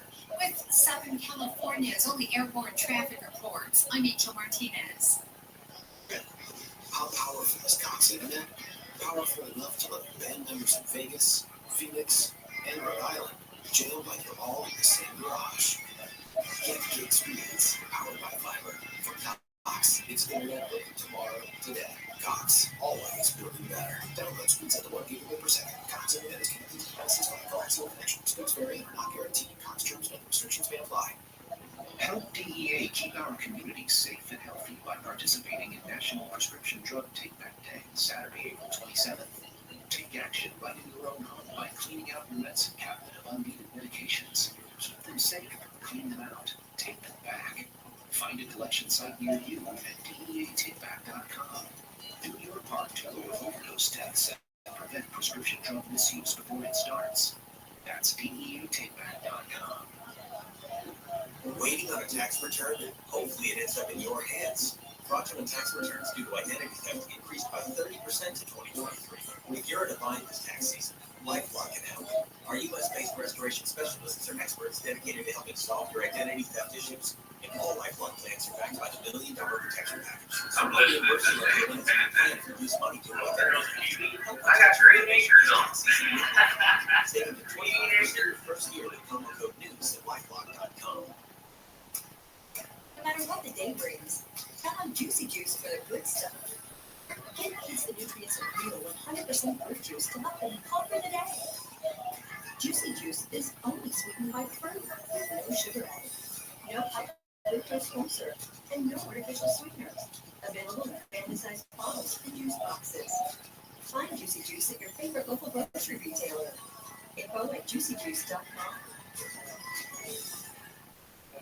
Tanya here, and there are many ways that we can all help raise awareness around HIV, but maybe the most important is just talking about it openly and honestly. There's no cure for HIV, but there are effective treatments that, taken as prescribed, can help you live healthy with HIV and get to and stay undetectable, which means the amount of the virus is so low it can't be measured by lab tests. If you're living with HIV and not on treatment, talk to your doctor about treatment options. Learn more at treathivtoday.com. This message was sponsored by Gilead Sciences. Snag a Job is where America goes to hire. The deepest talent pool in hourly hiring. With access to over 6 million active hourly workers, Snag a Job is the all-in-one solution for hiring high-quality employees who can cover all your needs. On demand, temp to hire, part-time or full-time. You name the position. Warehouse worker, retail associate, grocery store clerk, fitness trainer, baker, stylist, bellhop, podcast producer. Yeah, Snag a Job's got a worker for that. With our easy-to-use platform, you're able to seamlessly post positions quickly. A dedicated customer support team to provide all the help you need along the way. nice to know like that in your own backyard, right? Snagajob is the partner you need to keep your business running smoothly. So visit snagajob.com or text snag to 242424 to talk to an expert. Snagajob.com, where America goes to hire. For generations, hardworking people have relied on Ford F-Series trucks to help grow businesses, communities, families. A legacy of capability and technology that has made Ford F-Series America's best-selling trucks 47 years straight. This is the next generation of Built Ford Tough. Based on 1977 to 2023 calendar year total sales. KFI AM 640, the news, what it means, why it matters.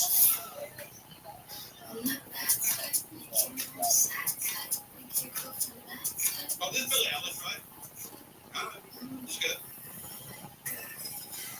Hey, hands up, babe. She needs more songs there, Buffy. Like, celebrate good times. Come on. Those downer songs. I've seen videos of these two. Like a song from 007.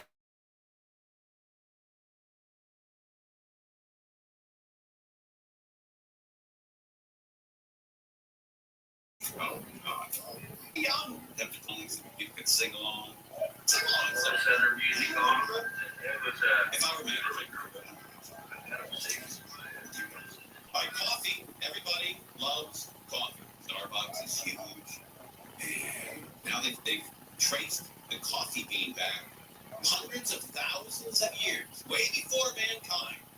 The coffee sitting here, just flourishing, hanging out. And we came along and ripped it off the trees and stuck it in a frappuccino. Just for If you're a coffee drinker, a new study might surprise you. Researchers say that using genes from coffee plants around the world, they built a family tree for the world's most popular type of coffee, Arabica. But it turns out it dates back some 600,000 years. Researchers hope to learn more about the coffee plants to better protect them from pests and climate change. Coffee as a brewed beverage dates a few hundred years to Yemen in the 1400s. Arabica. That's crazy. I like that. I like it. Yeah. All right. Pioneer chicken might be coming back. I was a huge fan. I was one of the early adapters with Pioneer chicken. There used to be one in Encino right off Louise in Ventura. And I used to go there all the time. All the time. There's Winchell's there, See's Candy, Save-On Drugstore. That was quite the center. Did you work at a Pioneer Chicken? Now I worked at Amber's Chicken. Yeah, when I was 15, I lied. I said I was 16 so I could get a job. And my very first night was Halloween. I had to work on Halloween. All my friends were going out and enjoying themselves. And I was working at Amber's Chicken. I started one on Ventura and Woodman. Then they transferred me. I was such a good employee. They transferred me to one in Encino, right off Burbank and Balboa. And I worked there until they fired me. Why'd you get fired? I don't know. You know, I think you know. Nobody ever told me. I'm pretty sure. Okay, well, this may have something to do with it. We used to order boxes of chicken, and they'd come frozen. So, for people out there that thought Pampers was fresh chicken all the time, like it said on the sign, it was frozen. But we used to get 24 breasts, 24 legs, 24 thighs, and 27 wings. And I never understood that. What? I never understood why there were more wings there than there were breast, thighs. This was consistently? Yeah, consistently. There was always more wings. And that back then, we didn't sell wings separately. We sold a quarter chicken, half chicken, or whole chicken. And so we had extra wings. And we bread them before we throw them into the roaster. Deep, high-pressure oil. And the extra ones, we'd bread them and stick them on the ceiling. If you throw them hard enough to the ceiling, they would stick. And I remember Ernie was the guy who owned the place. And he was talking to us one day, and that chicken wing fell right next to his foot. And he looked down, and then he looked up, and about 12 chicken wings stuck to the ceiling. He said, who did that? And it was me and another guy, but the other guy had a wife and 2 kids.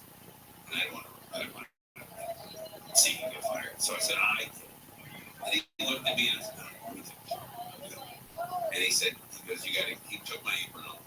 Brian did. He took it. And he said, I can't have guys working here do that. And I said, I totally understand that. And that was a wrap. Took my final check, walked out of Amber's, never came back again. That's not true. I ate there all the time.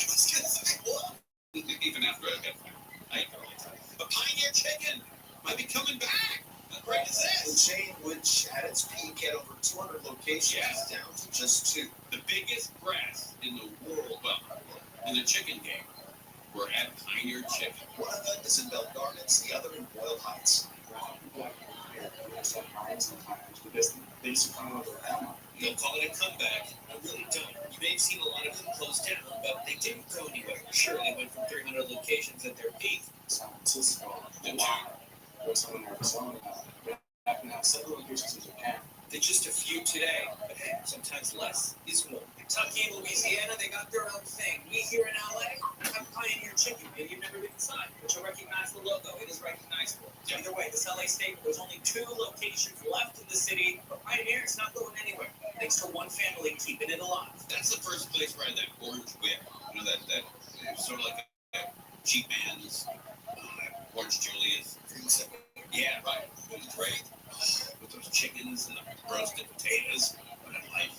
Ernesto Aguirre. I didn't know I had it so good. Until it disappeared. Pioneer split. Ernesto Aguirre, the defiant grandfather, owned this franchise of Pioneer Chicken on Whittier and Soto Street in Boyle Heights. In the late 90s, the company relocated from Starbucks, and they were forced to close down all the locations. So a lot of the profits we see around here, there used to be pioneers. And when we got told to switch over to Popeyes, otherwise the shipments went down basically. We just had and now, today, they're one of the final Pioneer holdouts. The sure he has that saying, right? Otherwise the shipments went down basically. The ship was going to drown. Close. And now, today, they're among the final Pioneer holdouts. Still going strong. Running on a soldier. I was raised on Pioneer Chicken, and the flavor after all these years has not changed. That's the same guy that said bird in the hand was worth 3 Snickers. That's how that saying goes either. But with hell, Pioneer Chicken might be coming back. Steph, you ever had Pioneer Chicken? Buddy, you're in for a treat. You're a young guy. Still got a good digestive system. You can tackle this. Is there like 1 or 2 that's been lingering around? That's it. 2 left. Yeah, just those 2. Yeah, 2. When I first got out here, that was one of the first places I just happened to try. Did you like it? It was, I don't know if it sort of was on its last leg at that point. Greasy. Yeah, greasy. I call that juicy. But yeah, you're right. Did you eat it in the tree house? Hey, Crow, did you eat it in the tree house? No, I planted it in the bottom of the tree. I will say the Crow was dead on with the moisture in that chicken.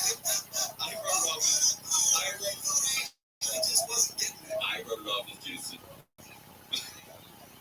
But I enjoyed it. Oh, it's coming back. We'll let you know when it finally comes back. What a big celebration. All right, rely on KFI. We'll check it with Mo Kelly, see what he's got going on there. Protesters that arrested in Northern California are calling for a ceasefire in the Israel-Hamas war. Police said the protesters were blocking traffic on Interstate 880 and the Golden Gate Bridge for several hours this afternoon. France's President Emmanuel Macron says world donors have pledged more than $2 billion in aid for Sudan because war has pushed its population close to famine. Military and paramilitary group began fighting in Sudan's capital last year. And Helen Obiri has defended her title, winning the Boston Marathon for a second year in a row. Kenya is the first woman to win back-to-back since 2005. She out-sprinted a fellow runner after 26.2 miles from Kenya by 8 seconds. We'll take a look at the freeways next. I am Walker Bay, a KFI listener in Manhattan Beach, recently gained $470,000 in additional profit on the sale of their home with our friends at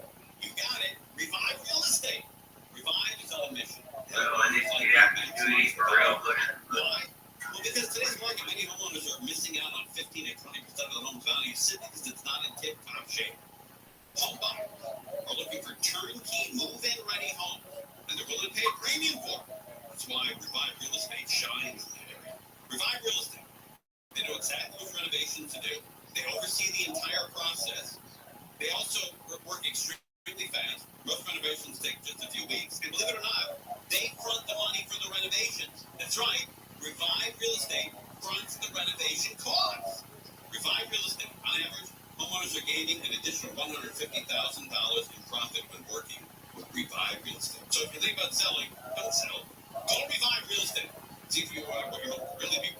Not all homes qualify, but yours just might. Find out if your home qualifies by going to the website, kfirevive.com, kfirevive.com. Don't just sell your home, maximize its value. kfirevive.com. For the Southern California Toyota Dealers Traffic Center, let's go places. It's the 105 main highway eastbound, leaving the 405 freeway all the way to Prairie. You've got a little opening, and then you're on the brakes ahead, away from Central Avenue as you make your way towards Lakewood Boulevard. It's still kind of crowded out of Los Feliz, South 5 from Los Feliz Boulevard, all the way to the 110 on the opening through Lincoln Heights, kind of slow in Boyle Heights as you make your way in stretches towards the 605 freeway. Really tough in the Cumberland Pass, still on the 15 northbound from the 215 Verge all the way to the 138. With Southern California's only airborne traffic reports, I'm Rachel Martinez. Help DEA keep our communities safe and healthy by participating in National Prescription Drug Take-Back Day, Saturday, April 27th. Take action right in your own home by cleaning out your medicine cabinet of unneeded medications. Keep them safe, clean them out, take them back. Find a collection site near you at DEATakeback.com. Do your part to lower overdose deaths and prevent prescription drug misuse before it starts. That's DEATakeback.com. For generations, hardworking people have relied on Ford F-Series trucks to help their businesses, communities, families. A legacy of capability that has made Ford F-Series America's best-selling trucks 47 years straight. This is the next generation of Big Ford Tough. Based on 1977 to 2020 calendar year 27. Guys, this is Ryan. I'm not sure if you know this about me, but I'm a bit of a fun fanatic when I can. I like to work, but I like fun too. It's a thing. And now the truth is out there. I can tell you about my favorite place to have fun. Chumba Casino. They have hundreds of social casino-style games to choose from, with new games released. You can play for free anytime, anywhere. And each day brings a new chance to collect daily bonuses. So join me in the fun. Sign up now at ChumbaCasino.com. What are you doing? That's the number one audio supplier. I don't get paranoid about it. The insights and data you need to grow. iHeartMedia is your access company. Go to iHeartResults.com for more. It's not inexpensive to become a teacher. It's not like you go to college and become a teacher because you want to become wealthy.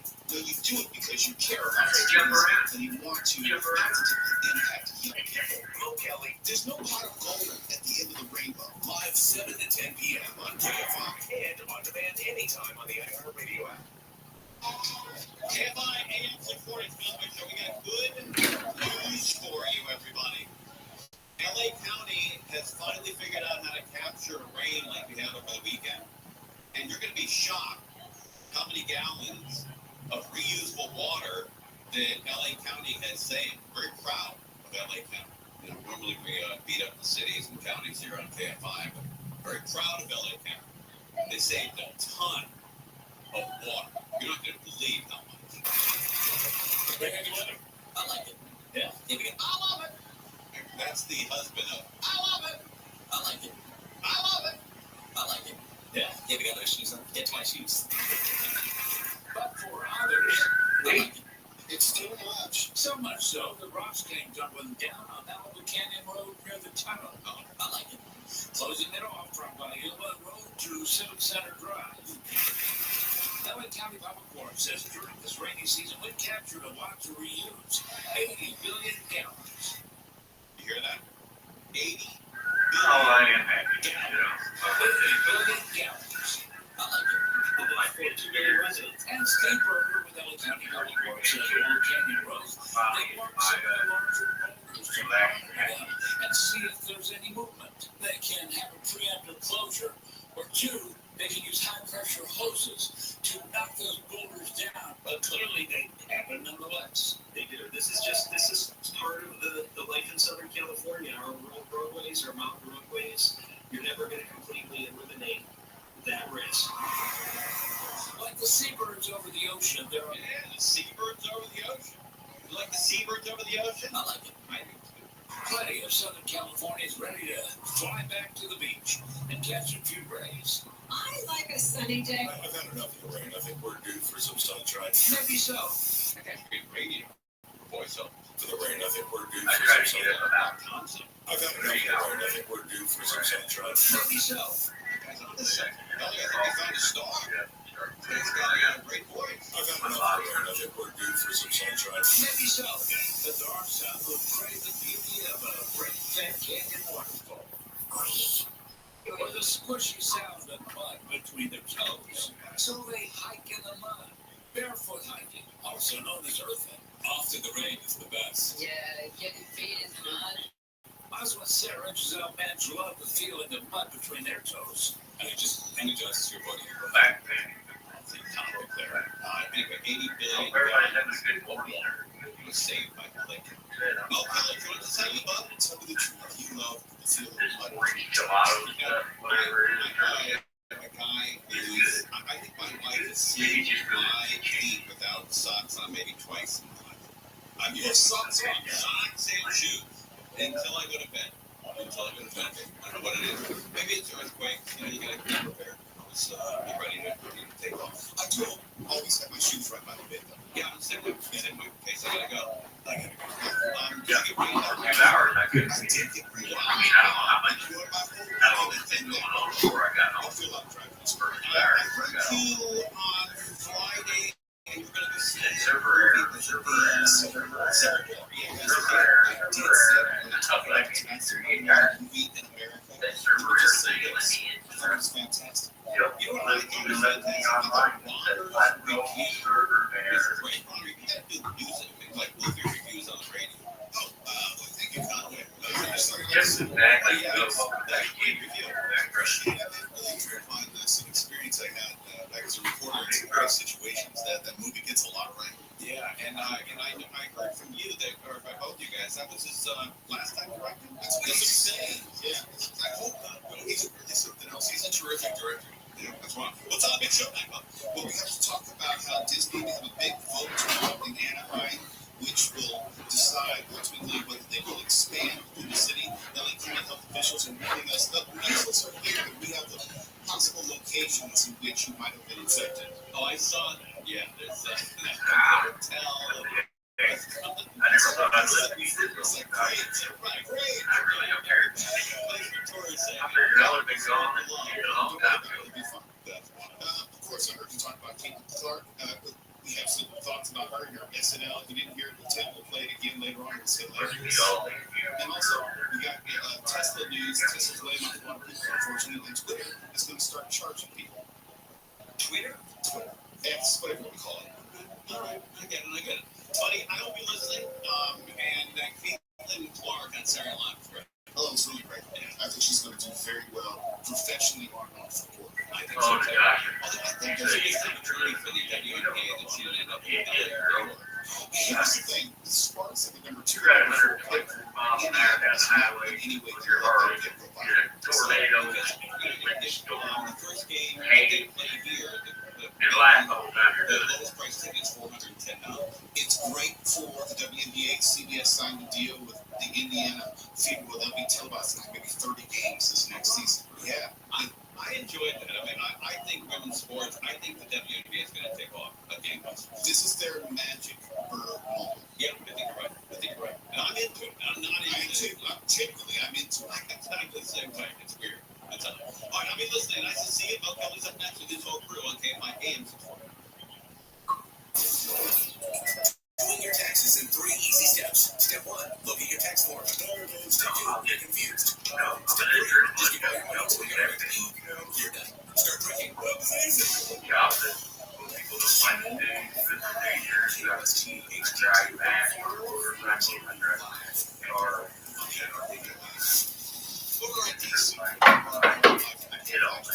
probably why I'm barely get around that. Says the voter approved measure that not only violates state law, but it also disenfranchise voters for that illegal use of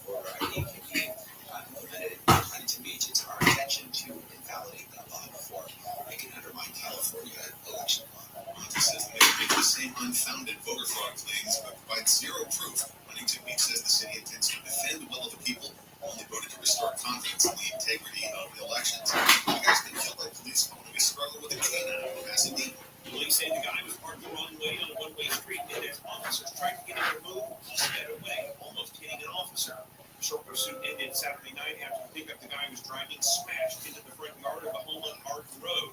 The guy ran off and went into a couple homes before the police canine grabbed him in the backyard of another home on Oak Knoll Circle.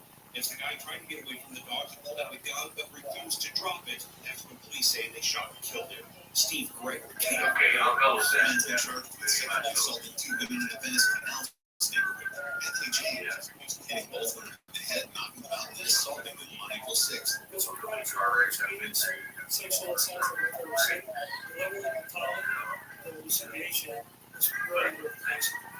LED transparency attacks were within an hour and a mile away from each other. James was arrested last week near San Diego.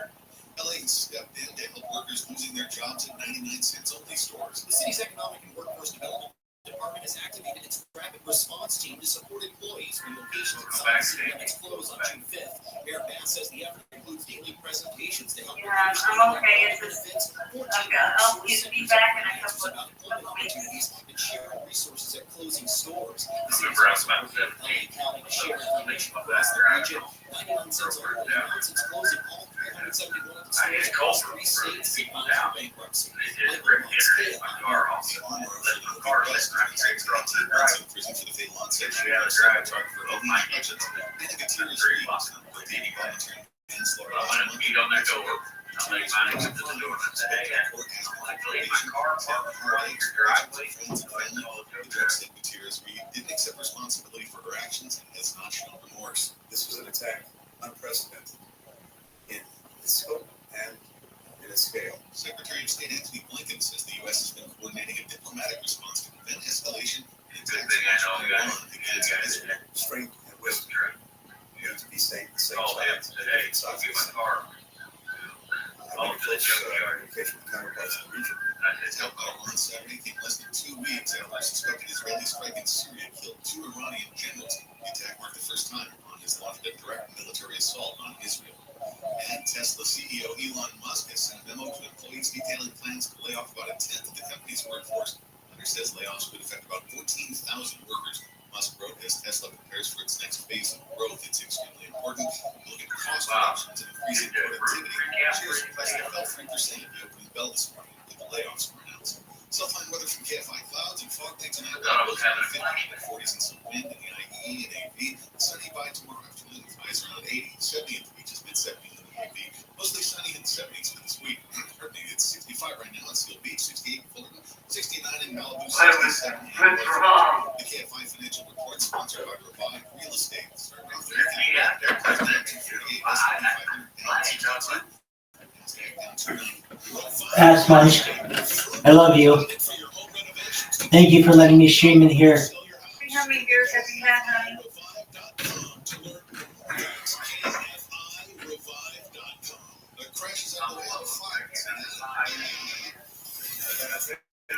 Just under Main Street, right lane, you see traffic recover from about First Street, and as you travel the 405 heading in West LA, traffic builds up at Santa Monica Boulevard. It's a busy ride from there until you get to Victory Boulevard. The 101 southbound in Hollywood stop and go traffic.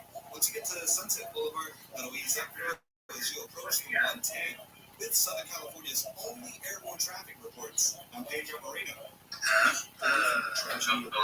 Pop quiz, old man with coin dump star. How are you? Will you give me streaming privileges in this VC? Yes or no? Go.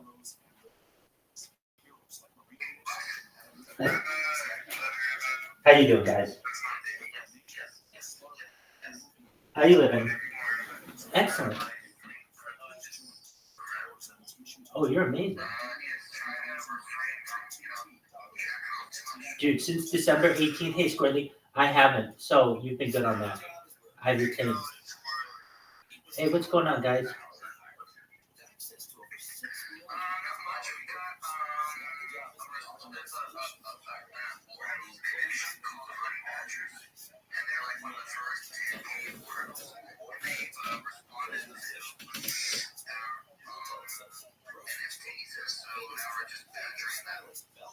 Very cool.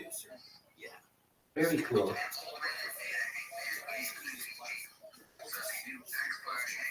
I'll do it right now. I'll do it right now. Cool, old man with coin.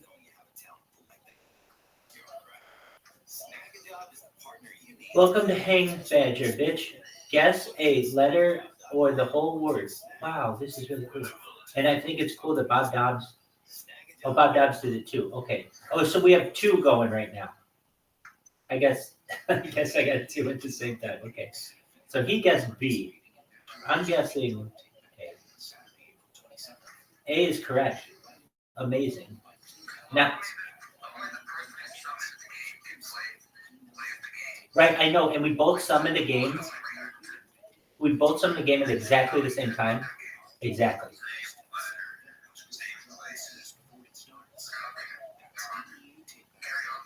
No, you're good. Do you guys happen to... Go ahead.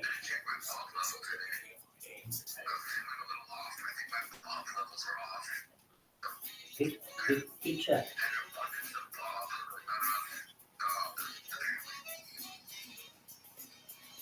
Does anyone here know who Amaranth is? She's this big-titted redhead on Twitch all the time.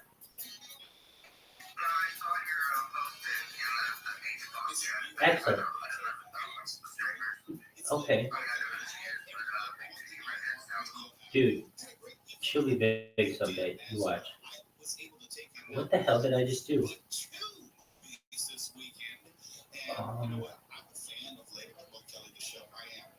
And wrong. You have 4 attempts to left. Okay.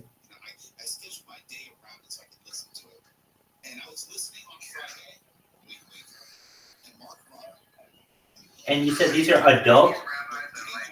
These are adult?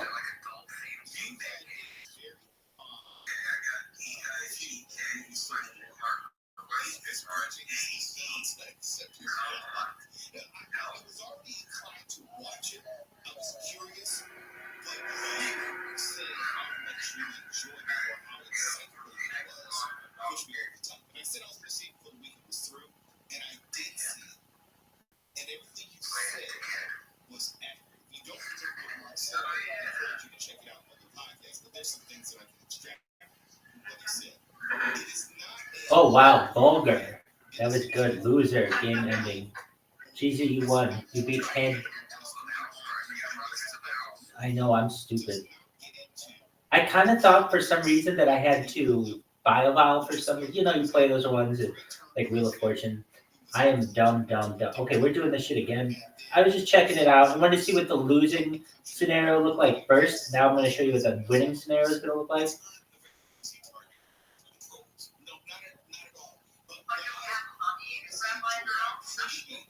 Yes, you do. How are you, Bam?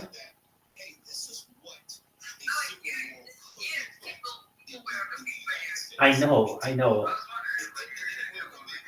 Well, I just had to be honest with the community and with the person. I find this one person in the community extremely annoying, and they just rejoined. And honestly, it's for the best that I don't hang around them because they put me in a bad mood.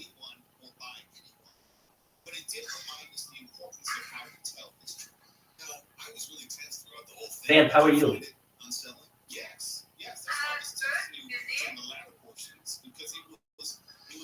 There you go.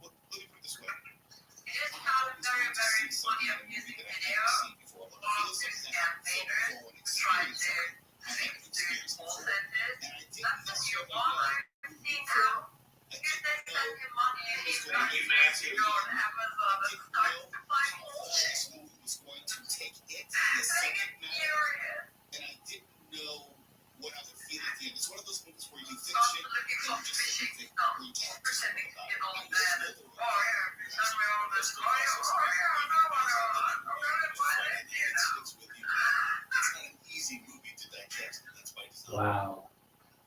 I did terribly that time. I guess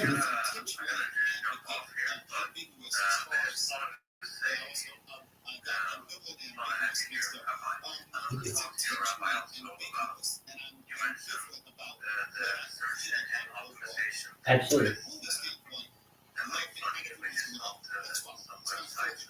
Absolutely. And video.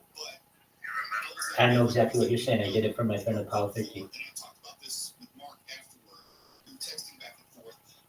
I can help you with whatever you need, old man and Cohen. I can do it for you. I can be someone who... Yes, I am. I'm so sorry. Yes, I remember it vividly. I did it for my friend Apollo. I can either have an advisory status, or I can do it for you if you want.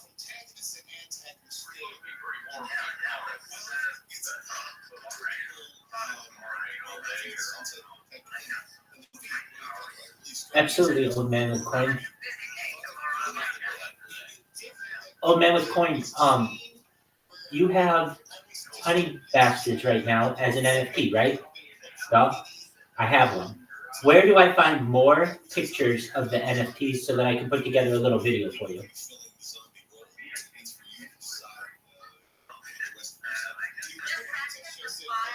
Yeah, if you can, send it to me right here, and I'll put together like a few of their TikTok shorts that are really cool. They're all like to the music and stuff, and they just help to promote the NFT and show people different views of them. But they're really neat what you can do. Excellent. Yeah, send them to me. I'll put some together and I'll send them back to you. We can talk about it. Absolutely. Yeah, and they rank very well. What I do is I put keywords with it using ChatGPT, so we get the best keywords, and then we just put that on every single platform, like 10 of them, and they rank really well. And then whenever anybody types in Honey Bastard or Honey Badger, even, it's the first thing that shows up, at least for cryptocurrency. And then people have the image along with the words.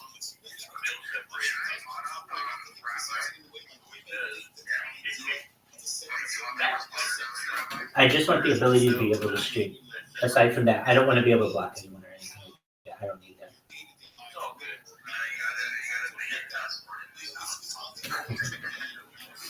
I'll tell you what, in Harry Potter, the only reason why I would want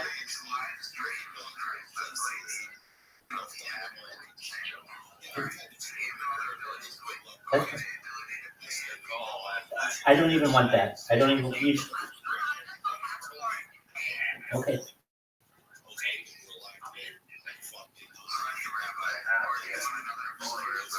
That's fine. Honey Rabbi is wonderful.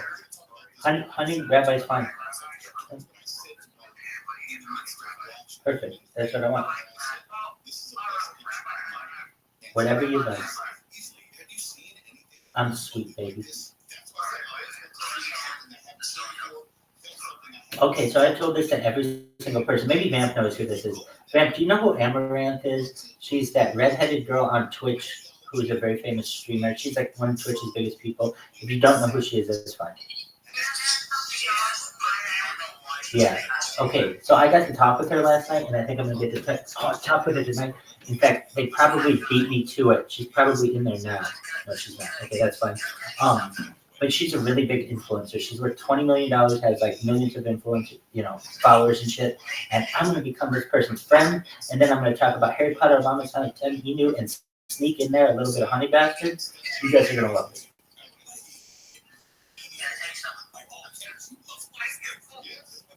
Cool, I agree. Okay, I see Old Man with Coin sent me some stuff. Oh, very cool.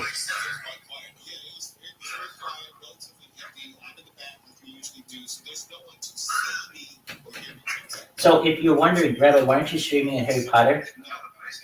To be honest with you, there's just one person in there. I'll just tell you their name because I told them directly. Anatoly, with whom I've been friends, and I can just tell you that if you're friends with them long enough, in my opinion, they become annoying, and you don't want to really be their friend anymore. They become negative. The conversations I have with him are just the same, and they don't go anywhere. And he's very self-absorbed.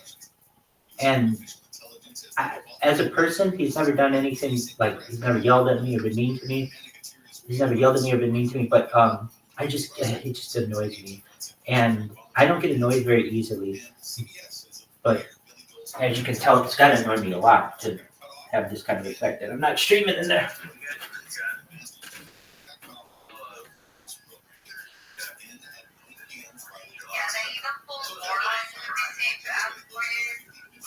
That's a big deal. That's a big deal.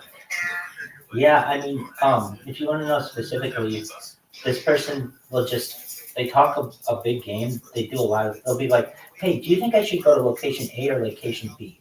And you'll talk about that for an hour, and then the next day they'll come in and say, do you think I should go to location A or location B? You're like, dude, we just talked about this yesterday. We already said location B was the place to go. Why? And then they'll ask the next person who comes in, hey, what do you think of location A and location B? Because I was thinking about going to both. Then the next day will come in, you'll be in a totally different conversation, and they'll be like, what do you think of location A and location B? Here's a perfect example. All day long. Perfect example, Bitcoin Kyle Chandler, who you all know, who is based out, he doctors, so he's like, yeah, so I'm in Florida, I'm thinking of moving the family to another place in Florida. And all of a sudden, this person says, yeah, I was thinking of going on vacation to Hawaii or Puerto Rico. And Puerto Rico is kind of near Florida. What do you think?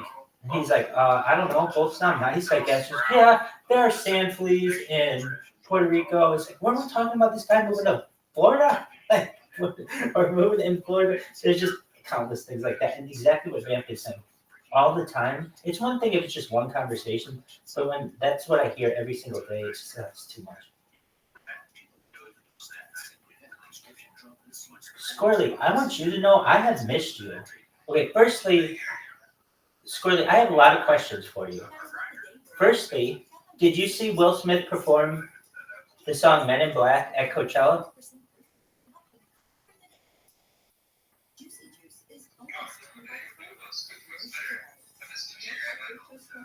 Excellent. Okay, how was the setup and takedown of Coachella? How was all that?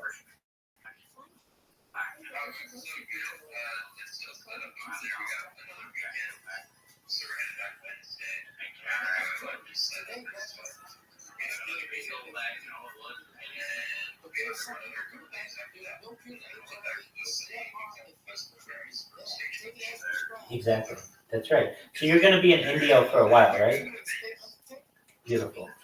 Oh, and then Squirrely. Yeah, India. Absolutely. Absolutely. Now, Squirrely, you are then going to go to Las Vegas for the summer?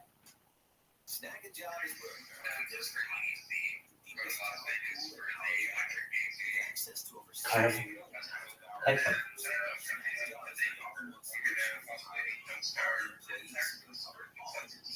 Oh, baller. Very cool.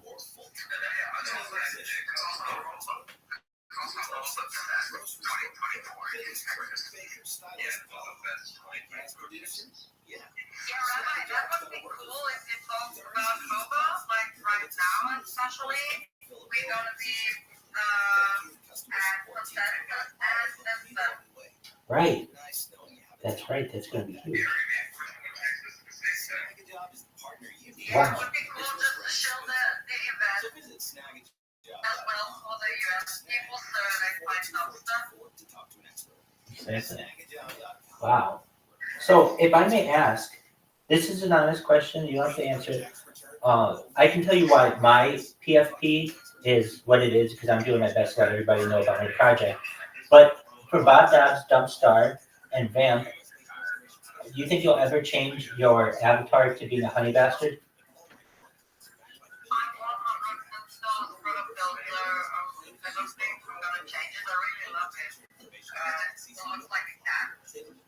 I,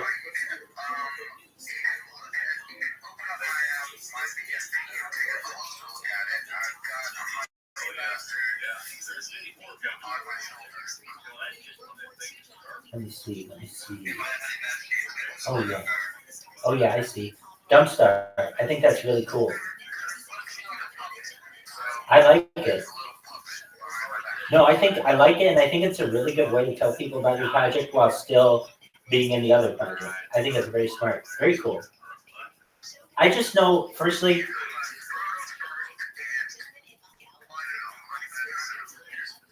yeah, no, I mean, you guys are just like, if you were to say in your year with Harry Potter Obama Sonic 10 you knew, name 10 people who have been in the coin that you know, at least in the VC. It'd be like you 4 or 5 actually, Squirrely. I don't know 2 times too well, but like everybody else, And 2 times I know a little bit. I've seen 2 times before. But Vamp, Old Man with Corn Pepper Splash. Yeah, and Bob Dobbs, of course. So, and nothing happened with Sproto, right? You guys are still cool with them.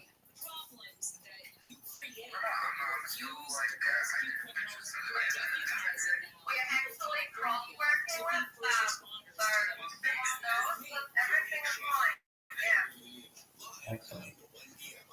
Very cool.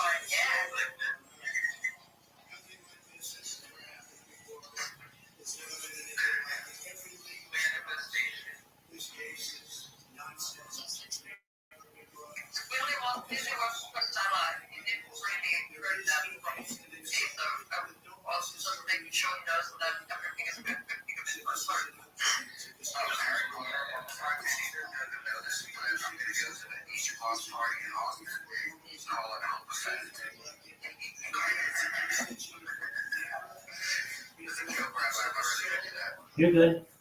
I think it'd be quite a move. All right, I'm trying to join this group, and I'm going to. It's going to have a different look than my handheld devices. Just one moment, I'll pull it up.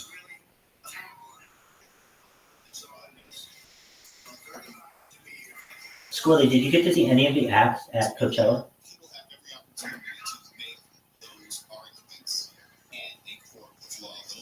Maybe.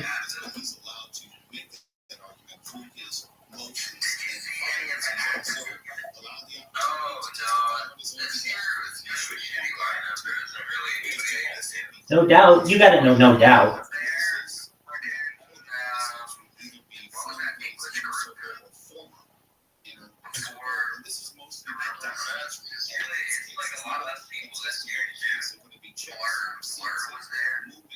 Do you know No Doubt? Dude, I have 1,000 questions for you. Do you know No Doubt?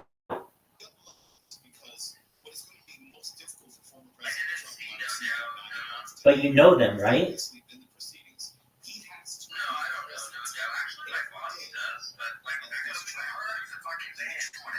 Exactly. Like Gwen Stefani, you know who Gwen Stefani is, right? It's okay if you don't, if that's not your thing. It's just, I'm just wondering like how much of a music fan you are, because most people.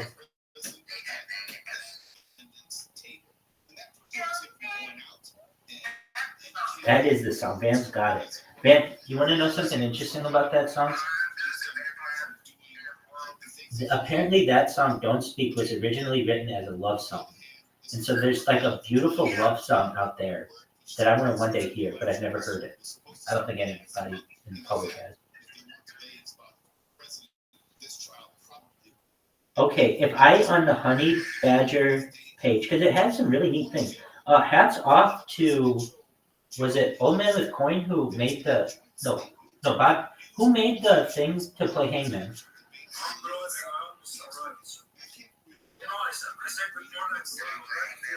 No, who made that?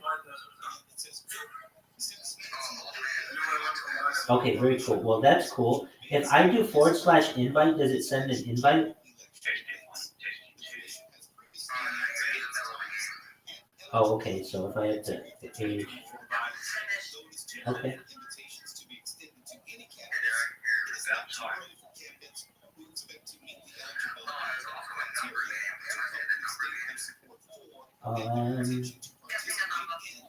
Yeah, I would. I want to see all the games because I love games, but I want to get.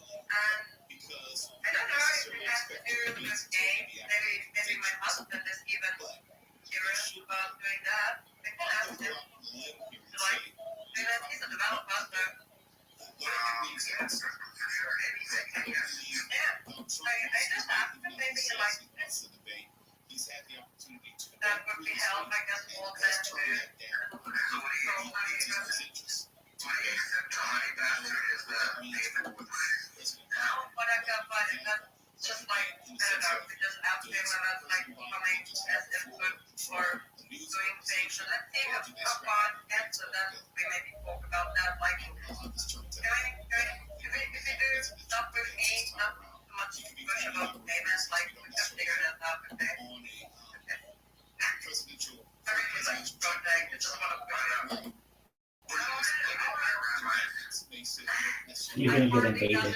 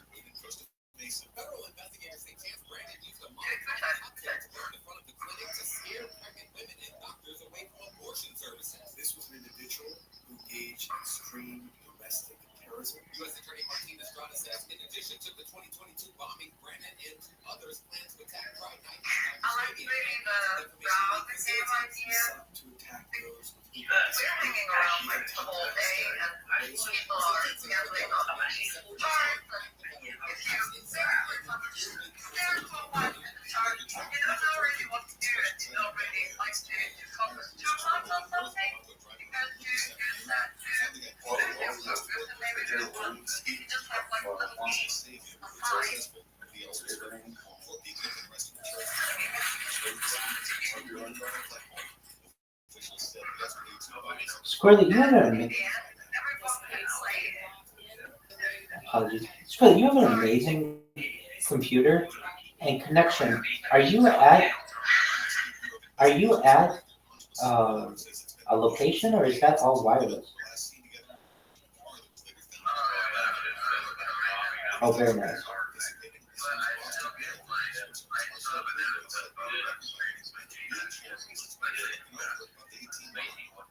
Right, I know. Like, of any person I've ever met online who is traveling constantly, who doesn't have Starlink, you have by far the best connectivity.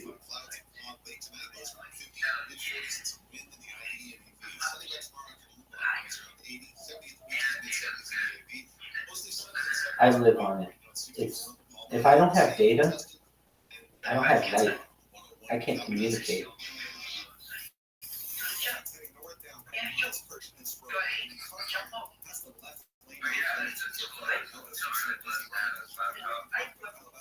Oh wait, I remember, Squirrely, your boss bought that for you. I remember when you got this opportunity, right? I remember when you got it. I can't forget. You were like, hey Rabbi, you really needed it too at that time, right? It's like it all came through perfectly for you. That happened to someone else more recently. They came into VC and they were really down on their luck. And I was able, and I really mean this, I basically got them a job. I found the job online. I had ChatGPT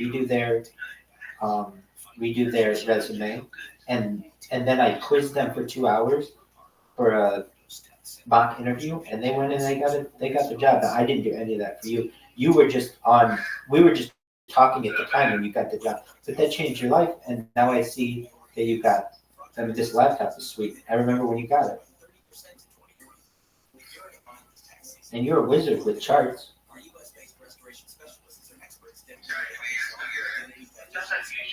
What's your favorite chart? There you go. What's your favorite chart program, software? Trading View, okay. Do you like DEX tools?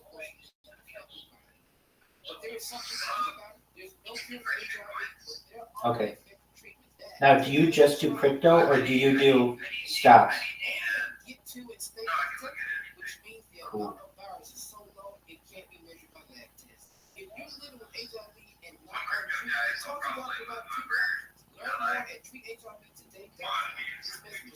Crypto's not going to die though.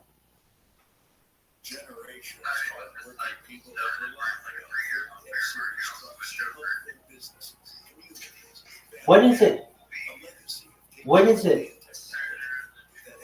Squirrely. I mean, most people who watch this would think it's boring as fuck.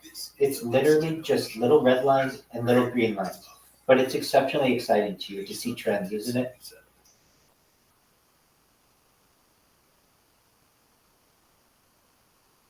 Yes, they do. And it's all just either green or red, right?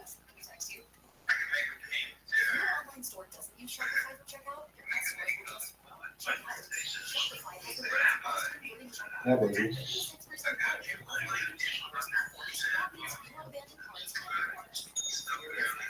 How about now, baby? Apologies, Bob Dobbs. I had my hand over the microphone. It's a constant problem I have. Oh no!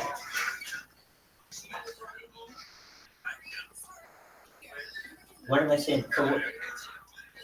What am I saying? Oh no! Did I get kicked out of this Amaranth fucking chat? You guys are gonna be like, you're obsessed with this bitch. I could care less about her. I just want to keep famous. I don't even care about getting famous. I just want to be able to tell people about what peace. Yeah.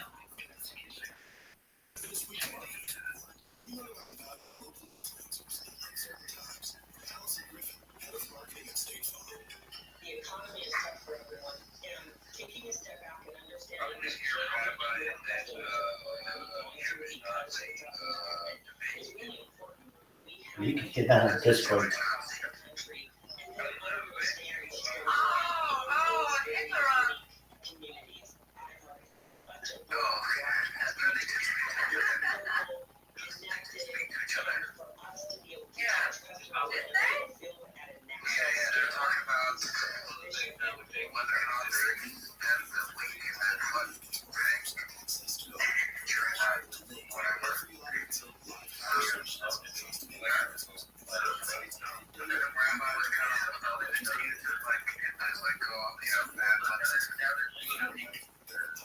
Wait, I came up with excuses?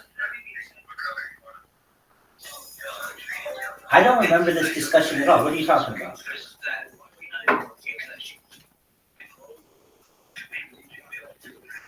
What are you talking about? I was in a discussion with a Nazi?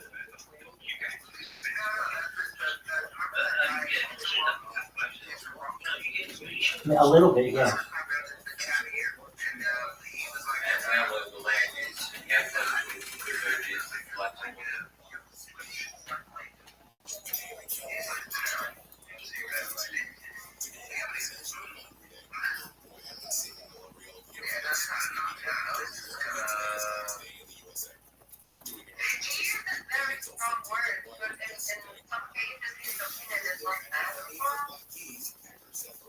Okay, I just don't see. But what I'm more concerned with was I kept making excuses. What did I keep saying?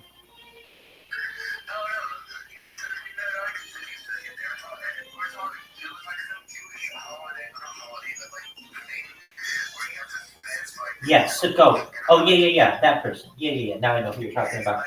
Well, hold on a second. I was just giving him.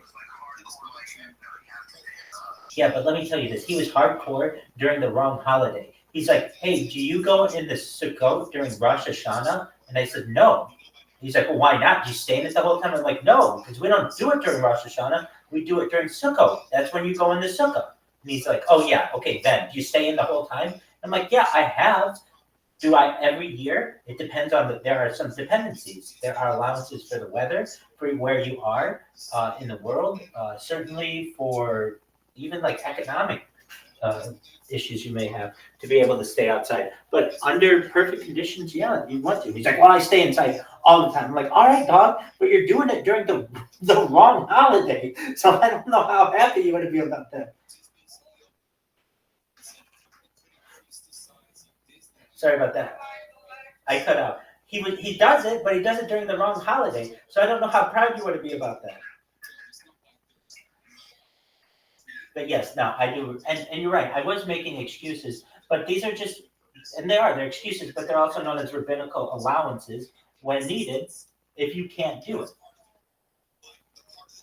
Like if you have health reasons and you live in Cleveland, Ohio, there's no reason that you should have to stay outside in the middle of the autumn when it's 32 degrees out.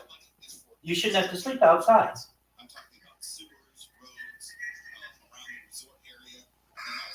Anyway, I did like him. And he was a nice person. And most certainly was. That's okay.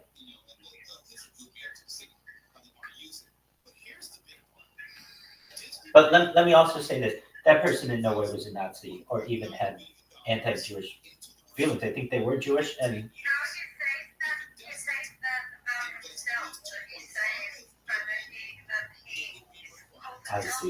I see. I got you.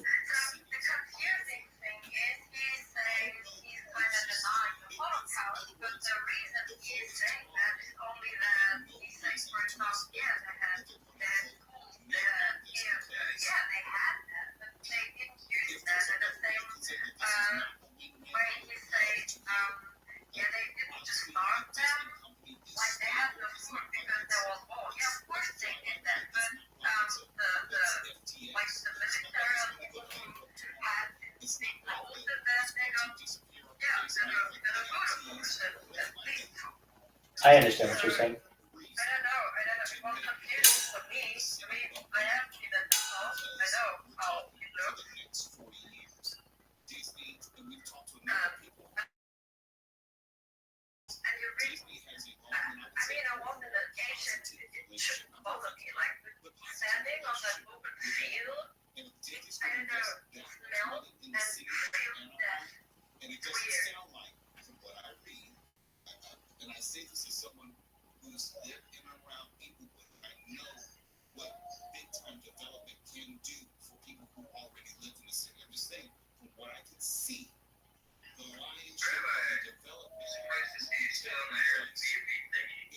Yeah, at least until mid-May.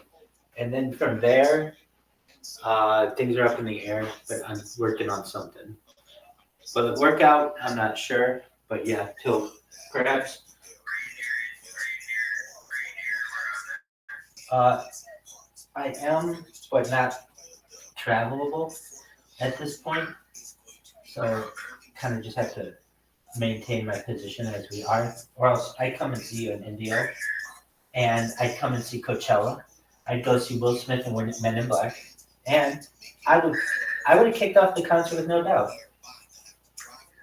So you said you have to go back on Wednesday, and then do you have to do that until Sunday?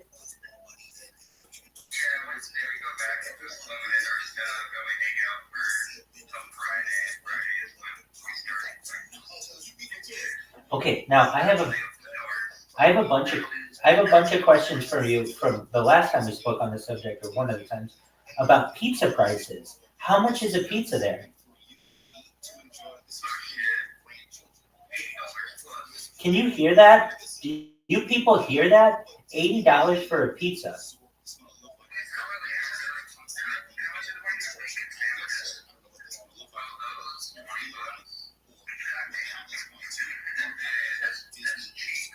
I was gonna say.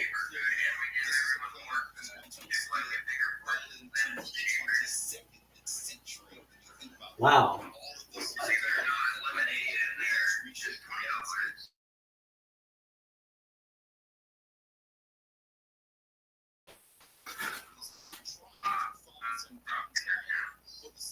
Okay. Is there a lot of people doing drugs?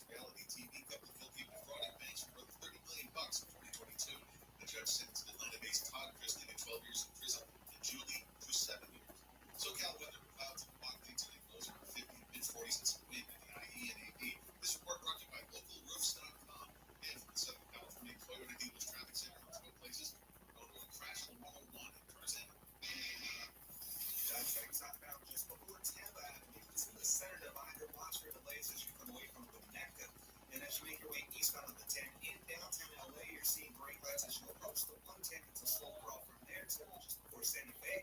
And the 15 north after the Gunlock Pass, you'll see traffic building up at Kenwood. It'll be pretty slow from there as you head uphill. Clears up 138.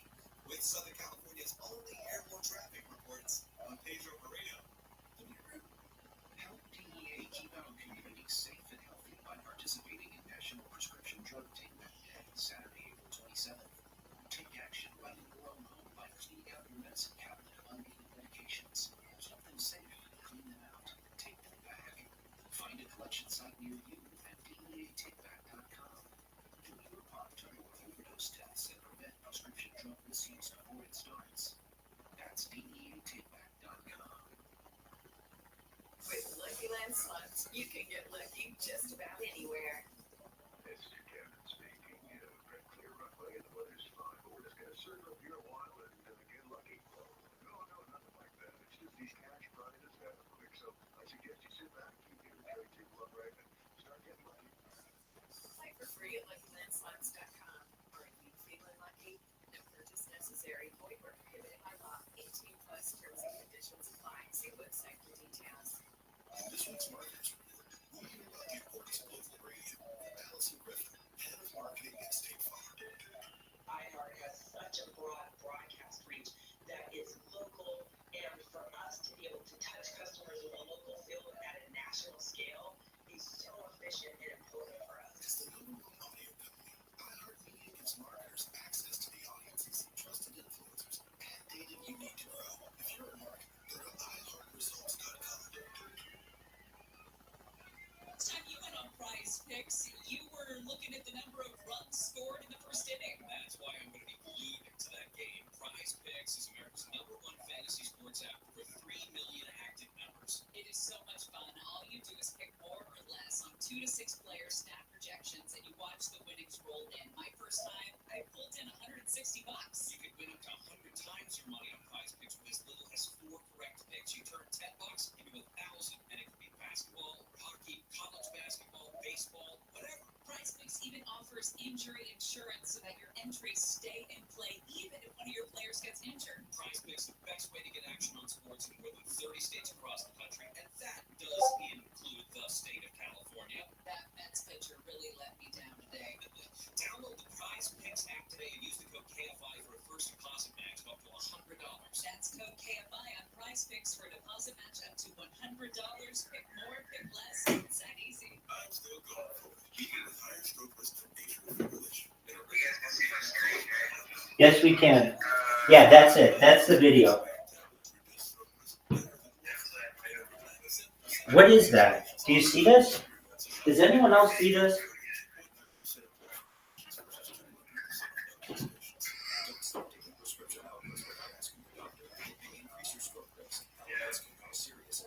I mean, I've been tight with dudes, but I've never been like that with any of my friends.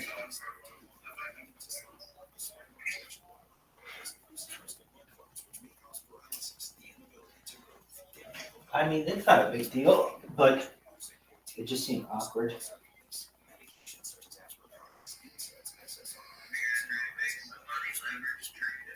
Oh yeah, dog.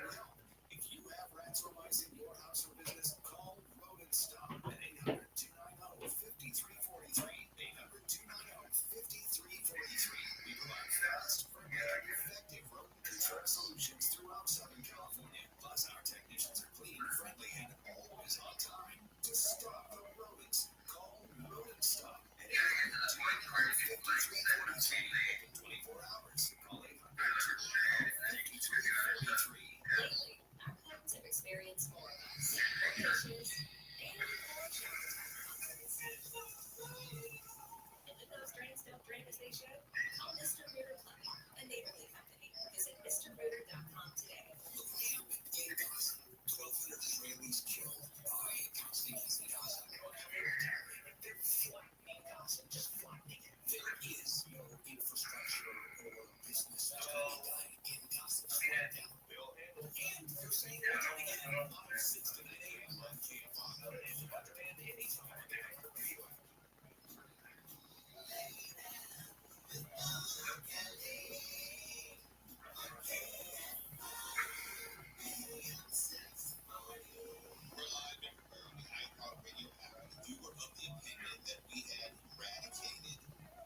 They're giving you some shit in that chat room, aren't they? They can as much as they want.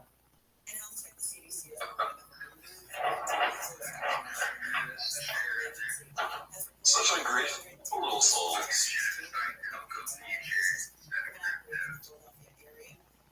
Here you are gracing them with your presence.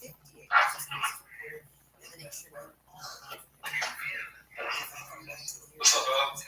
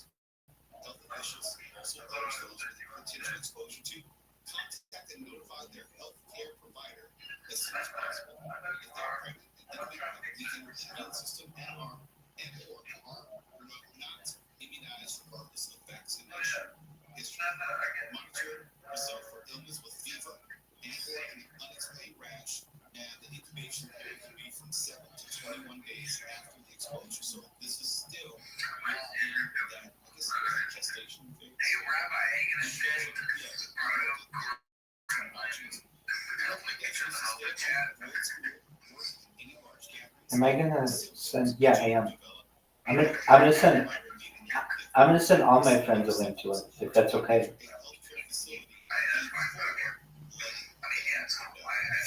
I would think that would be good, right?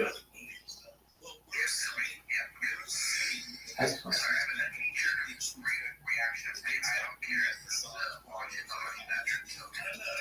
Sure, I understand.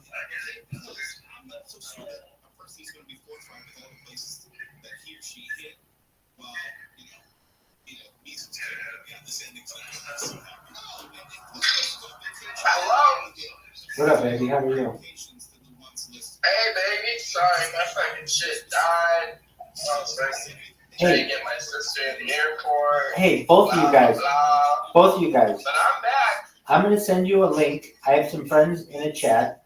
I want you to meet them. You may not know them, but we are doing this cross-pollination. Why? Should any fucking group piss me off enough, I'll go to another group. But really, though, I don't plan on doing that. Who's that and ask much? I'm going to send you a link right now. Okay,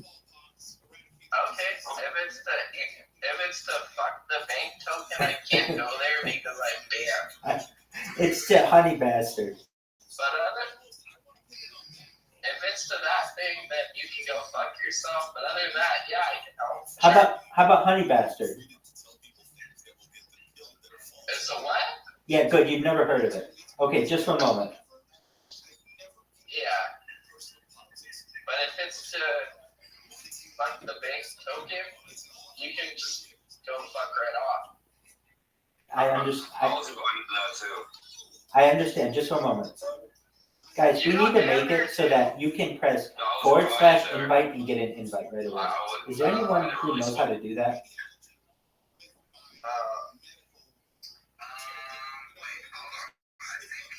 I think that's who Joey Springerbag was talking about the other day too. I know, but I'm saying for future, you shouldn't have to be an admin. Anyone who hits /INVITE, /INVITE, it pops up a link. It's a common thing I see in these, and it's free, and I think it's a good idea.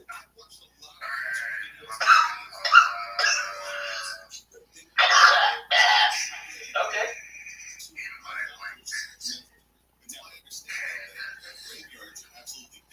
Hey, why are the three of us not dating in real life? I'll tell you. Because we all live very far apart from each other. Who's that loyal? Because we all live so far away from each other. Yeah, I got two guys who are coming here right now. Yeah, those ain't loyal, but my gays boys are, you know what I mean? You don't want two people coming here? No. That's okay, I got it. I had sent it to another account. I got it. Three men fucking. What beaches do you go to?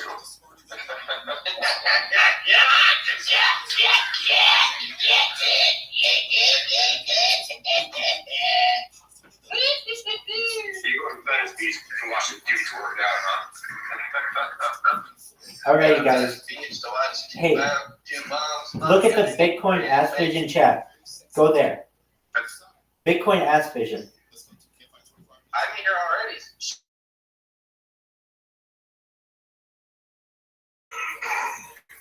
Alright, I have two friends coming. You may know them. I think you know both of them. Just one moment. Hey, they will. May I ask? Just one moment. May I ask? Yeah. You were saying earlier that the admin of Harry Potter was saying that they never banned anybody. May I ask who it was? Because it might be the same person that banned me, sir. Jackson? Oh, that motherfucker bans every single fucking. Oh, like I've seen him ban like 800 people. Exactly. Go to the link. Go to the link. I'm here. It's in the chat. I'm in it. Excellent. I don't see you in Honey Badger. Go in there, VC. Yeah, I'm in it. It says welcome to Pass Bench. Okay, but we're in a chat. There are a bunch of people waiting for you. Oh, VC? Okay, Yeah. hold on. All right. So these two people are coming in. One of them name is Ask Much, Ask Munch, this is the Honey Badger team. We have Squirrely. Squirrely's amazing.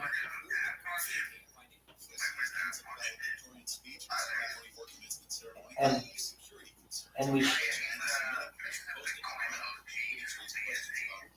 yes.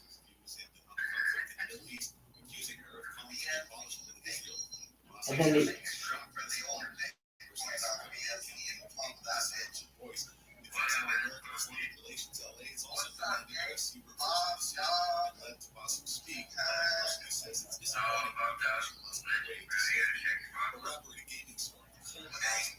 and then our other friend is Who's That? So Who's That? This is Honey Badger.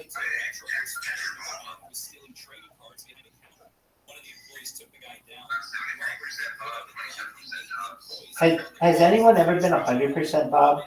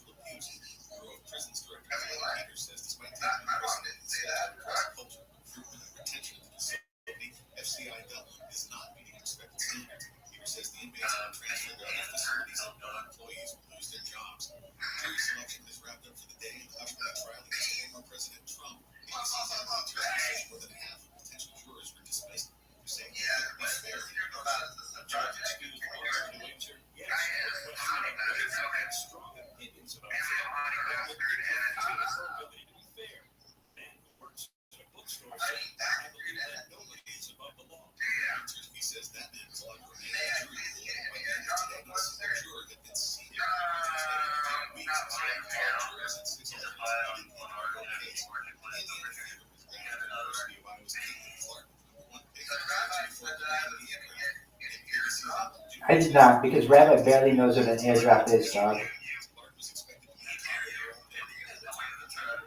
I wish I was wise enough to even know all of that. But at this point, I wouldn't have said that, because I barely know what an airdrop is myself.